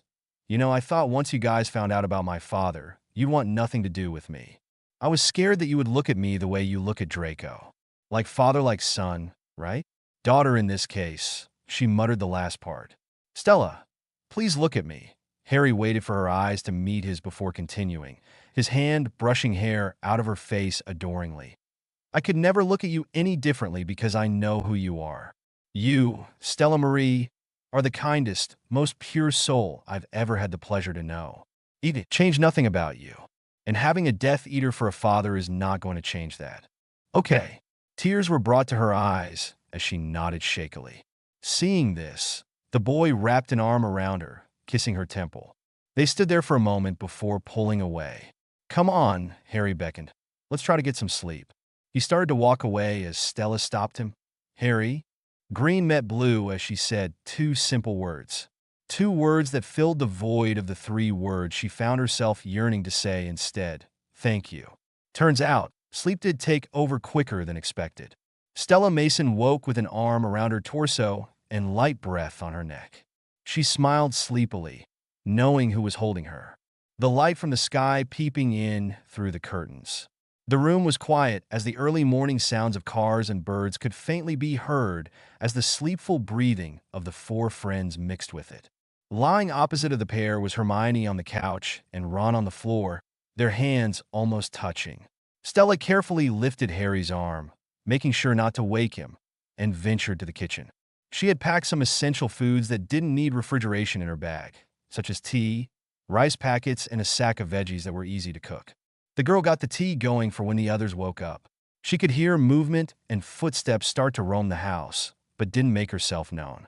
Morning, Hermione greeted her best friend, stifling a yawn. Morning, Mione. Yeah. The Granger immediately nodded and took the cup from Stella's hands. Harry? Stella? Hermione, where are you? Ron called from upstairs. I think I've found something. The two girls eagerly went their way to Ron, meeting Harry along the way as they saw Ron stand in front of a bedroom door. Stella looked inside to see this room looking similar to Sirius' room. The walls were scratched, the bed unmade. It looked horrible. Lovely, she muttered sarcastically. The door suddenly started to close on her. She stepped back to see Ron pointing at the front door leading to the room. Hermione squinted her eyes to read the dark sign, Regulus Arcturus Black. The four reconvened in the kitchen as Stella poured 2 more teas for the boys. The sun had completely risen by that time, bringing more light into the room. Harry brought out the fake locket to read the note that was left behind with it. I know I will be dead long before you read this. I have stolen the real Horcrux and intend to destroy it. R.A.B. is Sirius's brother? Yes, Hermione answered Ron. Question is, did he actually destroy the real Horcrux? Silence filled the room as they all sat in thought. Their thoughts were interrupted by a clanging in a nearby cupboard. Harry got up from his seat and walked cautiously toward the cupboard and opened it. Inside the cupboard was Creature. Harry dragged the house elf out and pushed him to the center of the room. You've been spying on us, have you? Creature blinked, unfazed by Harry's harsh tone. Creature has been watching. Maybe he knows where the real locket is. Hermione spoke up. Harry nodded and grabbed the fake locket from the table. Have you seen this before? It's Master Regulus' locket, Creature grumbled. But there were 2, weren't there? Harry persisted. Where's the other one? Creature doesn't know where the other locket is. Hermione stepped forward to speak again. Yes, but did you ever see it? Was it in this house? Creature suddenly snapped, launching toward the girl. Filthy mud blood. Death Eaters will come for you, The elf backed off as Ron came forward with a ladle. Blood traitor Weasley. Answer her, Harry demanded as Stella took the ladle from Ron's hand. Yes, Creature gravely revealed. It was here in this house. A most evil object. How do you mean? Before Master Regulus died, he ordered Creature to destroy it. But no matter how hard Creature tired, he could not do it. Where is it now? Asked Stella. Did someone take it? The elf nodded. He came in the night. He took many things, including the locket. Who did? Who was it, Creature? Mundungus, Creature whispered. Mundungus Fletcher.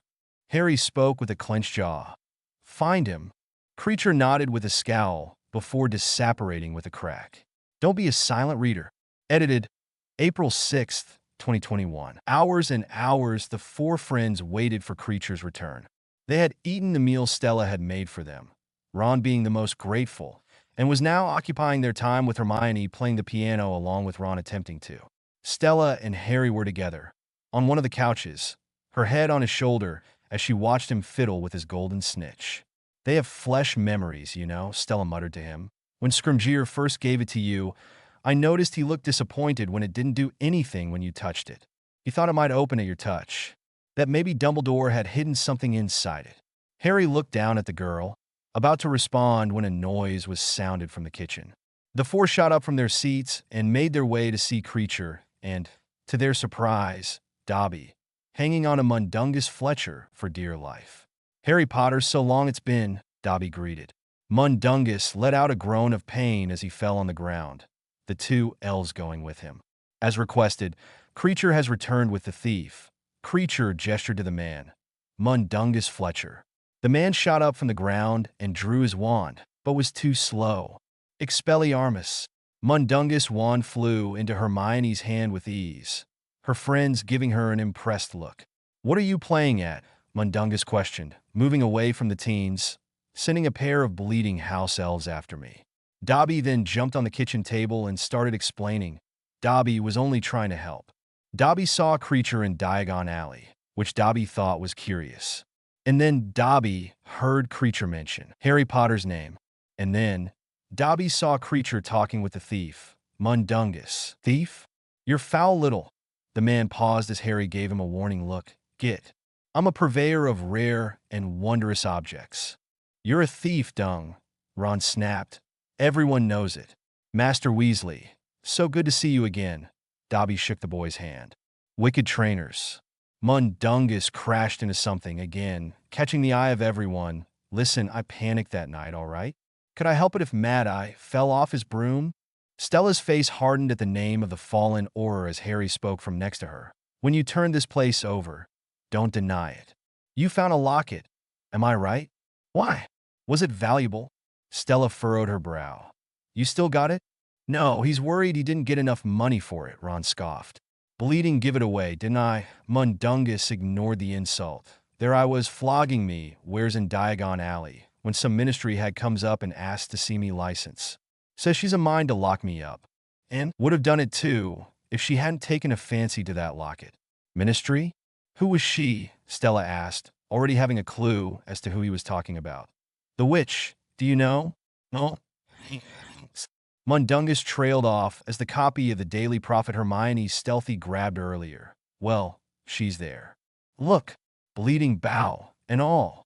The 4 friends and 2 elves gathered around to see the front page of the paper. The cover showed Dolores Umbridge, that familiar, sickly smile gracing her face. Well, Stella muttered, we can add that to the list of problems. It took a while for the 4 to solidify their plan to break into the ministry. They sat together the same night of finding Mundungus and came up with the plan they had been preparing for. To break into the ministry undetected, Polyjuice Potion will be used to disguise themselves. A quick plan to grab the locket, somehow, from Umbridge and leave. Sounds simple, but they know it won't be in the slightest. Stella and Hermione worked on the potion, which took a whole 2 months to make. Polyjuice Potion was very difficult to brew in a school full of ingredients, much less an abandoned house that no one outside the Order knew about. When the potion was finally brewed, the next part of their plan was to get the 4 ministry workers they were going to be disguised as. They picked an abandoned building outside the entrance to the ministry in London, and stealthily picked 2 men and 2 women, putting sleeping spells on them. Stella glanced down at the 4 sleeping wizards in front of her. She watched as Hermione plucked the hair of the last person and placed it into the last flask. They stood in a line as Hermione gave them their flasks. Right. Remember what we said. Don't speak to anybody, unless it's absolutely necessary. Just try and act normal. Do what everybody else is doing, and with a bit of luck, we'll get inside. And then, it gets really tricky. Correct? Hermione nodded to Stella. This is completely mental, Harry said. Completely. The world's mental, Ron decreed. Come on, we've got a Horcrux to find. Within minutes, the 4 were transformed and changed and made their way out of the alleyway together, going their separate ways only when the girls and boys had different entrances, which were cubicles, and Stella thought that was quite gross. The 2 girls couldn't believe this was what ministry officials had to do to get to work every day. Crouching down in the toilet, Stella flushed herself and was transported to the main hall of the Ministry of Magic. Even under the new administration, the building was buzzing with people everywhere. The atrium seemed darker than it was the last time Stella was there. A giant black stone replaced the golden fountain with a sculpture of people, Muggle Stella guessed, being crushed under the stone on top of them. At the bottom, the stone was engraved with the phrase, "Magic is might." It made Stella sick. She felt for Hermione, who came up next to her and stared at the stone in front of them. PST, the 2 girls heard from next to them. They looked to see Harry and Ron in their disguises coming up next to them. Are those Muggles? Hermione spoke, sounding very disturbed. In their rightful place. Gotta tell you, I'm starting to freak out a bit. Girls, Harry spoke with clenched teeth after Ron. How long did you say this batch of Polyjuice would last? We didn't, Stella sighed. wanting to get a move on and get out of there as soon as possible. Come on, let's get going. They joined an assortment of witches and wizards in the elevator. The golden gates crashed closed as it started to move. Soon, they were the only ones in it, until they heard a voice. Catermole. Stella's stomach dropped. Whoever this was and what they wanted, it wasn't going to be good. It's still raining inside my office. Yaxley growled. His name was heard in greeting, but was ignored. That's 2 days now. Ron looked around nervously. A sweat broke on his forehead. Have you tried an umbrella? You do realize I'm going downstairs, don't you, Catermole? Downstairs. To interrogate your wife, the Death Eater deadpanned. Now, if my wife's blood status were in doubt, and the head of the Department of Magical Law Enforcement needed a job doing, I think I might just make that priority. You have 1 hour. He then left their sight, making everyone let out a breath they didn't know they were holding as the lift moved up again. Oh my God, Ron muttered. What am I going to do? My wife's all alone downstairs. Harry rolled his eyes, but kept his head forward. Ron, you don't have a wife. All right. Level 2, Department of Magical Law Enforcement, including the improper use of magical office, or a headquarters in Wisengamot. The lift stopped as Ron spoke again. The golden bars opened. How do I stop it raining? Try finite incantum, Hermione said. This is you, Ron. With a slight push from Harry, Ron left the lift and started roaming around the floor, trying to make it seem like he knew what he was doing. The golden bars closed once more and began moving once again. Level 1, Minister of Magic and Support Staff. Before the bars opened, Harry spoke quickly. I say if we don't locate Umbridge within the hour, we go find Ron and come back another day. Deal? Yes, the 2 girls agreed. The bars pulled apart as the 3 went face to face with the woman herself. A clipboard in hand, Umbridge looked at the 3 people who were disguised with a pleased smile. Ah, Mafalda. Travers sent you, did he? Hermione, seeing the woman was talking to her, responded, why yes. Good. We'll go straight down. The toad-like woman walked inside beside Hermione. Albert, Elizabeth, are you getting out? Slowly, Harry and Stella stepped out of the lift, glancing back at Hermione's panicked face before it disappeared. Stella breathed shakily. And then there were 2. We don't leave each other's side, okay? Absolutely. The 2 walked along the corridor, passing wooden doors with small plaques showing different names and job titles. They passed a different corridor that led to a huge room with rows upon rows of desks, occupied with workers. Stella and Harry watched mesmerized as they flicked their wands back and forth, bringing paper along with them with each movement. The workers moved in perfect unison, not one person behind the rest of them. What caught the pair's attention was the door that was overseeing the ordeal, the office they had been looking for all along. Dolores Umbridge, Senior Undersecretary to the Minister. Below that, in smaller writing read, Head of the Muggleborn Registration Commission. Stella didn't know what registration meant, but she kept a mental note to herself to pretend Hermione was her half-blood cousin from now on. Harry planted a strange object as a decoy for them to enter their old professor's office and activated it. Black smoke erupted with a bang, giving Stella and Harry their cue to enter the office without being seen. The office looked exactly like the one she had back at Hogwarts, not a cat plate picture out of place. Stella shuddered at the sight before following Harry's lead. While looking around, Accio Locket, Harry tried, but nothing seemed to happen. Stella expected as much, knowing Umbridge was indeed a toad, but not stupid. She most likely put protective enchantments and charms on her office in case of a break-in, like the one happening now. Stella, Harry called, come look at this. The Mason came up next to Harry, who was in front of a cabinet filled with papers. They were files of everyone who was close to Harry in his life. Mr. Weasley, Hermione, Ron, and herself were found. Others like Sirius, Dumbledore, and Mad-Eye were also there, but they had a red X crossed on them. Now she truly understood why Hermione let her parents forget her and leave. They were keeping tabs on everyone. Not finding anything useful, the 2 teens made it out of the office without issue. Though being stopped by the monitor was a thing, but nothing happened with it. They found an empty lift, grateful no one joined them, and went on their way down to the courts to meet Hermione and grab Ron as well. The lift rattled to a halt on level 2, and a soaking wet and disheveled disguised Ron came into the lift, not noticing his two friends were staring at him with wide eyes. "Morning," Ron greeted as the lift started moving again. "Ron, it's us." "Harry." "Stella." "Blimey, I forgot what you looked like." "Where's Hermione?" "She's gone down to the courts," Stella answered, "with Umbridge." The doors opened, and the three got out uneasily. They'd been here before. 2 years ago. Stella shivered at the hallways of the Department of Mysteries. The three disguised friends walked down the hall, the air getting colder and colder, it seemed, with every step they took. As they got closer to the courts, they could feel the sense of hopelessness and despair filling them. Stella looked up to see 20 to 30 Dementors floating along the roof, itching to come down and perform their infamous kiss. They got to the doorway of the main courtroom, instantly setting their eyes on Umbridge. A disguised Hermione sitting at her right side, the same nervous look on her face as before they were separated. Mary Elizabeth Cattermole. Umbridge started from her chair, overlooking the trial. The poor small woman cowered at the woman's voice, and Stella couldn't blame her for doing so.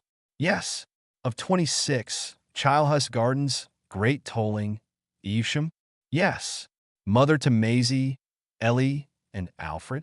Wife to Reginald." Mrs. Cattermole turned her pale face toward the three people at the doorway. "Reg?" Harry subtly shoved Ron forward, who shakily placed a hand on his wife's shoulder. By now, all four teens had seen what was gracing Umbridge's neck. "The Horcrux, Mary Elizabeth Cattermole?" "Yes. A wand was taken from you upon your arrival at the Ministry today." "Is this that wand?" Umbridge held up the wand, and the woman question nodded. "Would you please tell the court from which witch or wizard you took this wand?" "I didn't take it," Mrs. Cattermole implored. "I got it in Diagon Alley at Ollivanders when I was 11. It chose me." "You're lying. Wands only choose witches, and you are not a witch." Stella felt sick to her stomach at the words that left Umbridge's mouth. "But I am," Mrs. Cattermole sobbed. She turned to Ron. "Tell them, Reg, tell them what I am." Stella noticed from her peripheral that Harry began to move. She stayed in her place in case they needed a quick getaway. She watched as Harry withdrew his wand. "What on earth are you doing, Albert?" "You're lying, Dolores." Harry spoke as his face began to turn back to normal, and one mustn't tell lies. Stupefied, a flash of red was all it took for Umbridge to slump in her seat. Ron took out Yaxley with the same spell, Hermione snatching the locket off of Umbridge as they all ran back to the lift, Dementors following them. The golden bars shut, but it was too late. The Dementors began to suck the souls of everyone in the lift before Harry shouted, "Expecto Patronum." Stella felt herself turn back to normal as she caught her breath, feeling the lift move back to the main floor of the Ministry. The floor was even more packed than before, keeping their heads down to not be recognized. Harry, Hermione, and Stella stopped when they noticed Ron wasn't following them. They turned back and observed the scene. "Mary, go home. Get the kids.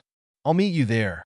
We have to get out of the country, understand?" Ron instructed. The woman nodded in response. "Mary, do as I say."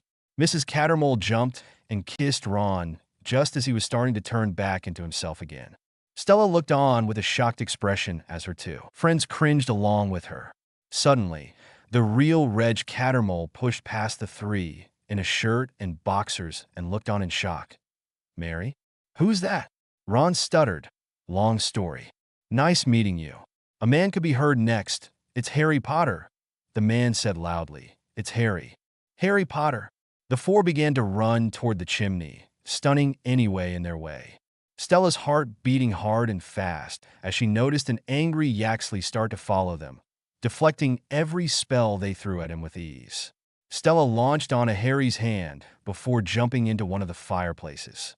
As they all started to disapparate together, Stella could see the doors of Grimmauld Place, only being dragged away from it at the last second. The last thing she heard was a scream before everything went black.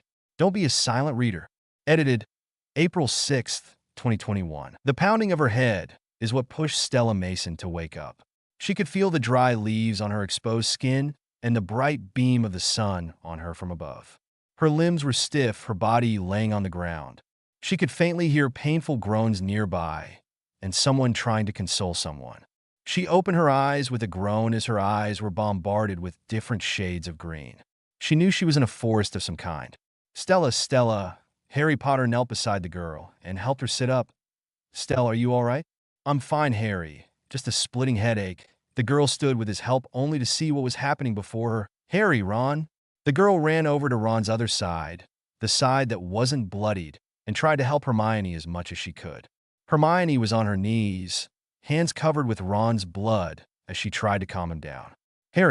Harry, quickly in my bag, Hermione spoke urgently.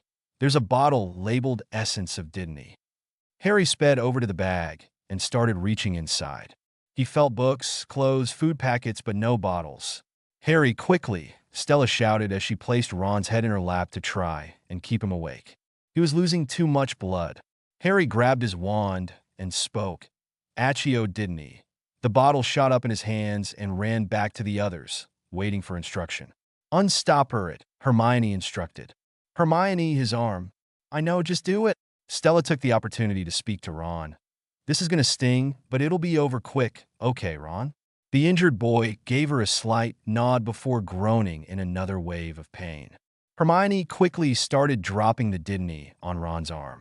What happened? Harry questioned. I thought we were going back to Grimmauld Place. We were. Hermione wheezed as her breath got choppy, continuing to mend Ron's wound. We were there, but Yaxley had hold of me, and I knew once he'd seen where we were. He couldn't stay so. I brought us here, but Ron got splinched. Ron's wound finally mended as well as it could, but it still looked quite painful. The boy relaxed into Stella as Hermione took several deep breaths. The Granger glanced at her bloodied hands before standing on her weak knees and chanting spells around them. Salvio Hishia, Protego Totalum. What are you doing? Protective enchantments, Hermione answered Harry. I don't fancy another visit to Shaftesbury Avenue, do you? Harry, you can get going on the tent, Stella spoke calmly as she wrapped Ron's arm. His head was now rested on top of her jacket. Tent? Where am I supposed to find a tent? It was the next morning, and the four friends were as refreshed as they could be. Stella Mason was the first one up and prepared tea for when the others woke up like she always did. The weather was as nice as early October could be. The sun was out, and the wind wasn't too harsh. At night, however, was a different story. Stella greeted her friends one by one as they woke up and got ready for the day ahead of them, giving Harry a kiss on his cheek as she passed him a cup of tea. Today was the day they were starting to destroy the Horcrux they had obtained only a day before. They went to the clearing outside the tent and staggered, getting ready to shoot spells at the locket. You first, Hermione nodded to Harry, her wand in hand. Discendium, Harry exclaimed. The spell hit the locket straight on, but appeared to have no damage done to it. Stella furrowed her brows and stepped forward, incendio. The locket caught fire, but didn't break. After witnessing this, Harry shot spell after spell angrily, but nothing worked. He sighed before taking the locket before putting it around his neck. What are you doing? Hermione asked cautiously. We have to keep it safe until we find out how to destroy it. Seems strange, mate. Ron spoke up, his arm in a sling. Dumbledore sends you off to find all these Horcruxes, but doesn't tell you how to destroy them? Doesn't that bother you? Ron's question was left unanswered. As the day went on, everyone seemed to be doing their own individual things and their own thoughts. Ron was inside the tent, laying down and listening to his radio for any news. Hermione was inside as well, reading the book Dumbledore had given her for any clues. Stella was gathering leaves and sticks for a fire they were going to make later when it starts getting colder out. And lastly, Harry was sitting outside on his turn 4. Watch. Stella had expressed her concern for Harry to Hermione when she saw the effects of the locket, but there was really nothing they could do. If Harry wanted to wear the locket, they couldn't stop him. Stella began to walk back with her pile in hand when she noticed the state of Harry. His eyes unfocused, breathing heavily as he leaned into the tent. Having seen this a few times, she knew what had happened. She put down the pile near the tent before walking over to the boy. I thought it stopped, she sat in front of him. You can't keep letting him in, Harry. He ignored her scold. You know who has found Gregorovitch? The wand maker? He wants something that Dumbledore used to have, but I don't know what, the boy explained, starting to pan as he recalled what he saw. But he wants it desperately. I mean, it's as if his life depends on it. Static cracked from inside the tent. making Harry flinch his head toward the inside. "Don't," Stella told him loudly. It comforts him. "It sets my teeth on edge." What's he expecting to hear? Good news? The Mason paused, then sighed. "I think he just hopes he doesn't hear bad news." Harry stood, wiping the dirt off his hands on his jeans. How long? Before he can travel, he didn't get a definitive answer, or an answer at all, causing him to shoot her a frustrated look. "I'm helping Hermione as much as I can." "You're not doing enough?" Stella sat there in shock as Harry walked out of her sight. He had never, ever spoken to her like that, and she didn't like it. Not one bit. "Take it off." Harry stopped walking to face the girl. "I said take it off now." As soon as the necklace was passed to Stella from Harry, she immediately felt its effects but didn't let it show, not wanting him to fuss. She could tell he instantly felt lighter now, that the locket wasn't weighing him down. "Better?" "Loads." Harry spoke softly and truthfully. Stella smiled smallly at him before caressing his cheek. "We'll take it in turns, okay?" She received a nod, and she took the opportunity to go back inside the tent, her smile disappearing as soon as she turned around. The sound of consistent beeping is what woke Stella up, or so she thought. She was awake. The last thing she remembered was falling asleep on her bunk with a blanket draped over her. The beeping was somehow familiar to the girl as she lifted her head off of a soft surface, her eyes blurry with sleep. Her vision focused to see, not the tent in the woods, but her mother. Celine Mason laid before her, sleeping peacefully, her face pale. Stella looked at her late mother with wide eyes and looked around, frantically to see where she was. She was in the same hospital where she watched her mother die. But her mother wasn't dead. Not there, not. Wherever she was now. She sat in her seat, breathing labored as she tried to assess her situation, when suddenly, the beeping got more rapid. The only thing was her mother didn't move when the beeping increased. She didn't open her eyes. She didn't twitch a finger. She just laid there. And then the dreaded sound of a single beep filled the room. Stella's eyes filled with tears that rapidly fell as she watched her mother die before her again. Her mother was gone. Heavy footsteps came toward her, and before she knew it, her father took her by the shoulders, eyes filled with rage, spit coming from his mouth as he spoke. "What have you done? What have you done?" he screamed, shaking her shoulders with a hard grip. Stella's sobs were unnoticed. "You useless idiot girl! You killed your mother!" His screams continued as Stella started to mumble, willing herself not to listen. "No, no, no, no, no. No, no. Please. Stella. Stella, wake up. Wake up." Stella Mason gasped awake as she pushed whoever was trying to wake her. Her back hit the end of the bed frame as she panted heavily. Tears poured down her sweat-covered face as she willed her hands to stop shaking, yanking the locket off her body, the necklace landing on the floor.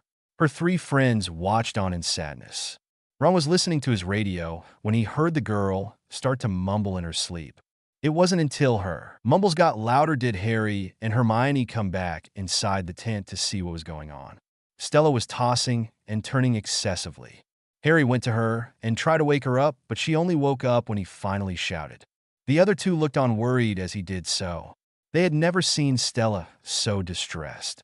The calm one of the group who always held them together finally let her fears get to her, and it was all because of the locket. Once she calmed down a little, she wiped her face with her sleeve and uttered, "Sorry."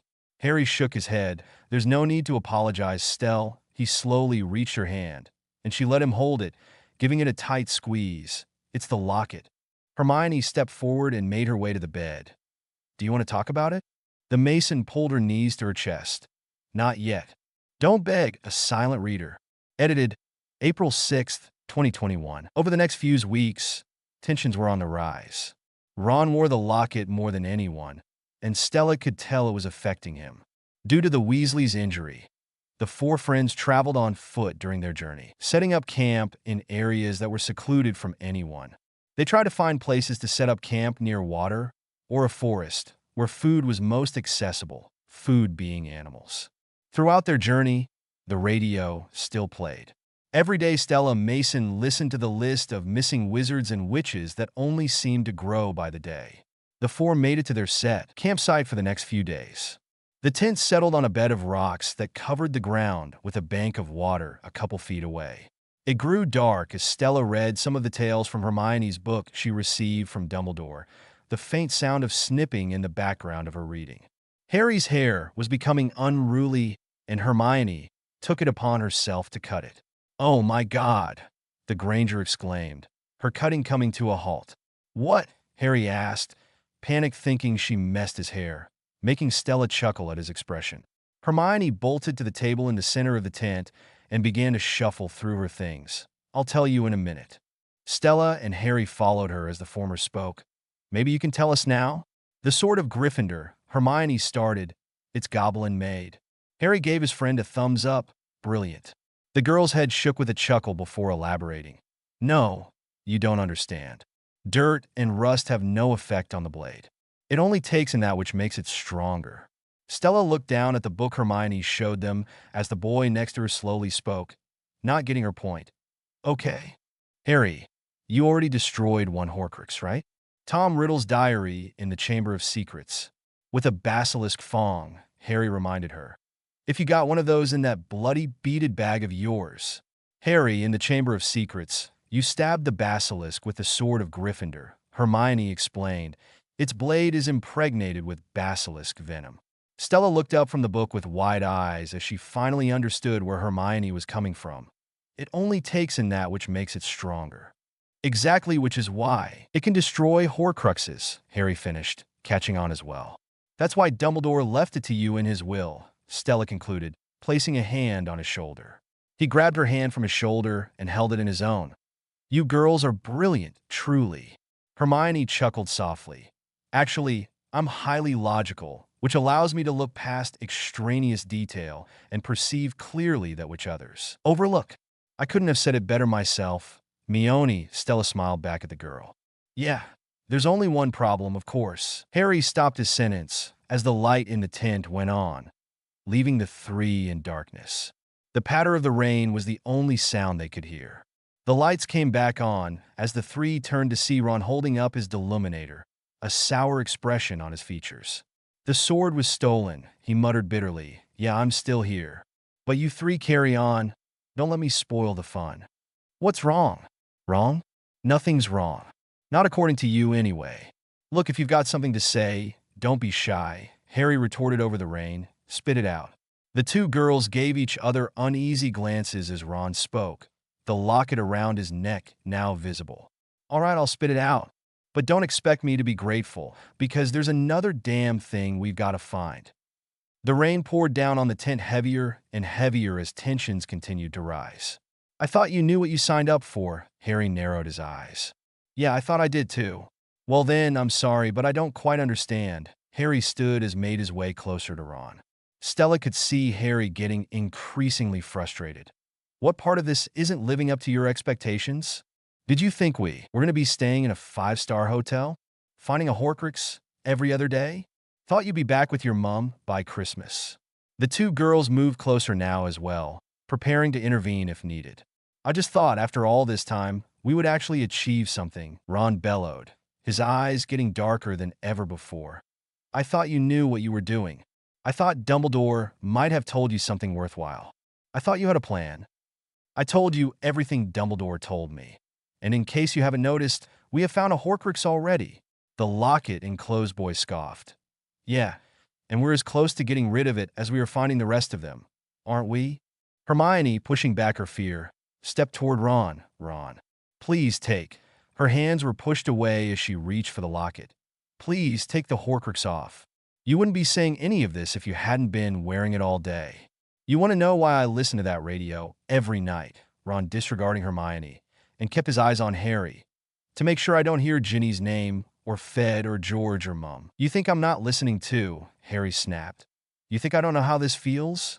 "No, you don't know how it feels," Ron yelled back, the girls flinching at the volume. "Your parents are dead. You have no family. It all happened so fast." 1 minute Stella was watching her friends have a row, and the next she was pulling Harry back from Ron to separate them before they could hurt each other. Hermione doing the same with Ron. "Stop it, both of you," Stella yelled, her arms around Harry. "Fine then, go," Harry shouted over her, stilling in Stella's grip. "Go then." Breathing heavily, Ron glared at Harry the whole time. yanking off the locket. He ignored Hermione's flinch from next to him as he gathered his stuff. "And you too," he directed to Stella and Hermione. "Are you coming or are you staying?" Stella scoffed, tears in her eyes, matching her best friend's. "Ron, are you joking? We all agreed to help Harry. I expected you to abandon him sometime soon. Father like daughter, right?" Stella's face fell as she took a step back in shock. Tears fell from her eyes, seeing that he didn't say that under the locket's influence. He said it all on his own. "Ron," Hermione called, appalled. "Fine, Hermione, I get it," Ron scoffed, glancing at her and Harry. "I saw you two the other night." "Ron, that's nothing," Hermione softly spoke, tears falling from her eyes, and followed the boy as he stormed out of the tent. "Ron, where are you going? Please come back." Stella and Harry stood in the tent in silence, listening to Hermione's pleas. They heard the sound of someone operating and held their breaths. Stella wondered if Hermione ended up going with him. Taking advantage of the silence, Harry made his way to Stella, grabbing her hand. "Stell, you know he didn't mean it." "No, Harry, he did," she interrupted numbly. "He meant every word." Before he could reply, Hermione stumbled back into the tent, tears-stained cheeks and shallow breathing. "He's gone," disapparated. No one said anything after that. Stella took her hand out of Harry's grip and went to bed without looking at anyone or speaking to anyone. Ron's words echoing in her mind. "Don't be a silent reader." Edited April 6th, 2021. For once, it seemed, Hermione was awake before Stella. Once the Mason woke up, her head pounded from the crying she did the night before. She sat up in her bunk to see Harry still asleep and didn't attempt to wake him. She didn't know how to act around the two after what Ron said last night. Not only did he insult her, but he insinuated that Harry and Hermione did something the other night that Ron didn't like. Did they kiss? Did they share an intimate moment? Stella was nervous to ask. She thought it would be best to ask Hermione while Harry couldn't hear the conversation. The Mason quietly walked over to her best friend, who was making tea with her back turned. "Nothing happened, you know?" Stella's eyes widened as she didn't expect Hermione to speak. She didn't realize her movements were that loud. Stell." Hermione turned to look at her best friend. "You don't actually believe Ron, do you? He saw me and Harry walking back to the tent when I almost encountered Snatchers, that's all." Stella didn't know what to say, too embarrassed to talk. She should have known that Hermione, or Harry, would never do that to her. Her and Harry weren't officially together, but they knew the feelings they shared toward one another, and Stella wouldn't do anything to jeopardize that. And she hoped Harry felt the same like she thought he did. "I'm sorry," Stella spoke softly, looking at her hands. "I shouldn't have thought anything of it, but Ron said a lot of things last night. And none of what he said is true," the Granger interrupted, her tone firm. "Nothing of what he said about you is true, Stell. And you know he didn't mean it. He didn't have the locket on when he said it, Mione." Hermione only gave her a hesitant response. "Well, the locket has lasting effects when you take it off, doesn't it?" Stella sighed, appreciating her friend's effort to make her feel better. "If you say so, Hermione." She took another look at the sleeping Harry. "I'm taking first watch," and walked out the tent without another word. After letting Hermione wait at the water bank for Ron for a few minutes, the three disapparated to another location. Once Harry woke up, he and Stella didn't speak, only nodding to each other as a greeting, both too awkward for their own good. The three landed in a rocky hillside. Hermione sniffled, knowing it'll be difficult for Ron to find them now that they moved to a different location. Stella sat outside with Hermione for some time, letting the distraught girl cry on her shoulder. Stella didn't go inside until Hermione told her to, saying she would take watch. The real reason being wanting Stella and Harry to talk to each other. The sun had set. The locket rested around Stella's neck. The girl ignored the look Harry gave her when she put it on. She knew he didn't want her to wear it ever since her nightmare, but she didn't care. She was completely down on herself. She sought comfort in herself as she sat on the steps leading to another bed in the tent, listening to a song playing softly on the radio Ron left behind. Stella didn't understand how Ron could leave it behind after not letting that radio out of his sight throughout his journey with them, but she guessed the rage inside him made him forget about it. Her thoughts were interrupted by a figure standing in front of her, a hand out for her to take. The Mason sighed and took Harry's hand reluctantly. The boy who lived reached and took the locket off her neck and threw it on a nearby bed without breaking eye contact. Harry, show. He shook his head, not letting her speak. He pulled her to the middle of the room, holding both of her hands, and started to rock back and forth with her, dancing to the music coming from the small, static radio. As they danced, Stella couldn't help but crack a small smile as they continued to dance. They moved in circles, twirled each other, and laughed like they had no worries in the world. They settled down as Stella laid her head on his shoulder as they rocked back and forth in a slow dance. The music faded away as reality snuck back in. They pulled away, just enough for their eyes to lock, and didn't speak, just drank each other in. Stella looked at every feature of Harry Potter's face and urged herself to remember them all. Harry caressed her cheek lovingly before leaning in and connecting their lips. The kiss was slow and full of care, pulling away soon after for air. The Potter had hoped he cheered her up, but her high spirits seemed to dim rather quickly. Stella looked down with a frown, before turning back to the entrance of the tent, feeling his eyes on her as she walked.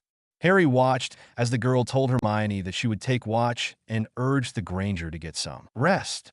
After their dance, Stella and Harry didn't talk to each other for the rest of the night. The next morning, Stella found herself sitting outside with Hermione, reading the book Dumbledore had gifted the latter in his will.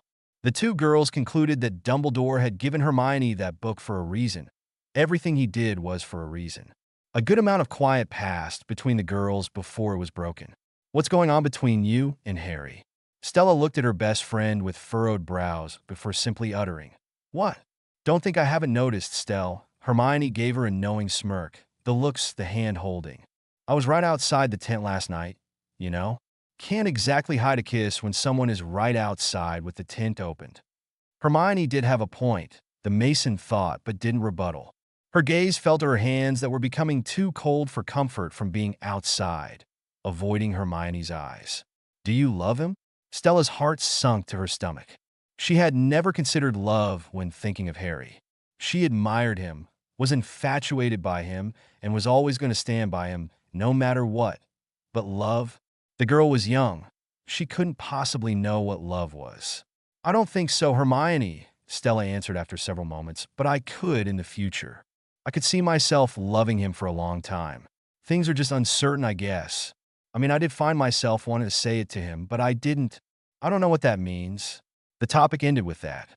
Hermione didn't want to meddle and say something that could influence Stella in any way. She understood where her friend was coming from, seeing as she was having the same fight in her head all the time regarding a certain redhead. They went back to scouring the book for any clues, and after some reading, they found one. "What's this symbol, Mione?" The drawing was made up of a triangular eye with a line through the center. "I don't know." "Hermione." "Stella." The girls turned their heads to see Harry come out of the tent, rushing toward the pair. "Stell, you were right. Snitches have flesh memories, but I didn't catch it with my hand. I almost swallowed it." Stella took the snitch out of the boy's grasp and examined it. "I open at the close," she read from the object. "What do you think that means?" Hermione shook her head, pondering. "I don't know. We found something as well." She grabbed her book and continued, showing Harry the symbol they had found. "At first I thought it was an eye, but now I don't think it is. It isn't a rune, and it isn't anywhere in Spellman's syllabary. Somebody inked it in. It isn't a part of the book. Somebody drew it." "Luna's dad was wearing that at Bill and Fleur's wedding," Harry observed. Stella furrowed her brow. "Why would someone draw it in a children's book?" Hermione, not having an answer, simply shrugged her shoulders as Harry spoke hesitantly. "Look, girls, I've been thinking," he started. "I want to go to Godric's Hollow. It's where I was born. It's where my parents died."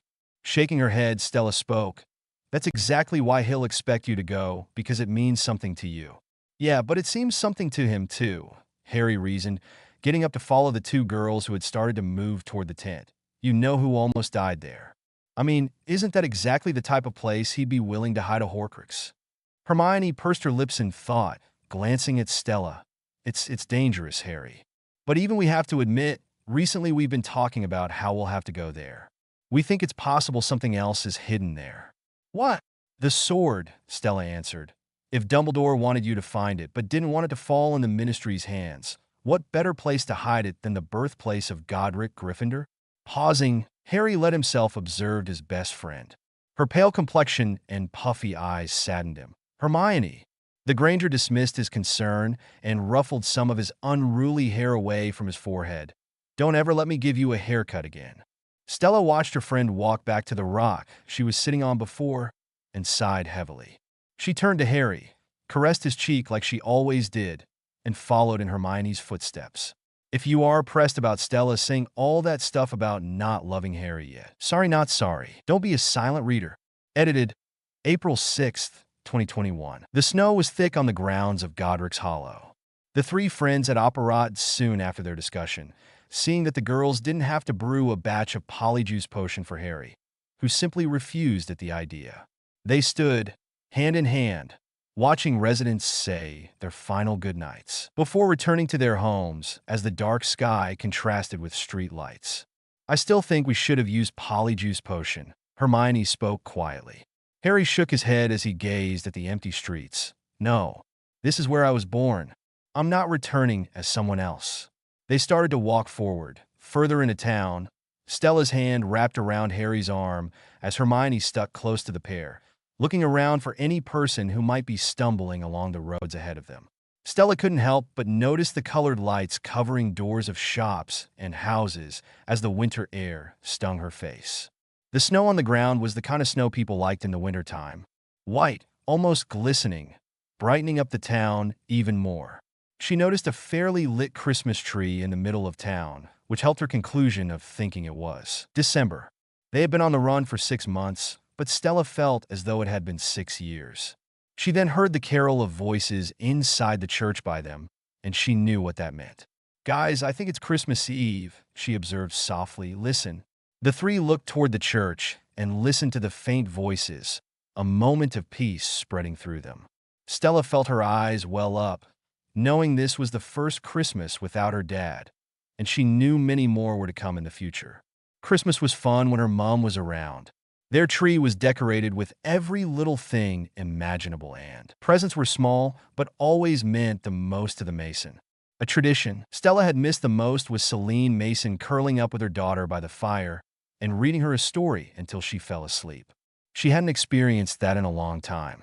Do you think they'd be in there, Stell? Harry's whispered question took her away from her thoughts. My mom and dad? The girl sniffled, bringing her hand from his arm to lace his fingers with hers instead. Yeah, I think they would.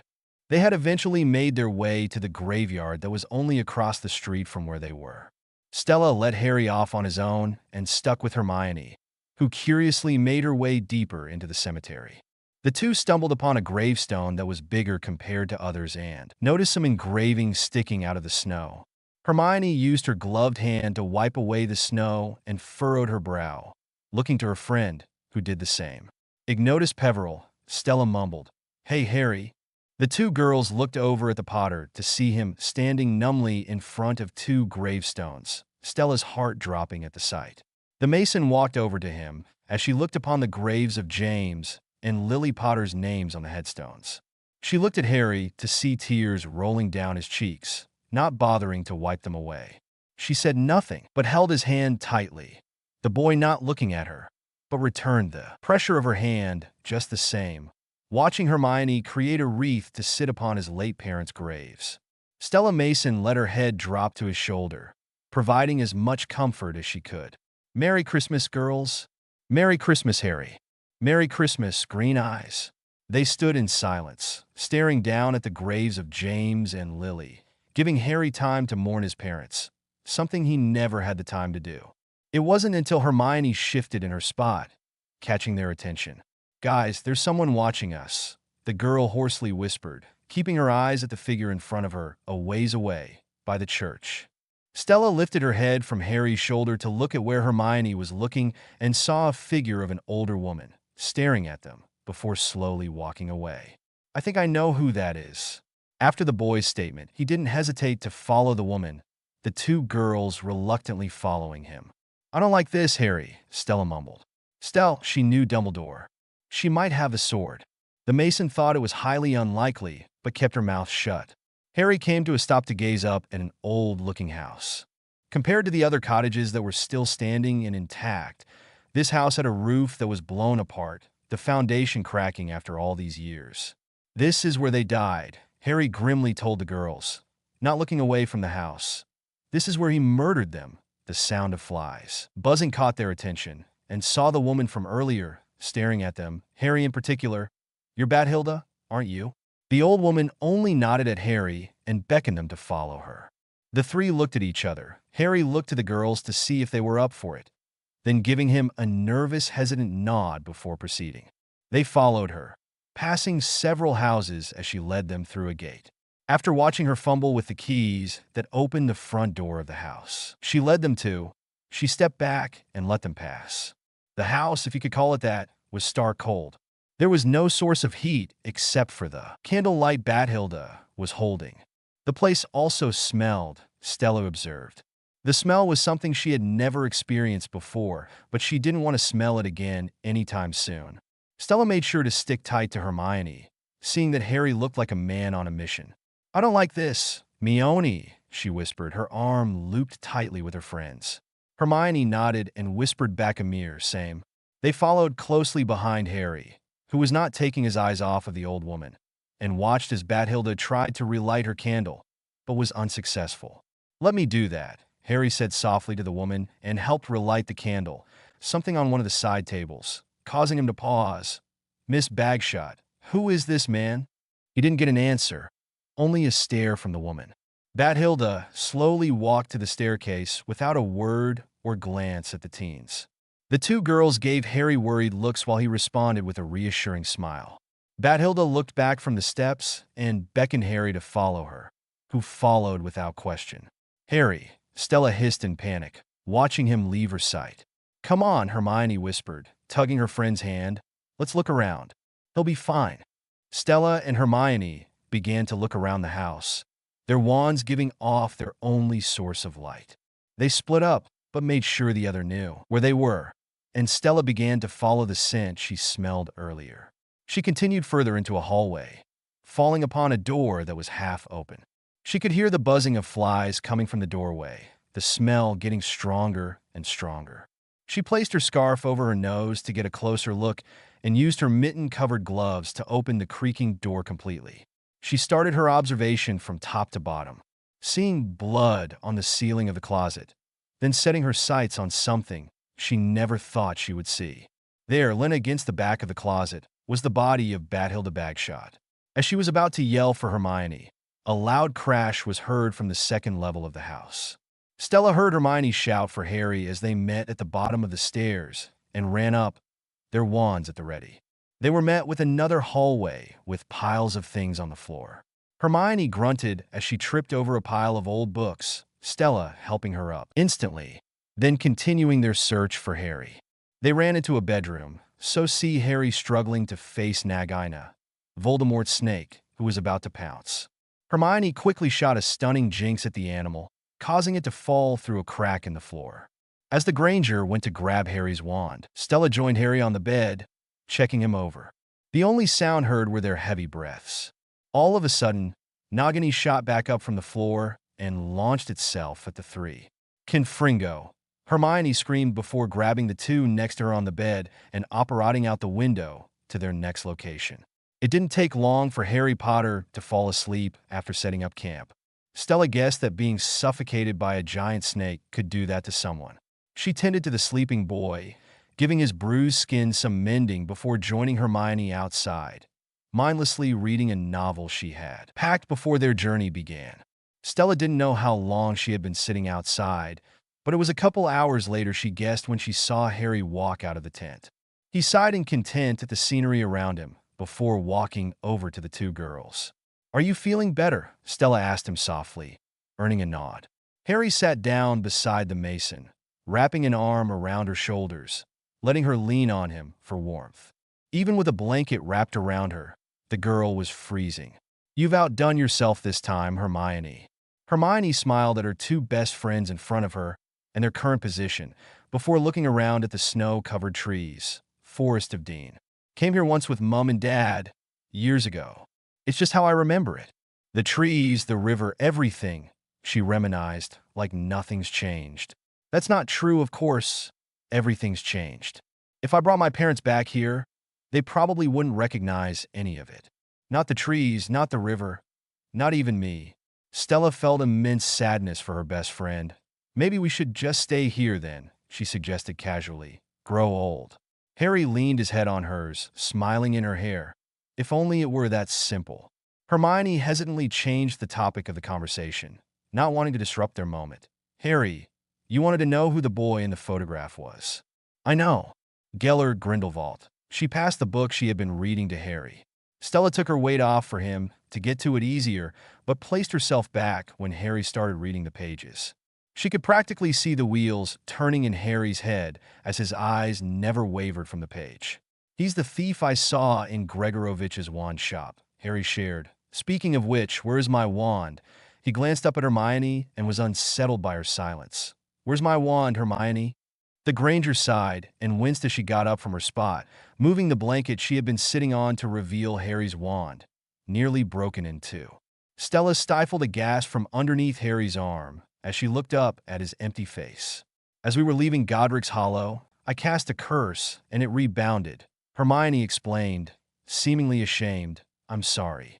I tried to mend it, but wands are different. It's done, Harry interrupted almost numbly. Leave me yours. Go inside and get warm. I'll take the locket as well. Harry, I'm fine. Stella, get some rest, okay? The boy kissed her forehead and sat back down on the snow-covered ground. Stella pursued her lips, debating whether to listen to him or not. But in the end, she did, and she didn't look back at him as she walked toward the tent. Love the starry moments. Don't be a silent reader. Edited April 6th, 2021. Hermione? Stella. Stella Mason awoke to Harry Potter, shouting her name from outside the tent. She didn't know what the time was, but by the light coming from outside, she suspected it was daytime, and she finally got a full night of rest. She didn't know what Harry had been doing for the rest of the night, remembering how he never came back inside after their talk the day before. Stella locked eyes with Hermione, who looked just as sleepy as she did, and slowly got out of bed. The Mason left the tent with Hermione following, close behind. Is everything all right? Stella asked while making her way toward Harry. It's fine, Harry answered, seemingly lighter than he was the day before. Actually, it's more than fine. As she made her way closer up the small hill, she noticed someone she hadn't expected to see, Ron. The Weasley didn't meet her eyes and responded back, Stella. His response was a put-off for her, but didn't mention it as she went over to Harry, who wrapped his arms around her waist from behind in comfort. She nuzzled into his neck, just noticing his skin and hair were quite damp. Before she could question it, Hermione showed herself, a blank expression on her features. Hey, Ron gleefully greeted, giving Hermione a small but hopeful smile. The blank expression turned cold as Hermione marched toward Ron. She grabbed his bag and started hitting the boy with it with every word. You complete. She dropped the bag, grabbed a handful of leaves from the ground, and pelted him with them. Arse, Ronald Weasley, you show up here after weeks, and you say hey? Harry and Stella were trying to keep their laughter at bay. Sassy Hermione was Stella's favorite. The laughter ceased when Hermione turned to face the couple in a flash. Where's my wand, Harry? Where's my wand? As she came toward them, Harry used Stella as a shield to hide himself. I don't know. Harry Potter, you give me my wand. I don't have it. How come he's got your wand? Hermione turned back to face Ron, who was brave enough to speak. Never mind why he's got my wand. She paused when she saw what Ron was holding. What is that? Ron held up the broken locket with pride. You destroyed it, Stella pointed out with a proud smile. Hermione narrowed her eyes. And how is it that you just happen to have the sword of Gryffindor? It's a long story. Harry called from his place behind Stella, no longer using her as a shield. The Granger didn't like that answer. Don't think this changes everything. She started her way back to the tent. Oh, of course not, Ron started, making her stop in her tracks and turn back around. I've only just destroyed a bloody Horcrux. Why would that change anything? Look, I wanted to come back as soon as I left. I just didn't know how to find you. Yeah, how did you find us? With this, Ron answered Harry, grabbing the deluminator from his pocket. It doesn't just turn off light. I don't know how it works, but Christmas morning I was sleeping in this little pub, keeping away from some snatchers, and I heard it. A voice. Your voice, Hermione, coming out of it, the Weasleys shared. Hermione crossed her arms with annoyance. And what exactly did I say? My eye asked. My name. Just my name. Like a whisper. The boy smiled. So I took it, clicked it, and this tiny ball of light appeared. And I knew. And sure enough, it floated toward me, the ball of light, and went straight through my chest, straight through me. Right here. And I knew it was going to take me to where I needed to go. So I just separated. Came to this hillside. It was dark. I had no idea where I was. I just hoped that one of you would show yourself. And you did. The smile that Ron gave Harry confirmed Stella's suspicion that something happened last night. They destroyed the locket together while her and Hermione were sleeping. One question remained in her mind. How did they manage to get the sword? Hermione's face had softened throughout Ron's speech, but didn't say anything back to him and walked back to the tent without another word. Stella made her way to follow her, but was stopped by Ron. Stella. She faced him with a defeated expression. You don't have to apologize, Ron. I don't blame you for thinking. I'm going to apologize because what I said was awful. Ron shook his head. Ever since you met us, you've always been there for us. And you didn't have to come with us, but you did. You're a great friend, Stella, and I am very, very sorry for what I said. She gave him a closed smile, nodded, and made her way back to the tent. His apology was accepted, but those words would be with her for a long time, whether she wanted them to or not. It was later that night when Hermione and Stella were outside while the boys were talking in the tent. The two girls had been coming up with a plan for their next move and were ready to present it. They had also discussed Ron's return, but the conversation was short. Stella, knowing Hermione, didn't want to talk about it. Stella followed her best friend into the tent to see the boys standing in the middle of the room and straightened up when they saw the girls. We need to talk, Hermione said. Ron stopped forward and nodded. Yeah, all right. The Granger stared at him for a moment before continuing. Stella, and I want to go see Xenophilius Lovegood. Harry cocked a brow. Sorry? See this. Hermione showed Harry a page from the Life and Lies of Albus Dumbledore, a book she had been reading for a while. It's a letter Dumbledore wrote to Grindelwald. Look at the signature. It's the mark again. The same symbol of the triangle. I replaced the A in Dumbledore's first name. It keeps popping up, Stella added, in Hermione's book in the graveyard at Godric's Hollow. It was there, too. Where? Outside Gregorovich's wand shop, Harry answered Hermione. Hermione sighed. Look, you've got no idea where the next Horcrux is, and neither do we. But this means something. I'm sure of it. Stella nodded as Ron spoke. Yeah. Hermione's right. We ought to see Lovegood. Let's vote on it. Those in favor. Awkward silence filled the tent as Hermione stared at Ron with narrowed eyes. She turned to Harry and Stella, raised her brows with a now bored expression, and made her way outside the tent. Ron hung his head. Is she still mad at me? She's always mad at you, Stella laughed before following after her best friend. That same night, Stella found herself taking a longer watch than usual. The snow on the ground had melted from the nicer weather that had started. She was surprised the weather was so nice for it being early January. If Stella was being honest, she had absolutely no idea what month it was. She had lost track. Who knew hunting for Horcruxes and disapparating all the time could leave someone so exhausted? But she knew they still had a long way to go. The feeling of someone next to her brought her back from her never-ending thoughts. Stella didn't have to look to know it was Harry Potter. He didn't speak as he looked on at the forest in front of them with her. Do you know what I dreamt of that night I had the locket on? Stella's gaze forward didn't waver as she spoke, but Harry turned his head to look at her, not expecting her to speak. You don't have to tell me, love. She couldn't help but crack a smile at the nickname. The pair weren't the type to give each other nicknames, but when he did call her something like that, she couldn't help but feel her stomach turn in knots. Well, if there's one person in this whole wide world I wanted to tell it to, you would be that person, she softly spoke, her hands laid in her lap, her legs crisscrossed. She took a breath in and continued. I saw her die again. It was like I was 9 again, but I knew I wasn't, if that makes sense. There I was, holding her hand, my back hurting from the uncomfortable chair I sat in so many times, and the beeping started. Her eyes stayed closed, her hand limp in mine. And she never spoke to me like she did all those years ago. She didn't crack a smile and tell me everything will be fine like she did. She just left. Then, all of a sudden, my dad appeared and started screaming at me. telling me that I killed her and about how useless I am. He just wouldn't stop, just repeating it over and over that it was my fault. And I guess that's when I woke up to you, holding me. She ignored her damp cheeks and kept going. You always seem to be the one that's there to hold me. And I'm so glad you are, Harry, really. Not being able to take it anymore, Harry muttered, "Oh, Stell," and brought her into his arms. Their position wasn't the most ideal for them, but neither cared. As she laid in his arms, tears falling on his shoulder, she couldn't help but think about the conversation she had with Hermione. Maybe, just maybe, she was already falling in love with him, and that scared her to death. Don't be a silent reader. Edited, April 6th, 2021. Stella Mason and Harry Potter didn't mention what happened the night before to their friends, for obvious reasons, but they knew something had shifted between them. The next morning, the four arrived to the Lovegood residence.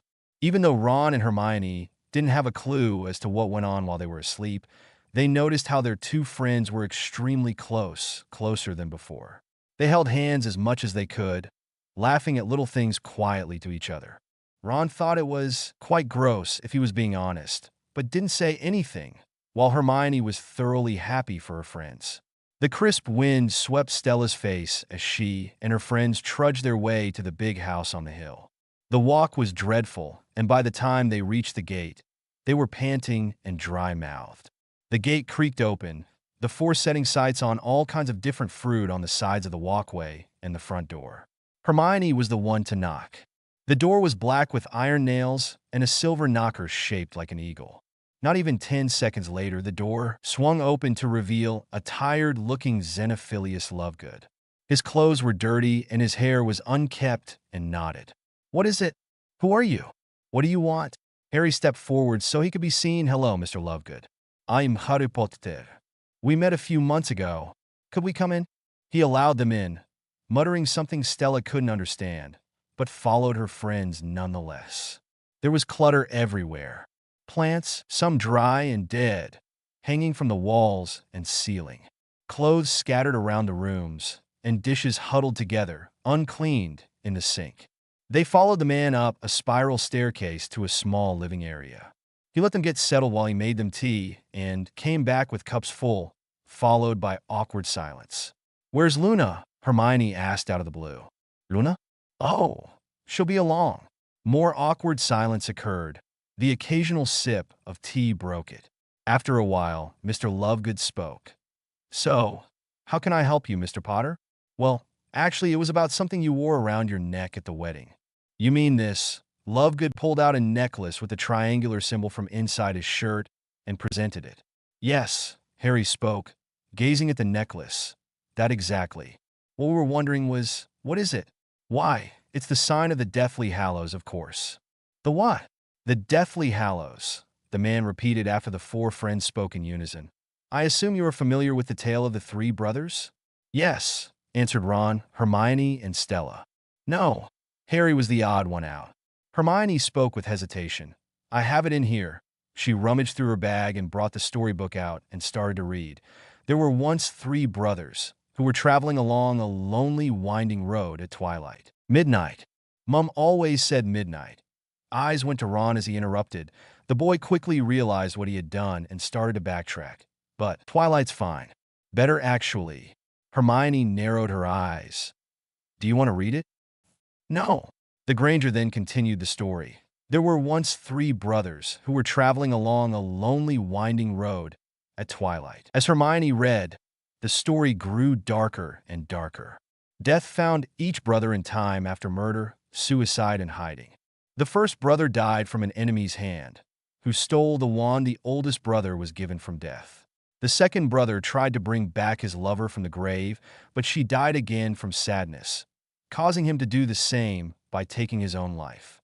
The third was able to live his life until he accepted death as an old friend, and after giving his cloak of invisibility to his son, he died in contentment. Stella thought it was a bit vain for it to be in a children's book.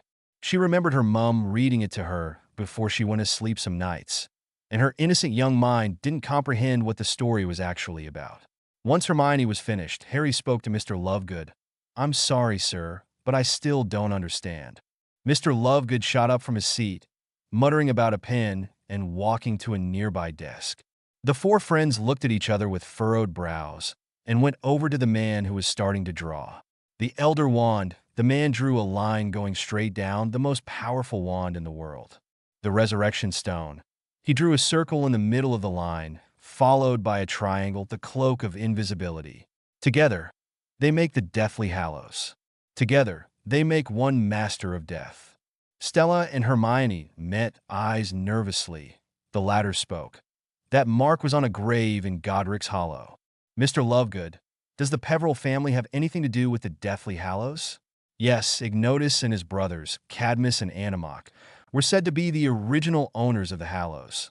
Lovegood pushed through the teens and started rushing with his words, and therefore inspiration for the story. I bet your tea's gone cold. The four friends watched him hurry down the spiral steps to the kitchen. Ron grabbed his bags first, everyone following him. Let's get out of here. I'm not drinking that stuff hot or cold. Stella went down the staircase with her friends as she spoke softly to Mr. Lovegood.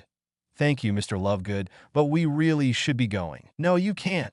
The Mason flinched, along with her friends, as they watched Mr. Lovegood mutter to himself before slamming himself against the wall. Sir? Mr. Lovegood shook as he turned to face them. You're my only hope. They've been angry, you see, about what I've been writing, he whispered, so they took her. They took my Luna. He walked over to Harry and caressed his scar. But it's really you they want. Who took her, sir? Harry removed the man's hand and asked. Voldemort. In an instant, black clouds started coming in and out of the house. Stella dropped to the floor with a scream, covering her head from the flying glass and random things in the house that were starting to fall apart. She crawled to meet her friends in the middle, and as soon as they all met hands, they operated away from the Lovegood residence. It was that moment that Stella knew that hiding was going to be 10 times as hard as it was before. Don't be a silent reader. Edited April 6th, 2021. Stella Mason knew they were safe, for the time being when she felt dry leaves and grass as she landed from operating. The forest seemed familiar, but didn't dwell on it. She didn't blame Luna's father for what he did, but that didn't mean she wasn't peeved about it. That treacherous little bleeder, Ron exclaimed. Is there no one we can trust? They kidnapped her because he supported me, Harry reasoned, helping Stella to her feet. He was just desperate. Ron didn't rebuttal. I'll do the enchantments. Stella started making her way to help Hermione with the tent when a smirking figure stopped her in her tracks. A snatcher wrung his hands greedily. Hello, gorgeous. She stumbled back away from him and glanced around her, seeing her and her friends surrounded. She didn't think twice and ran as fast as she could away from them, her friends thinking the same thing. Well, don't hang about. It's nothing. Stella ran as fast as her legs could take her, breathing as even as possible to preserve energy as he simultaneously shot spells at snatchers coming at her. She could hear explosions and grunts coming from every direction around her, but didn't mind it, focusing on getting as far away from the Death Eaters as possible. The Mason heard Ron grunt from next to her a couple feet away, but had to keep going. She finally found herself running towards Hermione, who shot a spell at a running Harry. The girls knelt beside him, Hermione taking his glasses. His face was engorged to hide who he really was. Stella could only pay attention to so much of what Harry was saying, only hearing that he knows that you know who found the Elder Wand. Suddenly, a snatcher grabbed Stella and forced her up to her feet, a tight grip around her chest, tugging her to the snatcher's chest. Don't touch her, yelled Ron as he watched Hermione being picked up, earning him a punch to the stomach. Leave him. Your boyfriend will get a lot worse than that if he doesn't learn to behave himself, the leading snatcher mocked before turning to Harry, who was being held by two men. What happened to you, ugly? What's your name? Dudley. Vernon Dudley. Check it, the man ordered before going over to Stella, who was next in line. And you, beautiful? Celine Bell. Half-blood. She wasn't confident in using Katie Bell's full name, so she chose her mother's first name just in case. The snatcher leaned him and caressed her cheek, her flinching at the feeling of his breath on her skin, taking a deep breath in relief when he left her alone. After going through everyone's name, he went back to Harry and paused. He lifted up Harry's ruffled hair to see a dent in the skin of the boy's forehead. Change of plan, he gasped with wide eyes. We're not taking this lot to the ministry. Stella had never been to Malfoy Manor, and it was exactly like she had imagined it to be. Dark and cold, no sign of life anywhere. She was still in the grasp of a Death Eater. Her arm was sure to bruise by the grip he had on her. They went up to the gate of the manor, where Bellatrix Lestrange showed herself on the other side. She took one look at the smudged scar on Harry's forehead and whispered 2 words. "Get Draco." Just as she arrived, she was tugged inside with her friends. Stella was held alongside Hermione and Ron as Bellatrix handled Harry, dragging him by his hair. The woman pushed him to his knees in front of the Malfoys. "Well," Bellatrix hissed at Draco. Draco bit his lip. "I can't be sure." Stella watched with choppy breaths as Lucius Malfoy came closer to his son. "Look closely, son. If we were the ones to hand Potter over to the Dark Lord, everything will be forgiven. It will all be as it was." The Snatcher holding Stella spoke as he shoved her to another Snatcher. "Now, we won't be forgetting who actually caught him. I hope, Mr. Malfoy. You dare talk to me like that in my own house?" Draco spoke again as his mother calmed his father down. "What's wrong with his face?" Bellatrix perked up. "Yes, what is wrong with his face?" "He came to us like that," another Snatcher informed. "Something he picked up in the forest, I reckon." Bellatrix stood, or ran into a stinging jinx. She spoke as walked closer to the girls. "Was it one of your doings?" She didn't get a response. "Give me their wands. Let's see what their last spells were." The woman ordered the Snatchers and laughed sickly. "Got you." Her laughter ceased as she laid her eyes on something in front of her. "What is that? Where's he get that from?" The Snatcher, holding Stella, not noticing the sinister look in her eyes, spoke without thought. "It was in her bag when we searched her." He motioned to Hermione. "Reckon it's mine now." Bellatrix suddenly snapped, raised her wand, and shot a jinx at the Snatcher, the man letting go of the girl who huddled next to her friends who were against the wall. Bellatrix continued to yell and whip the Snatchers until they were stumbling out of the room, winded and short of breath. "Sissy," Bellatrix hissed, "put the boys in the cellar. I want to have a little conversation with these two, girl to girl." Stella felt as if she couldn't breathe as she watched Harry and Ron being dragged away. Green met blue one last time before she couldn't see him anymore. Before she knew it, Hermione was pushed to the floor as Bellatrix brought her attention strictly to Stella and started hissing in her face. "Don't think I don't know who you are, Stella Mason. Your father is respected here. So, unfortunately, I can't touch you, but I can make you watch." The woman shoved Stella into the arms of Greyback and wasn't able to look away as Bellatrix circled her best friend.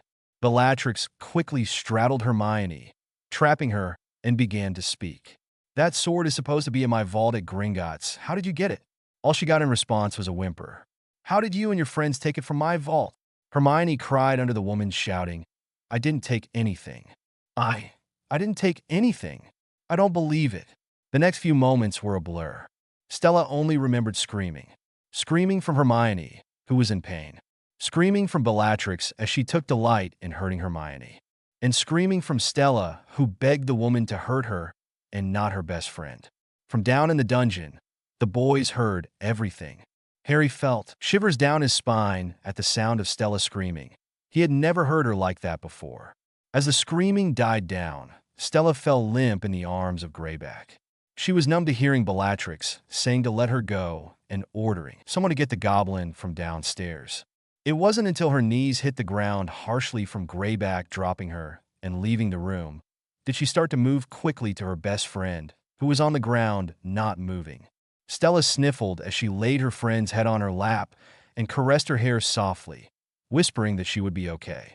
That went on for a while as Bellatrix interrogated the goblin. "You got lucky this time, goblin," she spat as she walked away and turned back to the two girls, her eyes locking with the Death Eater's daughter. "The same won't be said for you two." "Like hell," Ron muttered as he shot up from the stairs. "Expelliarmus!" The two boys dueled with the Malfoys until Bellatrix yelled, "Stop!" Harry Potter felt his breath cease as he saw Bellatrix Lestrange with a knife held against Stella Mason's neck. The Granger conjured enough strength to sit up and move away.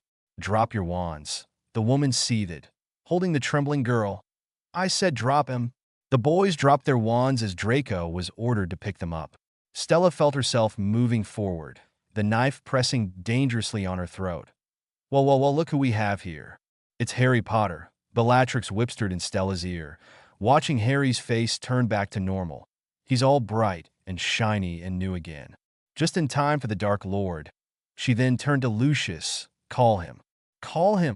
Lucius Malfoy brought up his sleeve to reveal his dark mark and started a summoning spell. It wasn't until a squeaking noise was heard from above did everyone stop to look up. Stella, who was forced to keep her head up, shakily smiled at Dobby, who was sitting casually on the chandelier, unscrewing it. Before anyone was ready, the chandelier started to fall. Bellatrix instantly let go of Stella, who shakily brought Hermione with her in time for the chandelier to crash to the floor, missing them by a millisecond. Hermione fell into Ron's arms as Stella went to stand next to Harry, who gave her wand. "Stupid elf," Bellatrix screamed. "You could have killed me." Dobby never meant to kill. Dobby only meant to maim or seriously injure. Narcissa Malfoy aimed her wand only for it to fly into Dobby's hand with a snap. "How dare you take a witch's wand?" Bellatrix screamed again. "How dare you defy your masters?" Dobby's face turned firm. Dobby has no master. Dobby is a free elf, and Dobby has come to save Harry Potter and his friends. And with that, they all joined hands and operated out of the manor, not noticing the knife Bellatrix pelted toward them. Stella Mason could first smell the salt of the water she had landed in. Her neck stung from where the knife faintly pierced her, and her head pounded from operating. She landed on her back and stared up at the sky, gray, covered with clouds. Not the color of blue in sight. Stella wondered if the sky would always look like that, dull and dreary. She could hear the others starting to get up, but for some reason, she couldn't. Coming down from the adrenaline she had, she could start to feel a slight sting in her stomach, making it hard for her to take deep breaths. She moved her head to the side to see her friends, who didn't notice her yet. She smiled at them, seeing they were all okay. Her stomach continued to grow tighter and tighter, and she couldn't help the groan that left her mouth. That seemed to get the attention of everyone. Harry Potter, Hermione Granger, and Ron Weasley could feel their hearts drop to their stomachs at the sight in front of them. There laid Stella Mason in the sand, with a knife sticking out of her stomach. They immediately ran to her. Stella could hear shouting all around her. She could faintly recall Harry telling Ron to get Bill and Fleur, which made her wonder where they were. She heard Hermione say something about getting her bag. She felt Harry cradle her against his chest, and the pain that came with it, and his comforting and pleading words sounding as if she were underwater. She felt tears fall down her cheeks as she tried to keep her eyes on Harry as she struggled to keep her eyes open. She heard footsteps coming toward her, seemingly in a hurry. And finally, she heard the cry of a bird nearby. She saw red wings coming toward them before everything around her went black. End of Act 3, Part 1. Don't be a silent reader. Edited April 6th, 2021. Stella Mason first came to when she could hear soft chatter coming from all around her. Her eyes were closed and her whole body was sore, but she was awake. Her mind caught up to her, reminding her of what occurred, making her want to keep her eyes closed forever. She didn't remember much of how Bellatrix Lestrange's knife found its way in her stomach, but it happened. And it hurt like hell. She also didn't know how long she had been asleep. It could have been a day, a month, she had no clue. She debated over opening her eyes for several minutes before she finally decided to make her awareness known. She felt a hand in hers, a thumb caressing her knuckles lovingly. A closed-lipped smile made its way to her face as she squeezed the hand gently. She heard a soft gasp as a hush fell through the room. Stella. Harry Potter was worried sick. He wouldn't leave her side, no matter the reason. She had been asleep for a week now. Hermione and Ron had spent a lot of the time with him, but left due to the need to eat and bathe. They had been successful in getting Harry to eat and bathe as well, but once he was done, he went right back upstairs. Their time by Stella's bedside was somewhat of a team meeting of sorts. They discussed their next move, where Horcruxes might be, and who they thought they could trust. They had also discussed if Stella, when she woke up, would continue to come with them to find Horcruxes. Hermione warned the boys, mostly Harry, that the Mason would stubbornly tell the group that no matter her injuries and the effects that came with it, she would be coming with them to finish what they started. It wasn't until Harry felt a hand squeezing his did his spirits rise. "Stella," he softly spoke, watching the sleeping girl intently. "Can you hear me?" There was a small groan. "Remind me to never get stabbed again. It's not fun." Her three friends chuckled breathlessly, relieved at the sight of their friend opening her eyes. They moved closer to the girl, while Hermione took her other hand. Harry spoke as he absent-mindedly ran his thumb against her knuckles. "How are you feeling?" "I'm fine," the Mason answered. She let herself gaze around the bedroom she was in. "Where are we?" "Shell Cottage," Ron explained. "Used to come here as kids. Now it's used as a safe house for the Order. Bill and Fleur are staying here currently. I knew we'd be safe here." Stella nodded as the boy before asking, "How long was I out?" Her three friends glanced at each other wearily before Hermione answered, "A week." "A week," Stella exclaimed in disbelief. "Well, what are we sitting around here for?" "We have to go. We have to." The girl tried to stand but stopped when a flare shot through her stomach, making her wince. "Stell," Harry sighed, helping her back to a comfortable position. "We can wait a few more days until you feel better. I'm not going to fight you with the hole. You're not going with us because you're too stubborn for that. And I'm not leaving you here." "But Harry—" "No, Stell. Saving the world can wait a few days." Stella sighed, but didn't argue. She was relieved to know she would be going with them, wherever they would go next. She picked her head up from the view of her hands after a few moments. "Can I ask a question?" Hermione chuckled. "Of course, Stell." Before I passed out, she started, "I saw this bird coming toward me, I think. Was I just imagining that?" The trio looked surprised to see she had remembered that. "It was Fox," Harry told her. "He flew down and healed your stomach almost all the way. Fleur did the rest with some healing spells and some of Hermione's, didn't he?" Stella furrowed her brows at the boy. "Fox? Dumbledore's phoenix, that I was left in his will? How the bloody hell did Dumbledore—" "Never mind." She mumbled the last part. Better not to question how Dumbledore knows, or knew, everything, or how he knew she would need the healing bird.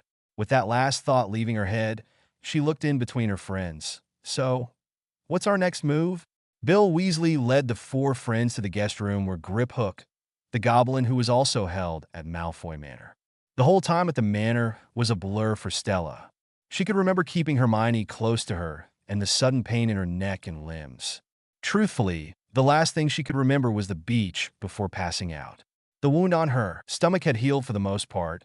Walking and going up and down stairs were fine, but she has yet to try jumping or any other existential movement. Stella stayed next to Ron and Hermione by the back of the room as Harry made his way to Griphook's eye line, who was sitting, hands folded, in a rocking chair. "How are you?" "Alive," the goblin bluntly answered the green-eyed boy. After a moment of silence, Harry spoke again. "You probably don't remember that I showed you to your vault at Gringotts? Even amongst goblins you're famous. Harry Potter," Grip Hook expressed with little emotion. "How did you come by this sword?" "It's complicated," Harry answered vaguely. "Why did Bellatrix Lestrange think it should be in her vault?" "It's complicated." Harry sighed as the goblin was just as vague as he was and gave in to sharing details. "The sword presented itself to us at a moment of need.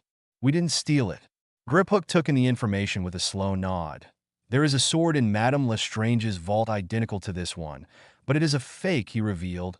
"It was placed there this past summer." "And she never suspected it was a fake," Stella spoke up and asked. "The replica is very convincing," Griphook answered without looking back at the girl. "Only a goblin would recognize that this is the true sword of Gryffindor." Hermione was next to speak. "Who is the acquaintance?" "A Hogwarts professor. As I understand, he's now headmaster." "Snape," Ron scoffed. "He put a fake sword in Bellatrix's vault." "Why?" "There are more than a few curious things in the vault," said Gringotts. "And in Madame Lestrange's vault as well?" Harry asked. Griphook smirked. "Perhaps." Harry ignored the menacing face of the goblin, sparing his friends a glance. "I need to get into Gringotts, into one of the vaults." Stella exchanged uncomfortable looks with Ron and Hermione, thinking to herself that Harry was treading on thin ice with the request. Griphook narrowed his eyes at the boy. "It is impossible. Alone, yes. But with you, no. Why should I help you? I have gold. Lots of it." Griphook seized his eyes on the sword in the corner of the room. I have no interest in gold. Tired of the back and forth, Stella stepped forward. We'll give you the sword if you get us into the vault.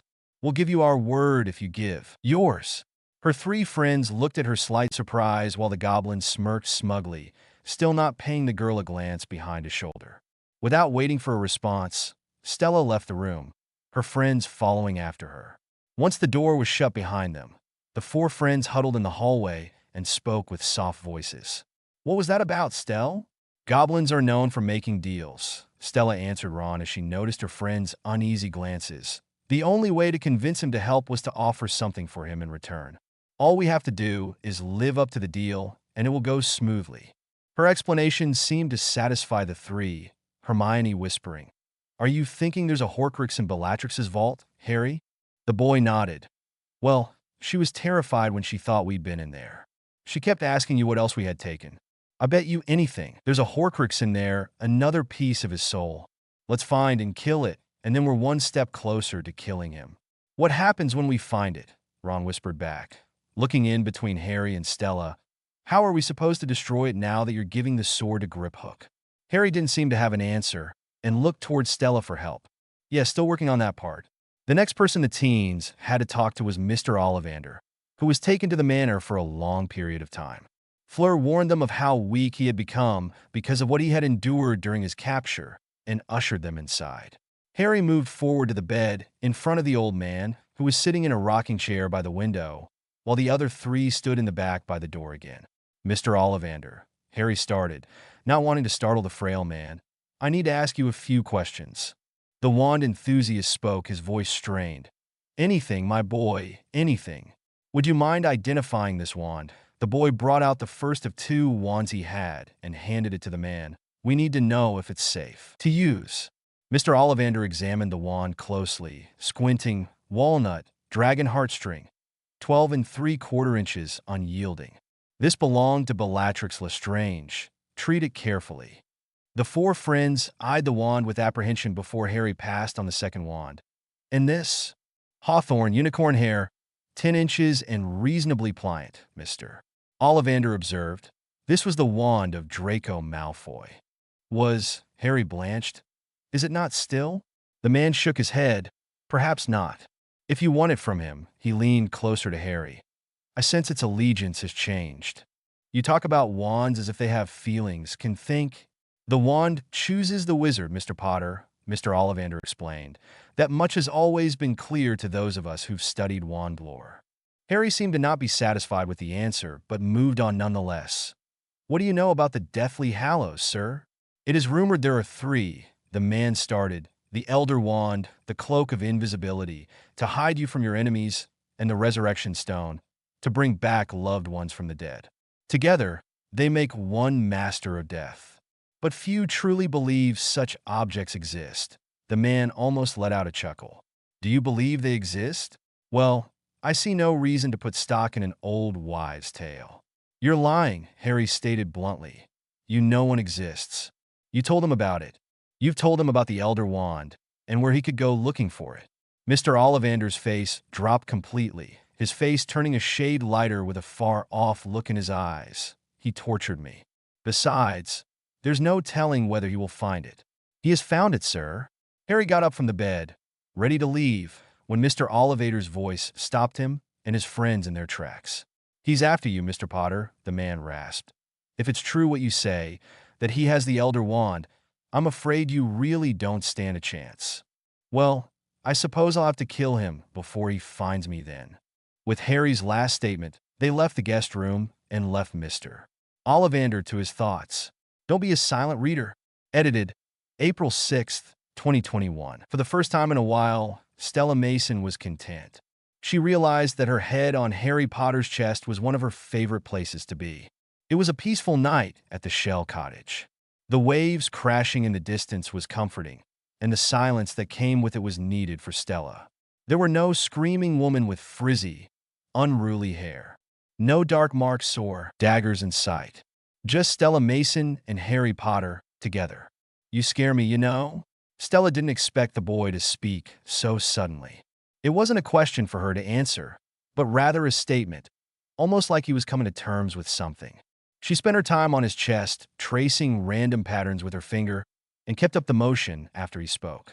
How do you mean? He ran his fingers softly through her hair. I've never felt anything like this for someone before. And that scares me. You scare me. Stella lifted her head with an incredulous expression. Way to win a girl's heart, Potter. The green-eyed boy chuckled and ushered her head down, content with her placement on his chest. You know, when I kissed Cho back in 5th year, you seriously suck at this. I felt nothing. I expected to get those butterflies in my stomach like everyone says they get, but I didn't feel any until you came along. The more I was around you, the more I wanted to be the one to make you smile, to hear your laugh, to know everything about you. And then I kissed you. Stella didn't know why he was saying all of this, but she wasn't complaining. All at once, I got these feelings in my stomach, my chest, my fingers, even. He chuckled to himself as he tried to explain, not noticing the glassy eyes before him. It was like as soon as I kissed you, I finally knew what everyone was talking about. It was magic. The Mason gave him a watery smile. Why are you saying all this, Harry? Because I don't know when I'm going to have the chance to say it. The boy spoke with utmost honesty and sincerity. It made the tears at bay start to fall down her cheeks, leaving stains on his t-shirt. She sat up abruptly to fully look at him and reached to stroke his cheek lovingly, taking in every detail of his face, before simply saying, I adore you, Harry Potter. Another week went by before the four friends were ready to leave Shell Cottage. Stella was grateful to the fact that while they were hiding at Grimmauld Place, her and Hermione brewed more polyjuice potion than she could count, extra vials just in case of needing them. There were 2 vials left, meaning 2 out of the 4 would be disguised. A week of resting was just what the Mason needed to get back to somewhat normal. She didn't feel any more pain, but she did cringe whenever she saw her scar in the mirror that was now permanently there. It wasn't too big. A horizontal line across the center of her stomach was something she could handle. It was decided that Hermione would be disguised as Bellatrix with Ron disguised as a Death Eater with her. Stella tried to fight the idea and volunteer herself for the task, but her 3 friends immediately shot her down. It was set to have Stella hide in the invisibility cloak with Harry and Griphook. It would be a tight fit, but there was nothing they could do about it. Helping Hermione get ready once she was disguised was uncomfortable, to say the least. The girls didn't speak, only the Mason helping zip up the dress Fleur provided and mess up the frizzy locks to make her seem as close to the real woman as possible. Once they were done, they met the boys at the top of the hill, overlooking the cottage. Well, Hermione started grabbing the boys' attention, her voice timid. How do I look? Ron didn't hesitate to give her a blunt response. Hideous. You can give that to Stella to hold. All right, Griphook, Harry told the goblin as Stella brought out her extension charmed bag. Griphook took out the sword and dropped it in, the girl closing the bag shut securely. We're relying on you, Griphook. If you get us past the guards and into the vault, the sword's yours. Stella felt like there was a part of the deal missing, but didn't have time to speak on it, as they were already operating away. The streets of Nocturne Alley were as dark and dreary as Stella could remember. Every building was closed and dark inside, indicating that everything was abandoned. The Mason made sure to stick closely to Harry under the invisibility cloak as disguised Ron and Hermione walked through the streets. Madame Lestrange, a man greeted Hermione. Good morning. The man gave her an odd look before making his way out of their eyesight. The cloak was ripped off the 3 inside as Griphook spoke first. Good morning? Good morning, the goblin scoffed. You're Bellatrix Lestrange, not some dewy-eyed schoolgirl. Ron stepped forward. Hey, easy. If she gives us away, we may as well use that sword to slit our own throats. Hermione nodded, looking frustrated and flustered. No, he's right. I was being stupid. Stella spoke next, keeping them on track. Enough with the dramatics. Let's do this. Griphook hopped back on Harry's back, and the cloak was brought over them once more. Hermione and Ron leading them to Gringotts. Once at the entrance, they entered the bank slowly and cautiously. Stella gulped as she watched Hermione struggle with walking in heels. Finally making her way up to the front desk, Hermione crossed her arms and spoke as evil as she could. I wish to enter my vault. Stella knew she should have been the one to do this. The head goblin spoke robotically, without looking up from his paperwork. Identification? I hardly think that'll be necessary. The goblin looked up, his eyes widening. Madame Lestrange? As the goblin left his desk, reasons unknown to them, Hermione spoke again. I don't like to be kept waiting. They know, Griphook whispered from Harry's back. They know she's an imposter. Stella glanced at Harry with wide, nervous eyes, hearing Ron whisper from outside the cloak. Harry? What do we do, Harry? A few moments later, the head goblin returned to his desk and began to ask Hermione to present her wand. Coming up with an idea, Harry lifted his wand and whispered, Imperio. An almost invisible mist shot out from his wand, wafting the goblin, letting him relax and lead them to the vaults. Once they were alone, they removed the invisibility cloak and crammed into a cart. Stella wasn't sure it was stable enough to hold everyone, but didn't comment on it. She could feel her heart race with nerves as the uncomfortable silence became almost unbearable. Suddenly, the mason could hear the sound of running water in the distance, growing louder by the second. Before anyone could do anything, a large waterfall poured on them. The cart came to a sudden stop as everything grew still. A red flashing light appeared, and before anyone knew, they started to drop. Before they could hit the ground, Hermione shouted, Arresto momentum! The group paused a few feet above ground before they dropped. Stella felt the gravel under her press against her cheek unpleasantly. She got up to her knees and accepted the hand Harry offered her. Once they were all up on their feet, they watched the cart, alarms still blaring, go backwards to the way they came and out of their sight. Harry's eyes widened as he looked back at his friends. Oh, you look like you again. The thief's downfall, Griphook informed. It washes away all enchantments. Can be deadly. Ron scoffed. You don't say. Just out of interest. Is there any other way out of here? No. What the devil are all you doing down here? The other goblin graveled. Thieves, he exclaimed before turning to Griphook. You gave up the keys, you? Ron shot out his wand. Imperio. A mist wafted into the goblin's face, making him compliant once more. A loud roar filled the silence, making Stella glance around nervously. The four friends followed the two goblins and were met with a large dragon. Bloody hell, Ron exclaimed. It's a Ucranian iron belly. As the dragon roared again, Griphook took hold of an object and started to rattle it profusely. The dragon recoiled. It's been trained to expect pain when it hears this noise. Griphook explained and handed Ron another object to rattle. That's barbaric. Stella silently agreed with Hermione as they continued to walk further into the vault hall.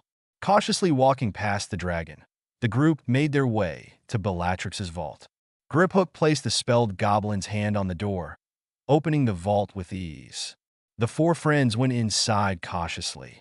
Harry brought out his wand, his friends following his lead, Lumos. The vault was filled with gold objects, jewelry, gold coins, and different kinds of cups. Accio Horcrux. Hermione tried. The only thing she received was unimpressed glancing from her friends. The spell didn't work. That kind of magic won't work in here. Stella looked towards Harry, who was still looking around in concentration. Is it here, Harry? Can you feel it? The mason stepped forward, only to bump into an object on one of the tables. It fell to the ground with a clang, suddenly multiplying itself. That's it, Harry called, his eyes locked on something above. Up there. The boy was barely heard as his friends clumsily bumped into more objects, causing them to multiply. Soon, objects covered the floor and didn't look to be stopping anytime soon. They've added the Gemino curse. Griphook yelled over the chows. Everything you touch will multiply. Harry turned to Stella. Give me the sword. The girl grabbed it from her bag and tossed it to him. As soon as he caught the sword, Harry started to use the piling objects to his advantage. He used the objects to raise him up to the cup that was close to the ceiling.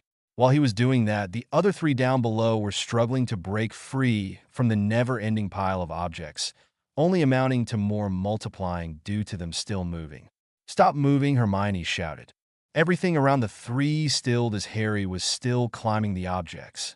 The objects seemed to swallow the green-eyed boy as everything grew still and silent. Stella gulped nervously at the lack of sight she had on Harry. A few moments later, The Potter burst out of the objects, the Horcrux in hand. While climbing back down, he lost his grip on the cup, allowing Grip Hook to grab it. Harry's nostrils flared. We had a deal, Grip Hook. The cup for the sword. Harry threw the sword toward the goblin, grabbing the cup and throwing it to Hermione. The girl caught it as her and her two friends were still struggling with the objects. Suddenly, Grip Hook smirked at their predicament. I said I'd get you in. I didn't say anything about getting you out. And with that, Grip Hook left the vault and disappeared down the hall, ignoring the shouts from the four friends, Harry in particular. Once the four were free, they ran down the same hall Grip Hook went into and heard the shouts of guards. They hid behind the walls for protection against the spells being shot their way. We can't just stand here, Hermione shouted from next to Stella. Who's got an idea? You're the brilliant one. The Granger pursed her lips at Ron. I've got something, but it's mad. Reducto. She shot the spell without any warning, blasting the gate in front of them. With a running start, Hermione shot out and jumped onto the Ironbelly's back. Seeing the boys' scared faces, Stella rolled her eyes. Fuck this. She followed Hermione's actions and jumped to land behind on the dragon. The boys joining right after. The dragon soon started to go AWOL. Disregarding the fact it was chained, it began to climb up through the wall. The four friends held on tightly as it smashed through the floors of the bank, ducking and shielding their faces from the glass that was shattered. Stella felt the sudden feeling of wind, only to see they made it outside.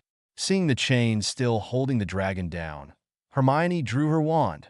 Reducto.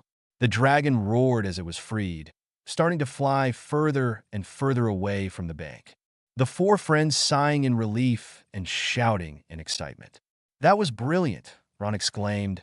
Absolutely brilliant. They soared above the city of London for a while before the dragon started to slow down and descend. Seeing this, Stella called out, We're dropping. I say we jump. When? Now. On Harry's word, the four dropped from the dragon and into an ice-cold lake. Stella felt the cold water sting her whole body as she held her breath, hoping her friends were still with her when she came up for air. Don't be a silent reader. Edited, April 6th, 2021. Stella Mason inhaled a huge breath coming up from the icy water she and her friends jumped into. She felt her clothes stick to her skin, almost like glue, giving it an uncomfortable feel. She got a glimpse of her friends before swimming to a nearby hill. Hermione and Stella helped each other onto the grass before the four started walking, shaking in their shoes from the cold. He knows, Harry blurted, shivering. You know who? He knows we broke into Gringotts. He knows what we took, and he knows we're hunting Horcruxes. Stella scoffed, trying to keep up with her friend's fast pace. How is it he knows? I saw him. You let him in, Hermione raged. Harry, you can't do that. Hermione, I can't always help it, Harry snapped. Or maybe I can? I don't know. Ron intervened as Hermione and Stella brought out dry clothes for the boys and towels for themselves. Never mind. What happened? Well, he's angry. And scared too. He knows if we find and destroy all the Horcruxes, we'll be able to kill him. Harry rushed as he put on a clean shirt. I reckon he'll stop at nothing to make sure we don't find the rest. There's more. One of them is at Hogwarts. Stella wrapped a towel around herself to keep warm as Hermione gaped beside her. What? You saw it. I saw the castle. And Rowena Ravenclaw. It must have something to do with her. We have to go there now. Well, we can't do that, exclaimed Hermione. We've got to plan. We've got to figure it out. The Potter scoffed. Hermione, when have any of our plans ever actually worked? We plan. We get there. All hell breaks loose. Now dress fully in clean clothes, Ron breathed. He's right. Only one problem. Snape's headmaster now. We can't just walk through the front door. We'll go to Hogsmeade, to Honeydukes. Take the secret passage in the cellar, Harry solved. He looked around at his friends. There's something wrong with him, he shared. It's like, in the past, I've always been able to follow his thoughts. And now everything just seems disconnected. Maybe it's because of the Horcruxes, Stella offered. Maybe he's weaker. Maybe he's dying. Green met blue as the boy shook his head. No, it's more like he's wounded. If anything, he feels more dangerous. Harry's words didn't scare his friends. If anything, the words made them more encouraged to fight and end the war once and for all. But first, Stella needed to change into some dry clothes. As soon as the four friends landed in Hogsmeade, the sounds of sirens and shouting met their ears. They instantly ran for cover from the Death Eaters that were patrolling the dark streets. They held their breaths as they listened to the Death Eater yell for Harry. Another siren went off, making the Death Eater run in the opposite direction, opening an opportunity for them to run and seek shelter. The four ran all the way to a gate, only to find it was locked. "In here, Potter," an older man's voice sounded. The friends glanced at each other before rushing inside the building the man had offered. Stella took a glance at the man briefly, only to have to look back again to assure herself she wasn't just seeing things. She caught up to Ron and Hermione as she took in the room around her as Harry walked further away from them in the room. "Did you get a look at him?" Ron asked the two girls quietly. "For a second I thought it was—" "I know, Dumbledore." Walking further into the room, Stella found various paintings on the walls, one in particular standing out to her. A painting of a young girl with a straight but kind face. Next to the painting was a broken piece of mirror. Stella narrowed her eyes, walking closer to it, only to see Harry in it. "Harry," the mason called, looking back at him. "I can see you in this." Harry looked down at the mirror to see the back of Stella's head, her wavy curls along her back. Before he could respond, the man came into the room. "You bloody fools," he bellowed. "What are you thinking coming here? Have you any idea how dangerous it is?" "You're Aberforth." Harry stepped forward, ignoring the harshness in the man's voice. "Dumbledore's brother. It's you who I've been seeing in here." He showed the mirror. "You're the one who sent Dobby." Aberforth crossed the room. "Where have you left him?" "He's safe. He went back to help other elves prepare or get to safety." The man smiled smallly. "I like that elf." Harry pointed to the mirror behind him hotly. "Who gave that to you?" "The mirror. Mundungus Fletcher, about a year ago. Dung had no right selling that to you. It belonged to Sirius. Albus told me." Aberforth disregarded Harry's sharp tone. "He also told me you'd likely be hacked off if you ever found out I had it. But ask yourself, where would you be if I didn't?" "Dead." Stella shivered in thought. Aberforth left the room, leaving the four friends in silence at his words. He came back with a tray of food that everyone but Harry didn't hesitate to dig into. "Do you hear from the others much?" Hermione asked, picking up a cup of butterbeer and a slice of bread. "From the Order?" "The Order's finished," Aberforth rasped. "You know who has won. Anyone who says otherwise is killing themselves." Stella furrowed her brows at his words before turning to Harry, who spoke firmly. "We need to get into Hogwarts tonight. Dumbledore gave us a job to do." "Did he now? Nice job." "Easy. We've been hunting Horcruxes. We think the last one's inside the castle, but we'll need your help getting in." "It's not a job my brother's given you. It's a suicide mission." Aberforth sounded surly. "Do yourself a favor, boy. Go home. Live a little longer. Dumbledore trusted me to see this through." "What makes you think you can trust him? What makes you think you can believe anything my brother told you? In all the time you knew him, did he ever once mention my name? Did he ever mention hers?" Aberforth motioned to the portrait behind them, causing Harry to pause. "Why should he keep secrets? You tell me." "I trusted him." Aberforth walked toward the Potter with a glare. "That's a boy's answer. A boy who goes hunting for Horcruxes on the word of a man who wouldn't even tell him where to start. You're lying. Not just to me, that doesn't matter, but to yourself as well. That's what a fool does. I don't strike you as a fool, Harry Potter. So, I'll ask you again. There must be a reason." Stella glanced towards her friends beside her uneasily as silence rang out for a moment. Harry responded, not looking that affected by the man's words. "I'm not interested in what happened between you and your brother. I don't care that you've given up. I trusted the man I knew. We need to get into the castle. Tonight." Aberforth stared at the boy before heaving a sigh. He turned to the portrait of the young girl and nodded. "You know what to do." Before their very eyes, the young girl nodded back before walking into the distance, disappearing from sight. "Where have you sent her?" "You'll see." The man spoke softly, soon enough. As Aberforth started to leave the room, the three other teens stepped forward to get a better look at the portrait. Hermione spoke before the man left completely, stopping him in his tracks. "That's your sister Ariana, isn't it? She died very young, didn't she?" Aberforth turned to face the teens one more time. My brother sacrificed many things on his journey to find power, including Ariana. She was devoted to him, and he gave her everything but time. Thank you, Mr. Dumbledore. As the man left the room, Hermione faced her friends who were giving her questionable looks. She shrugged. He did save our lives twice. Kept an eye on us with that mirror. She leaned forward to whisper, mainly to Harry. That doesn't seem like someone who's given up. A few moments passed before Stella squinted at the portrait when she saw movement. She's coming back. Who's that with her? Ron's question was answered when the portrait swung open to show the beaten-up but smiling face of Neville Longbottom. Neville, you look like hell, I reckon, Neville chuckled.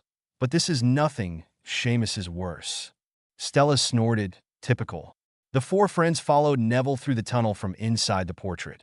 Don't remember seeing this on the Marauders map. That's because it never existed until now, the Longbottom answered Ron, a torch in his hand to guide them through the dark tunnel. The 7 secret passages were sealed off at the start of the year. This is the only way in or out now. The grounds are crawling with Death Eaters and Dementors. How's Snape as headmaster? Hermione asked. Hardly ever see him. It's the Carrows you got to watch out for. Harry furrowed his brow. Carrows? Yeah, brother and sister. In charge of discipline. Neville motioned to his face. They like punishment, the Carrows. They did that to you, Stella scoffed in disbelief, hating how her friend was stuck in that kind of environment. Why? Neville sighed. Today's dark arts lesson had us practicing the Cruciatus Curse on first years. I refused. Hogwarts has changed. They continued their way down the tunnel until Neville stopped in front of them. Let's have a bit of fun, shall we? He pushed the door in front of them open and called out, Listen up, you lot. Got a surprise. A familiar voice rang from below. Not more of Aberforth's cooking, I hope. Be a surprise if we can digest it. Stella and Ron shared a chuckle at Seamus's comment before their presence was known. Cheers rang out, along with applause, for the 4 students. They clambered down the ladder onto the floor of a huge room filled with hammocks. Stella smiled in delight as she hugged her classmates. After everyone was settled, the group huddled around the 4 friends. What's the plan, Harry? There's something we need to find. The Potter answered Neville, something hidden here in the castle. It may help us defeat, you know. Who? Neville looked around at his friends, hope in his eyes. All right, what is it? We don't know. Where is it? We don't know that either. I realize it's not much to go on. Seamus spoke up. That's nothing to go on. It has something to do with Ravenclaw. Harry swallowed. It'll be small, easily concealed. The light voice of Luna Lovegood sounded. Well, there's Rowena Ravenclaw's lost diadem. Oh, bloody hell, here we go. Lost diadem of Ravenclaw. Luna looked around at the others who were silent. Stella gave Ron an elbow to the side for his comment. Luna kept going. Hasn't anyone heard of it? It's quite famous. Cho Chang stepped forward. Yes, but Luna, it's lost for centuries now. There isn't a person alive today who's seen it. Excuse me, but can someone tell me what a bloody diadem is? It's a sort of crown, Cho answered Ron. You know, like a tiara. The closing of a door nearby was heard, along with footsteps. Ginny Weasley appeared from the parted group. The girl smiled at her brother and friends in greeting. What is it, Ginny? Neville asked. Snape knows, Ginny breathed. He knows Harry was spotted in Hogsmeade. Don't be a silent reader. Edited April 6th, 2021. Stella Mason was waiting outside the Great Hall with the Order, who reunited a short time ago, and her best friends. She offered to go with Harry as he hid in the crowd of Gryffindors in the hall, but he declined, saying it's safer for her with the rest of the group.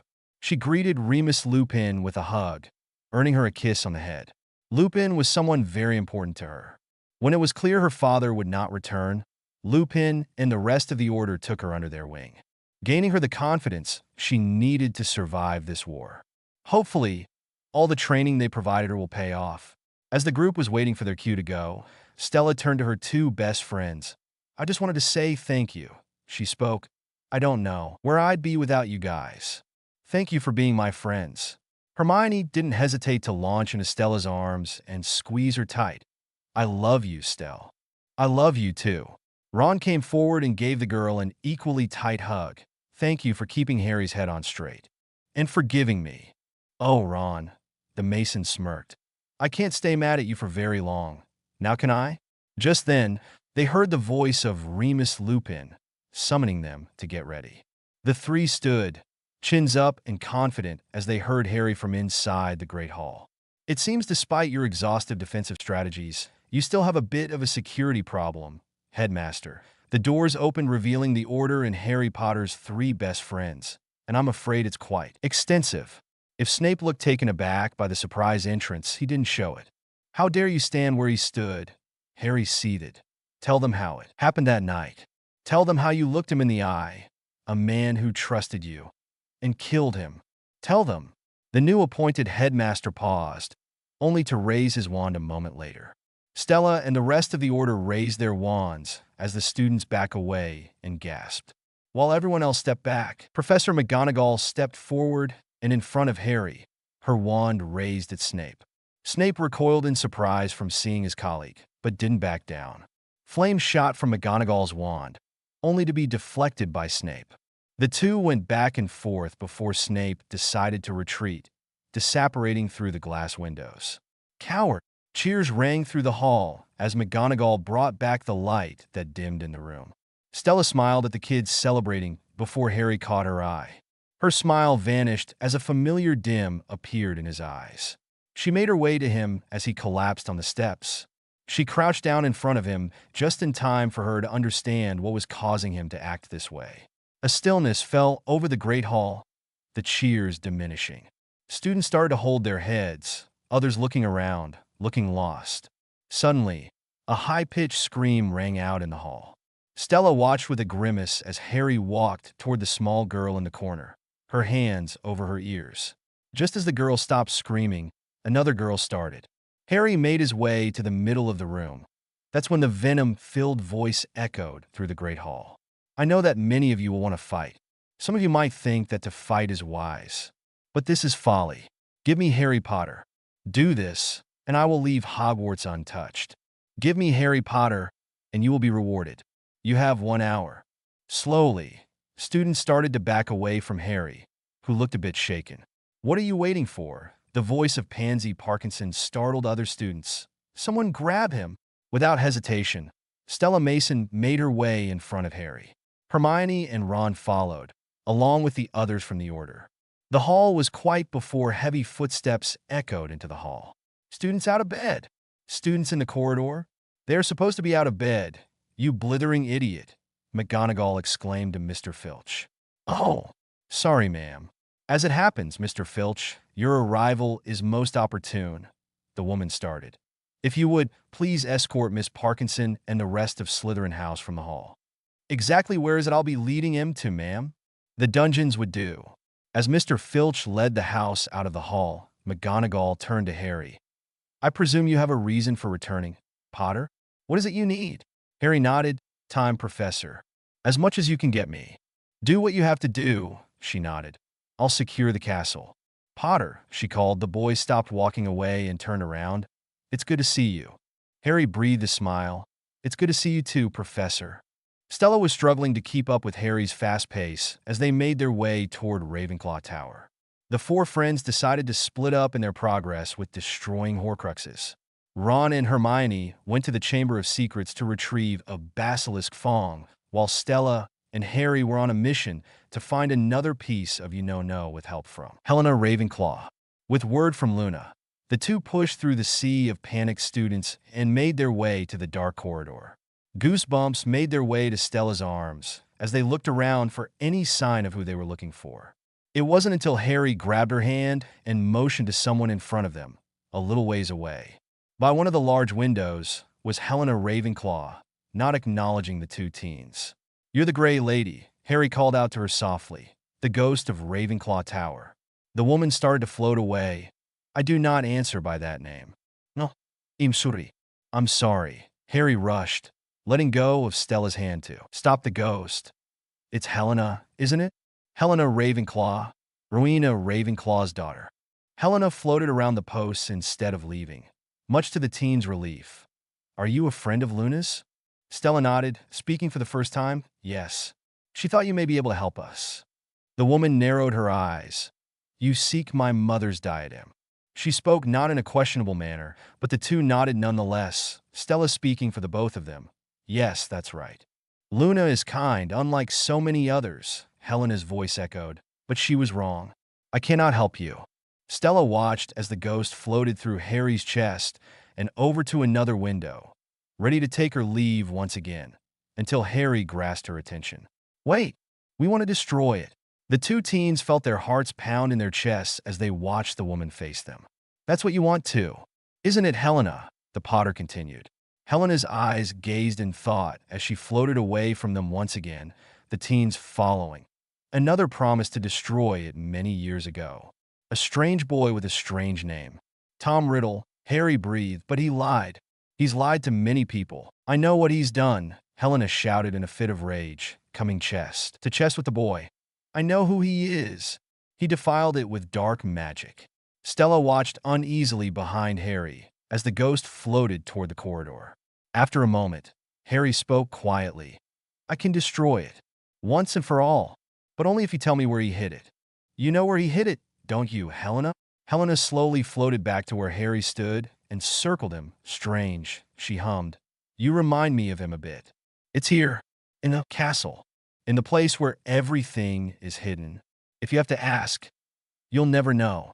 If you know, you need only ask. Both Harry's and Stella's eyes widened in realization. Thank you. Harry grabbed Stella's hand and dragged her out of the corridor. Don't be a silent reader. Edited, April 6th, 2021. Stella panted as she weaved her way through the castle with Harry, passing panicked students and dodging spells coming from every direction. On a staircase through the chaos, the Mason felt Harry stop suddenly. The boy was in a daze as his breath became ragged, leaning against the wall. That could only mean one thing. A Horcrux was just destroyed. Green met blue as the boy gave the girl a slight nod, indicating he was fine, and they were back to running. Suddenly, a crash was heard, making the students all duck for cover. Stella's eyes widened to see a familiar black smoke shooting through air. From next to her, Harry drew his wand, stupefied, the blue light hitting the smoking figure, stunning the Death Eater inside. Students of all ages didn't hesitate to continue their journeys to safety as Stella and Harry are met with a familiar face. Neville, the blue-eyed girl exclaimed over the screaming, happy to see he was all in one piece, though taking into account the scratches and bloody bruises that littered his face. Are you all right? The Longbottom seemed to bounce on his heels. Never better. I feel like I could spit fire. You haven't seen Luna, have you? Luna, I'm mad for her, Neville shared, seeing Harry's confusion. His eyes then turned determined as he made his way away from the two. I think it's about time I told her, since we'll probably both be dead by dawn. Watching Neville's retreating figure, Stella could feel a sink in her chest as the thought of what was yet to come their way. Her thoughts were interrupted by someone cupping her face and pressing their lips onto hers. Knowing exactly who it was, she instantly kissed Harry back before they pulled away. With a more firm attitude than before, Stella didn't hesitate to grab his hand. Let's go. The room of requirement. She let Harry take the lead in asking the room what they desired and followed him in. There before them was a plethora of different objects, furniture, jewels, and all kinds of boxes with miscellaneous things inside. Stella was so stunned by the amount of things in the room, she almost missed Harry bolting away from her, but she managed to follow as closely as possible. She could sense that Harry was following his instincts and wasn't going to question him. She trusted him. Going further and further into the room, the couple stopped at one of the big piles before Harry turned to a nearby table, somewhat in a daze. Stella watched Harry closely as he made his way toward the table, pushing some rope away from a box. Peering over the boy's shoulder, the latch of the box opened to reveal exactly what they had been looking for. Well. The two looked to the voice, startled. Draco Malfoy, along with his friends Goyle and Blaze, wands drawn at the two, mostly at Harry. What brings you two here? Harry stepped forward, keeping himself slightly in front of the girl. We could ask you the same. You have something of mine, the blonde boy told them, nodding to the wand in Harry's hand. I'd like it back. What's wrong with the one you have? It's my mother's. It's powerful, but it's not the same. Doesn't quite understand me. Know what I mean? Why didn't you tell her? The boys in the room, including the one next to her, didn't expect for Stella Mason to break her silence, but she did. The girl continued, her gaze to the Malfoy unwavering. Bellatrix. You knew it was Harry. You knew it was me. Bellatrix knew who I was. You could have used that to your advantage. You didn't say anything. Draco looked taken aback from the statement, softening for a moment before someone pulled him out of it. Come on, Draco, Stella heard Goyle hiss to the blonde. Don't be a prat. Do him. Harry and Stella slowly withdrew their wands, seeing that talking wasn't going to solve anything at that point. Before they could use their wands, a spell was shot from behind them. Expelliarmus. Everyone flinched in surprise at the appearance of Hermione and Ron. Goyle recovered quicker than the others. Avada Kedavra. Stupefy. At Hermione's last spell, the shot bounded onto the table and shot the diadem into the sky, landing on a nearby pile. As Harry and Stella watched it fly with wide eyes, Ron growled and ran toward the retreating trio of boys. That's my girlfriend, you numpties. Stella Mason gave her best friend a surprised look at the sudden title. Before the girls could speak, their attention had been brought to Harry, who was recklessly climbing the objects to get to the Horcrux. Stella started to make her way to meet him, Hermione right behind her. The Mason stepped carefully onto different objects, making sure they were steady enough to step on. Successfully dodging the screeching pixies that came flying out of the pile, Stella watched the Potter rip the diadem out from between the chair cushions. Got it! The three breathed heavily as a thud was heard a little ways away, where Ron ran off to. Stella followed her friends off the pile and looked toward the noise with furrowed brows. Run! The Mason looked at her friends. Is that?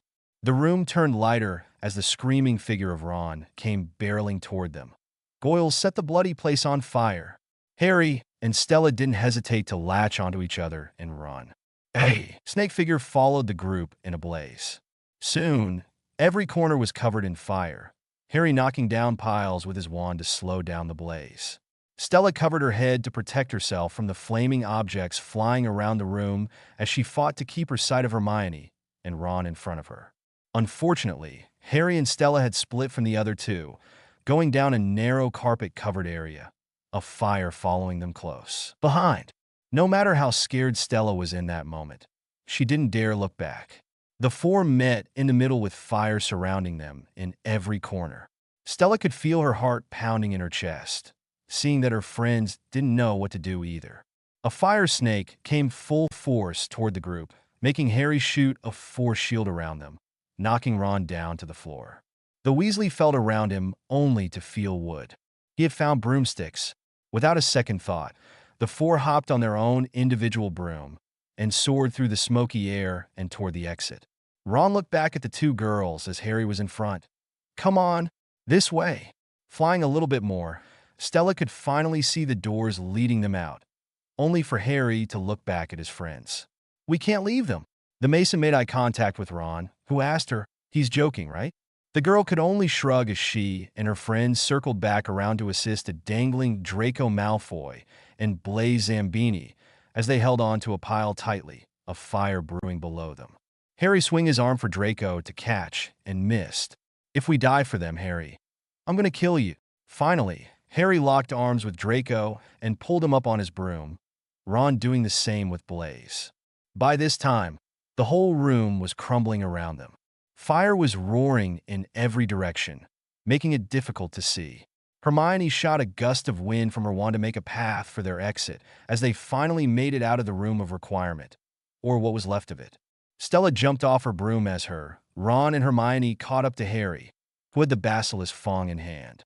Harry, green met blue for a moment before the Potters stabbed the diadem, black smoke erupting in the air around them.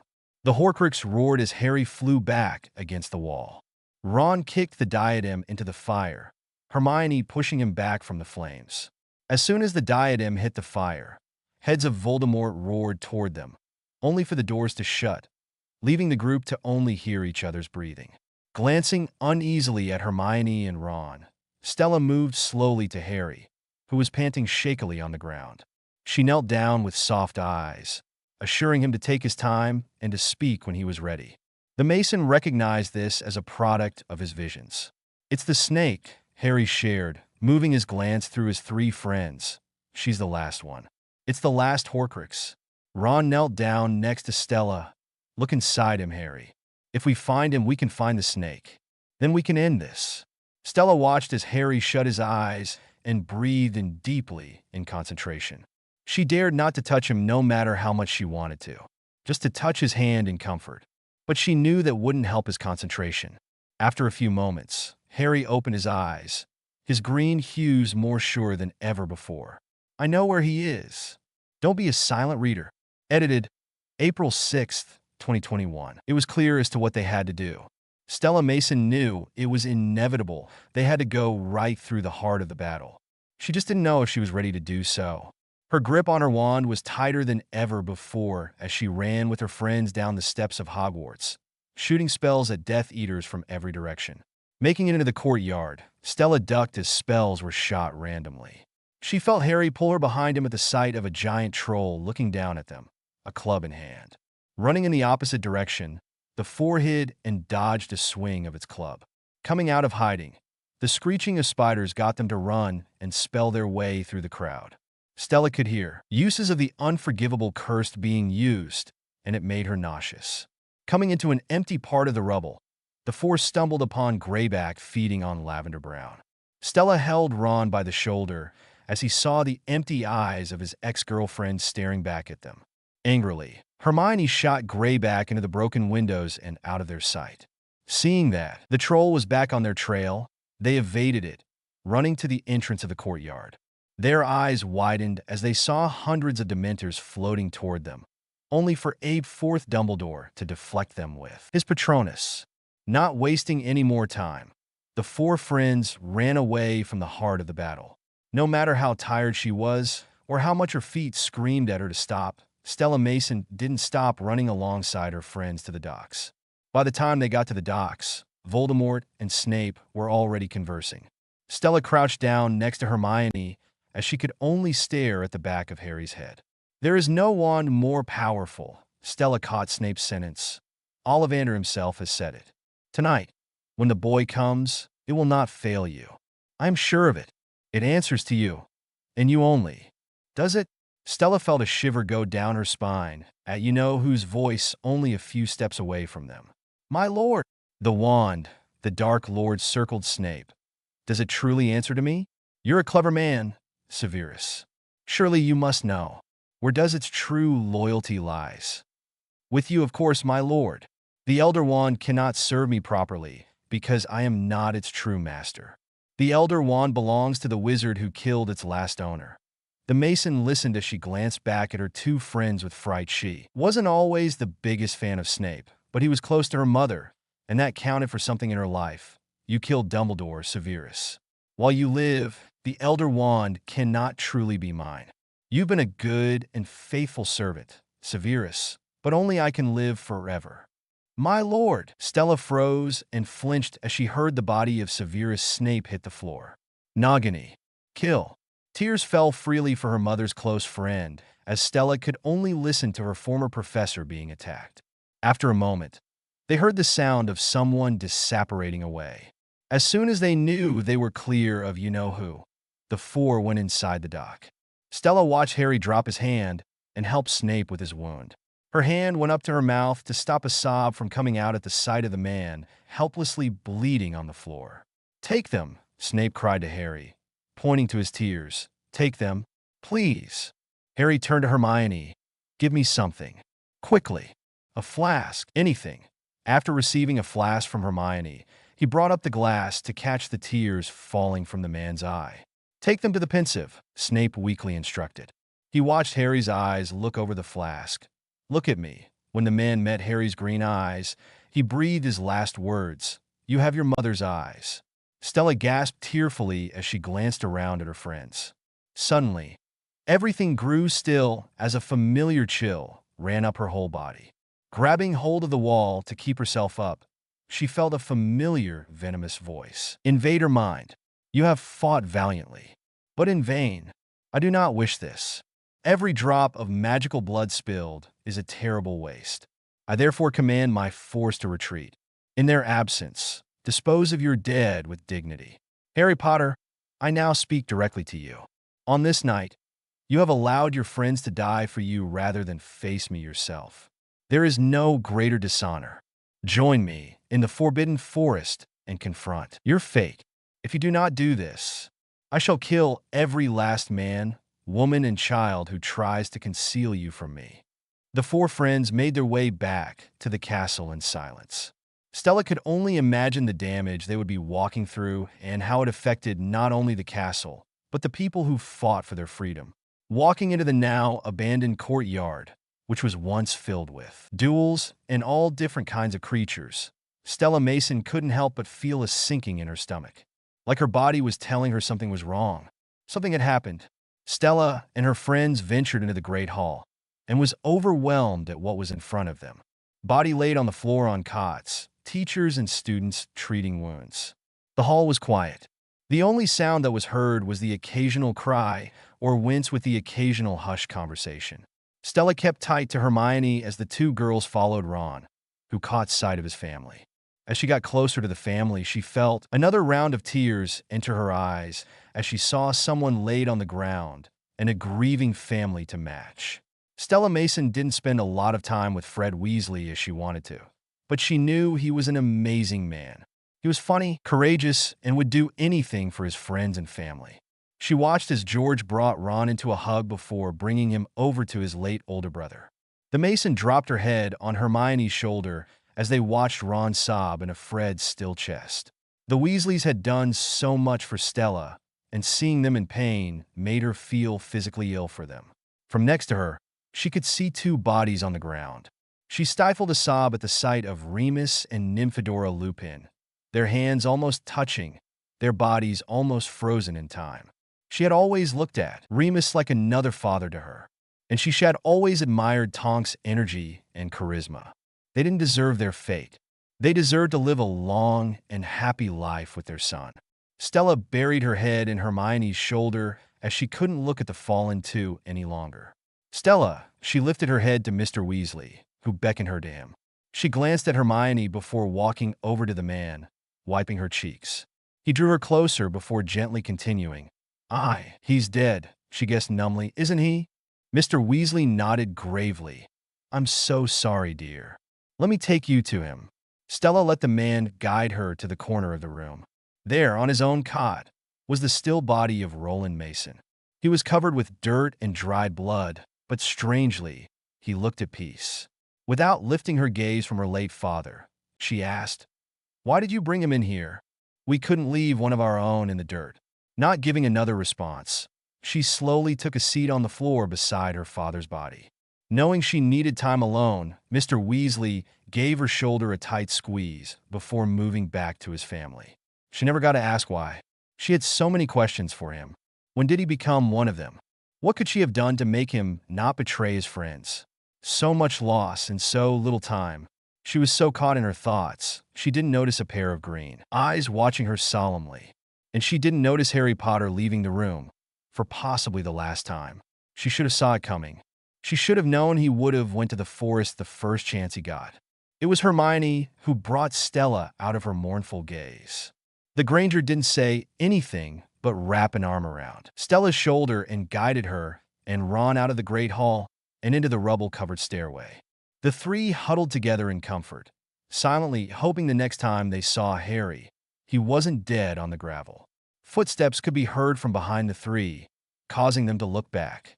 Stella released a huge breath at the sight of Harry Potter, but she couldn't help but notice the faraway look in his eyes, almost as if he wanted to detach himself from what was to come. Hermione got up from her spot first. Where have you been? Ron and Stella followed her movement, the former speaking next. We thought you went to the forest. I'm going there now. Are you mad? Ron exclaimed in disbelief. No, you can't give yourself up to him. The three followed him down the stairs as he stopped, his back turned from them. What is it, Harry? Hermione asked, glancing at the others. What is it you know? Harry turned to his friends, his breathing ragged. There's a reason I can hear them. The Horcruxes. I think I've known for a while. And I think you have, too. Hermione choked a sob.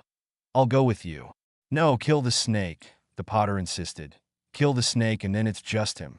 Stella watched Hermione launch herself into Harry's arms. She tried to stay strong, but it was getting harder and harder by the second. She knew he noticed her silence when Harry looked over at her as Hermione let go of him. The Mason walked up to him slowly, pursing her lips. Once she was in front of him, she took his face in her hands and stroked his cheeks lovingly. "Do what you have to do." He nodded before bringing in for a simple hug. She hid her face in the crook of his neck as he kissed her head gently. It was too soon for both of them when they departed. Green met blue when Harry spoke in the silence. "I love you, Stella." She brought her forehead to his. "I love you too, Harry." And with that, she let him go for the last time. Stella Mason thought that losing her parents was the last straw. She had always said that she was used to loss and that loss was no stranger, but an old friend. However, she wasn't used to losing someone like Harry Potter. Harry Potter, unknowingly, changed her life. She used to be this quiet girl who always had her head in a book, pushing away the world and people around her. Then, she met Harry. He offered to be her friend, and she would never regret saying yes. She would never regret all the time she had fought alongside him. She would never regret kissing him, loving him. He was her first love and always will be. The Mason stayed to herself for the rest of the night. The three remaining friends had so much on their minds and knew they needed time alone to process it all. Though Stella didn't know if she could ever process the past 24 hours alone. The sun starting to rise on the ruins of the castle. She helped the wounded and sung the young first years caught in the middle of the battle to sleep. It wasn't until she saw her fellow classmates move out to the courtyard did she find Hermione and Ron and follow them. There, she saw Neville in front, the sorting hat in hand, with an army of Death Eaters walking to meet them. A familiar chill shot up her spine at the sight of Voldemort. She would always be hesitant to say his name, but from now on, he wasn't the Dark Lord or Voldemort. He was the one who murdered Harry Potter. Harry Potter is dead. Stella Mason fell into Ron as he caught her from falling to her knees. She held on to the smallest bit of hope he would make it out alive. Now she had proof of why that hope dwindled. Hermione and Ron held on to their best friend as they all looked on with tears, yet fight in their eyes. "Harry Potter is dead," the Dark Lord repeated to the group in front of him. "From this day forth, you put your faith in me." He looked back at his followers. Harry Potter is dead. His Death Eaters laughed as he gleefully chuckled before facing the other side of the war. "And now is the time to declare yourself. Come forward and join us. Or die." "Draco." Everyone turned to the boy, who looked just as devastated as the rest of them as his father called for him on the other side. Lucius swayed on his feet. "Oh, Draco." Seeing that he wasn't budging, Narcissa stepped forward. "Draco, come." Stella watched from Ron's shoulder as Draco slowly moved to the other side, getting an unexpected hug from Voldemort. The next person to step forward, or rather limp forward, took everyone by surprise. "Ah well, I must say I'd hoped for better." The Dark Lord's comment made his followers laugh once again. "And who might you be, young man?" Neville Longbottom. Speaking over his laughing Death Eaters, Voldemort started. "Well, Neville, I'm sure we can find a place for you in our ranks. I'd like to say something." "Well, Neville, I'm sure we'd all be fascinated to hear what you have to say." Neville didn't look back at his friends as he started. "It doesn't matter that Harry's gone."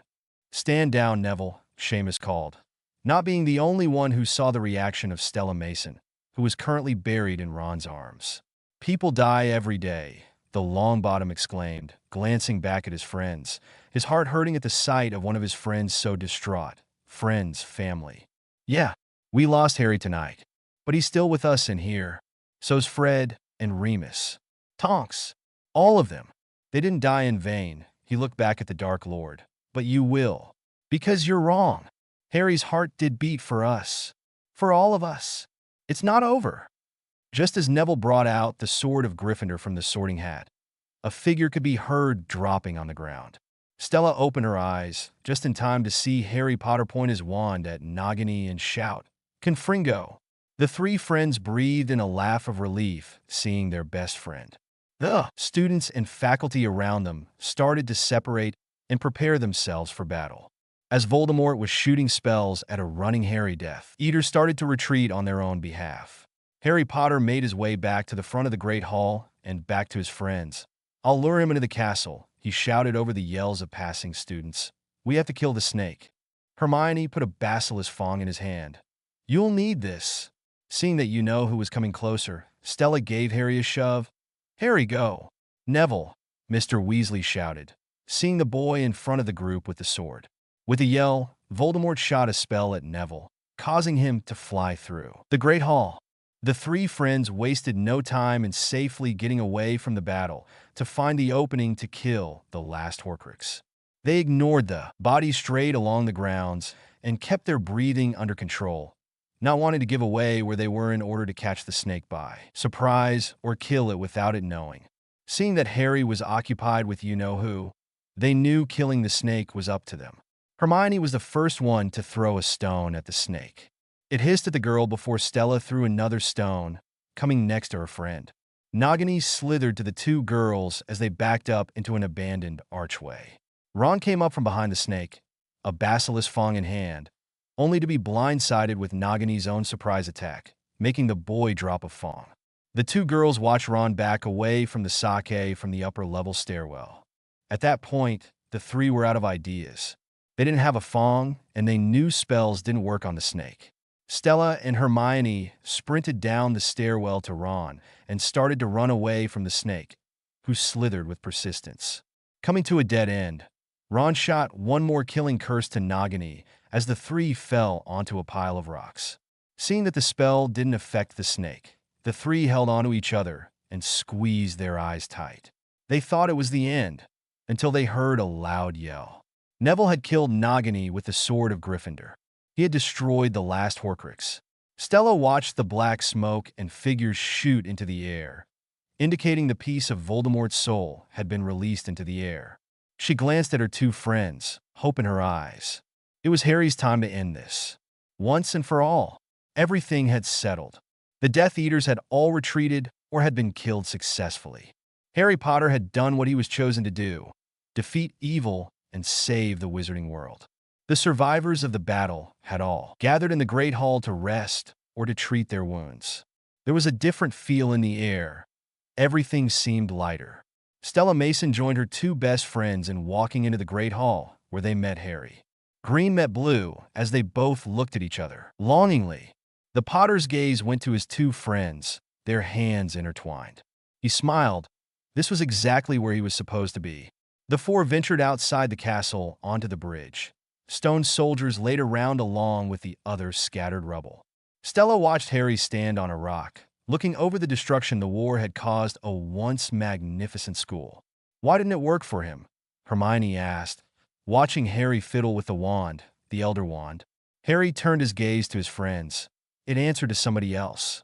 When he killed Snape, he thought the wand would become his. But the thing is, the wand never belonged to Snape. It was Draco who disarmed Dumbledore that night in the Astronomy Tower.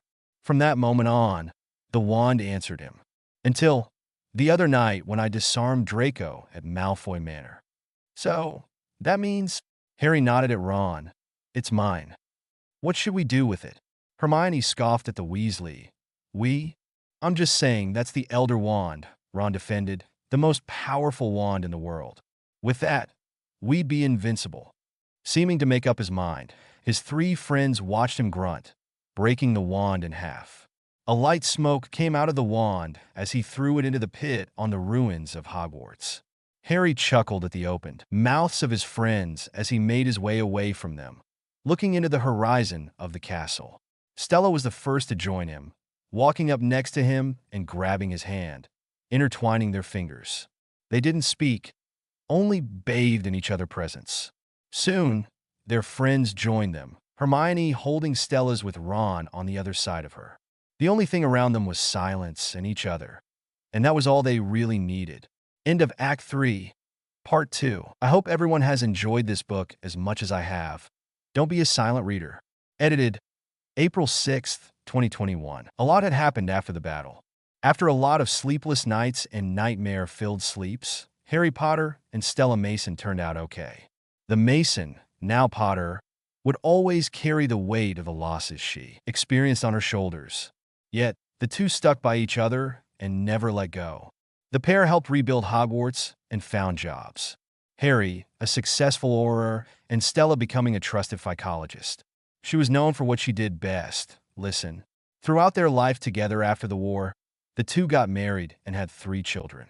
James Sirius Potter, Evan Remus Potter, and Lily Celine Potter. They always taught their children to look out and care for one another. Both growing up only children and grew up longing for someone in their corner. James Sirius was in his 3rd year at Hogwarts. They were sending their second in line, Evan Remus, for their 1st year. Lily Celine was still too young and stuck to her mother's side as they traveled into King's Cross Station. Stella Potter watched her eldest run into the wall of 9 3/4 with ease, his little brother hesitating. Seeing this, Harry went up to his son and patted his shoulder. Together. With a nod, the father and son duo ran into the wall. Stella and her daughter followed behind. The familiar sight of the train put a nostalgic feeling grow in Stella's stomach. It felt like it was yesterday that her new friends invited her to sit with them on their way to their 5th year. Walking through the busy crowd, she laid her eyes on her best friends and their kids. Ron and Hermione got married a year before Stella and Harry did and had 2 kids together, Rose Weasley and Hugo Weasley. Rose was in the same year as Evan, and the pair couldn't wait to start school together, being very close since they were young. All in all, Stella Marie Potter's life was complete. She lost her mother. She started her journey at Hogwarts. She met her 3 best friends. She survived a war, losing a few people along the way. She married the love of her life. She had 3 amazing kids. Stella couldn't ask for a better life. Standing between her best friend and her husband, she watched her boys converse with Rose with smiles on their faces. She waved goodbye as the train made its leave. The smiling faces of her boys stuck in her head. Well, green eyes, she smirked at her husband, who chuckled at the nickname. More than 20 years after she first spoke that nickname, she never let it go. What happens now? Green met blue as he spoke simply, the rest of our lives together. You and me? You and me.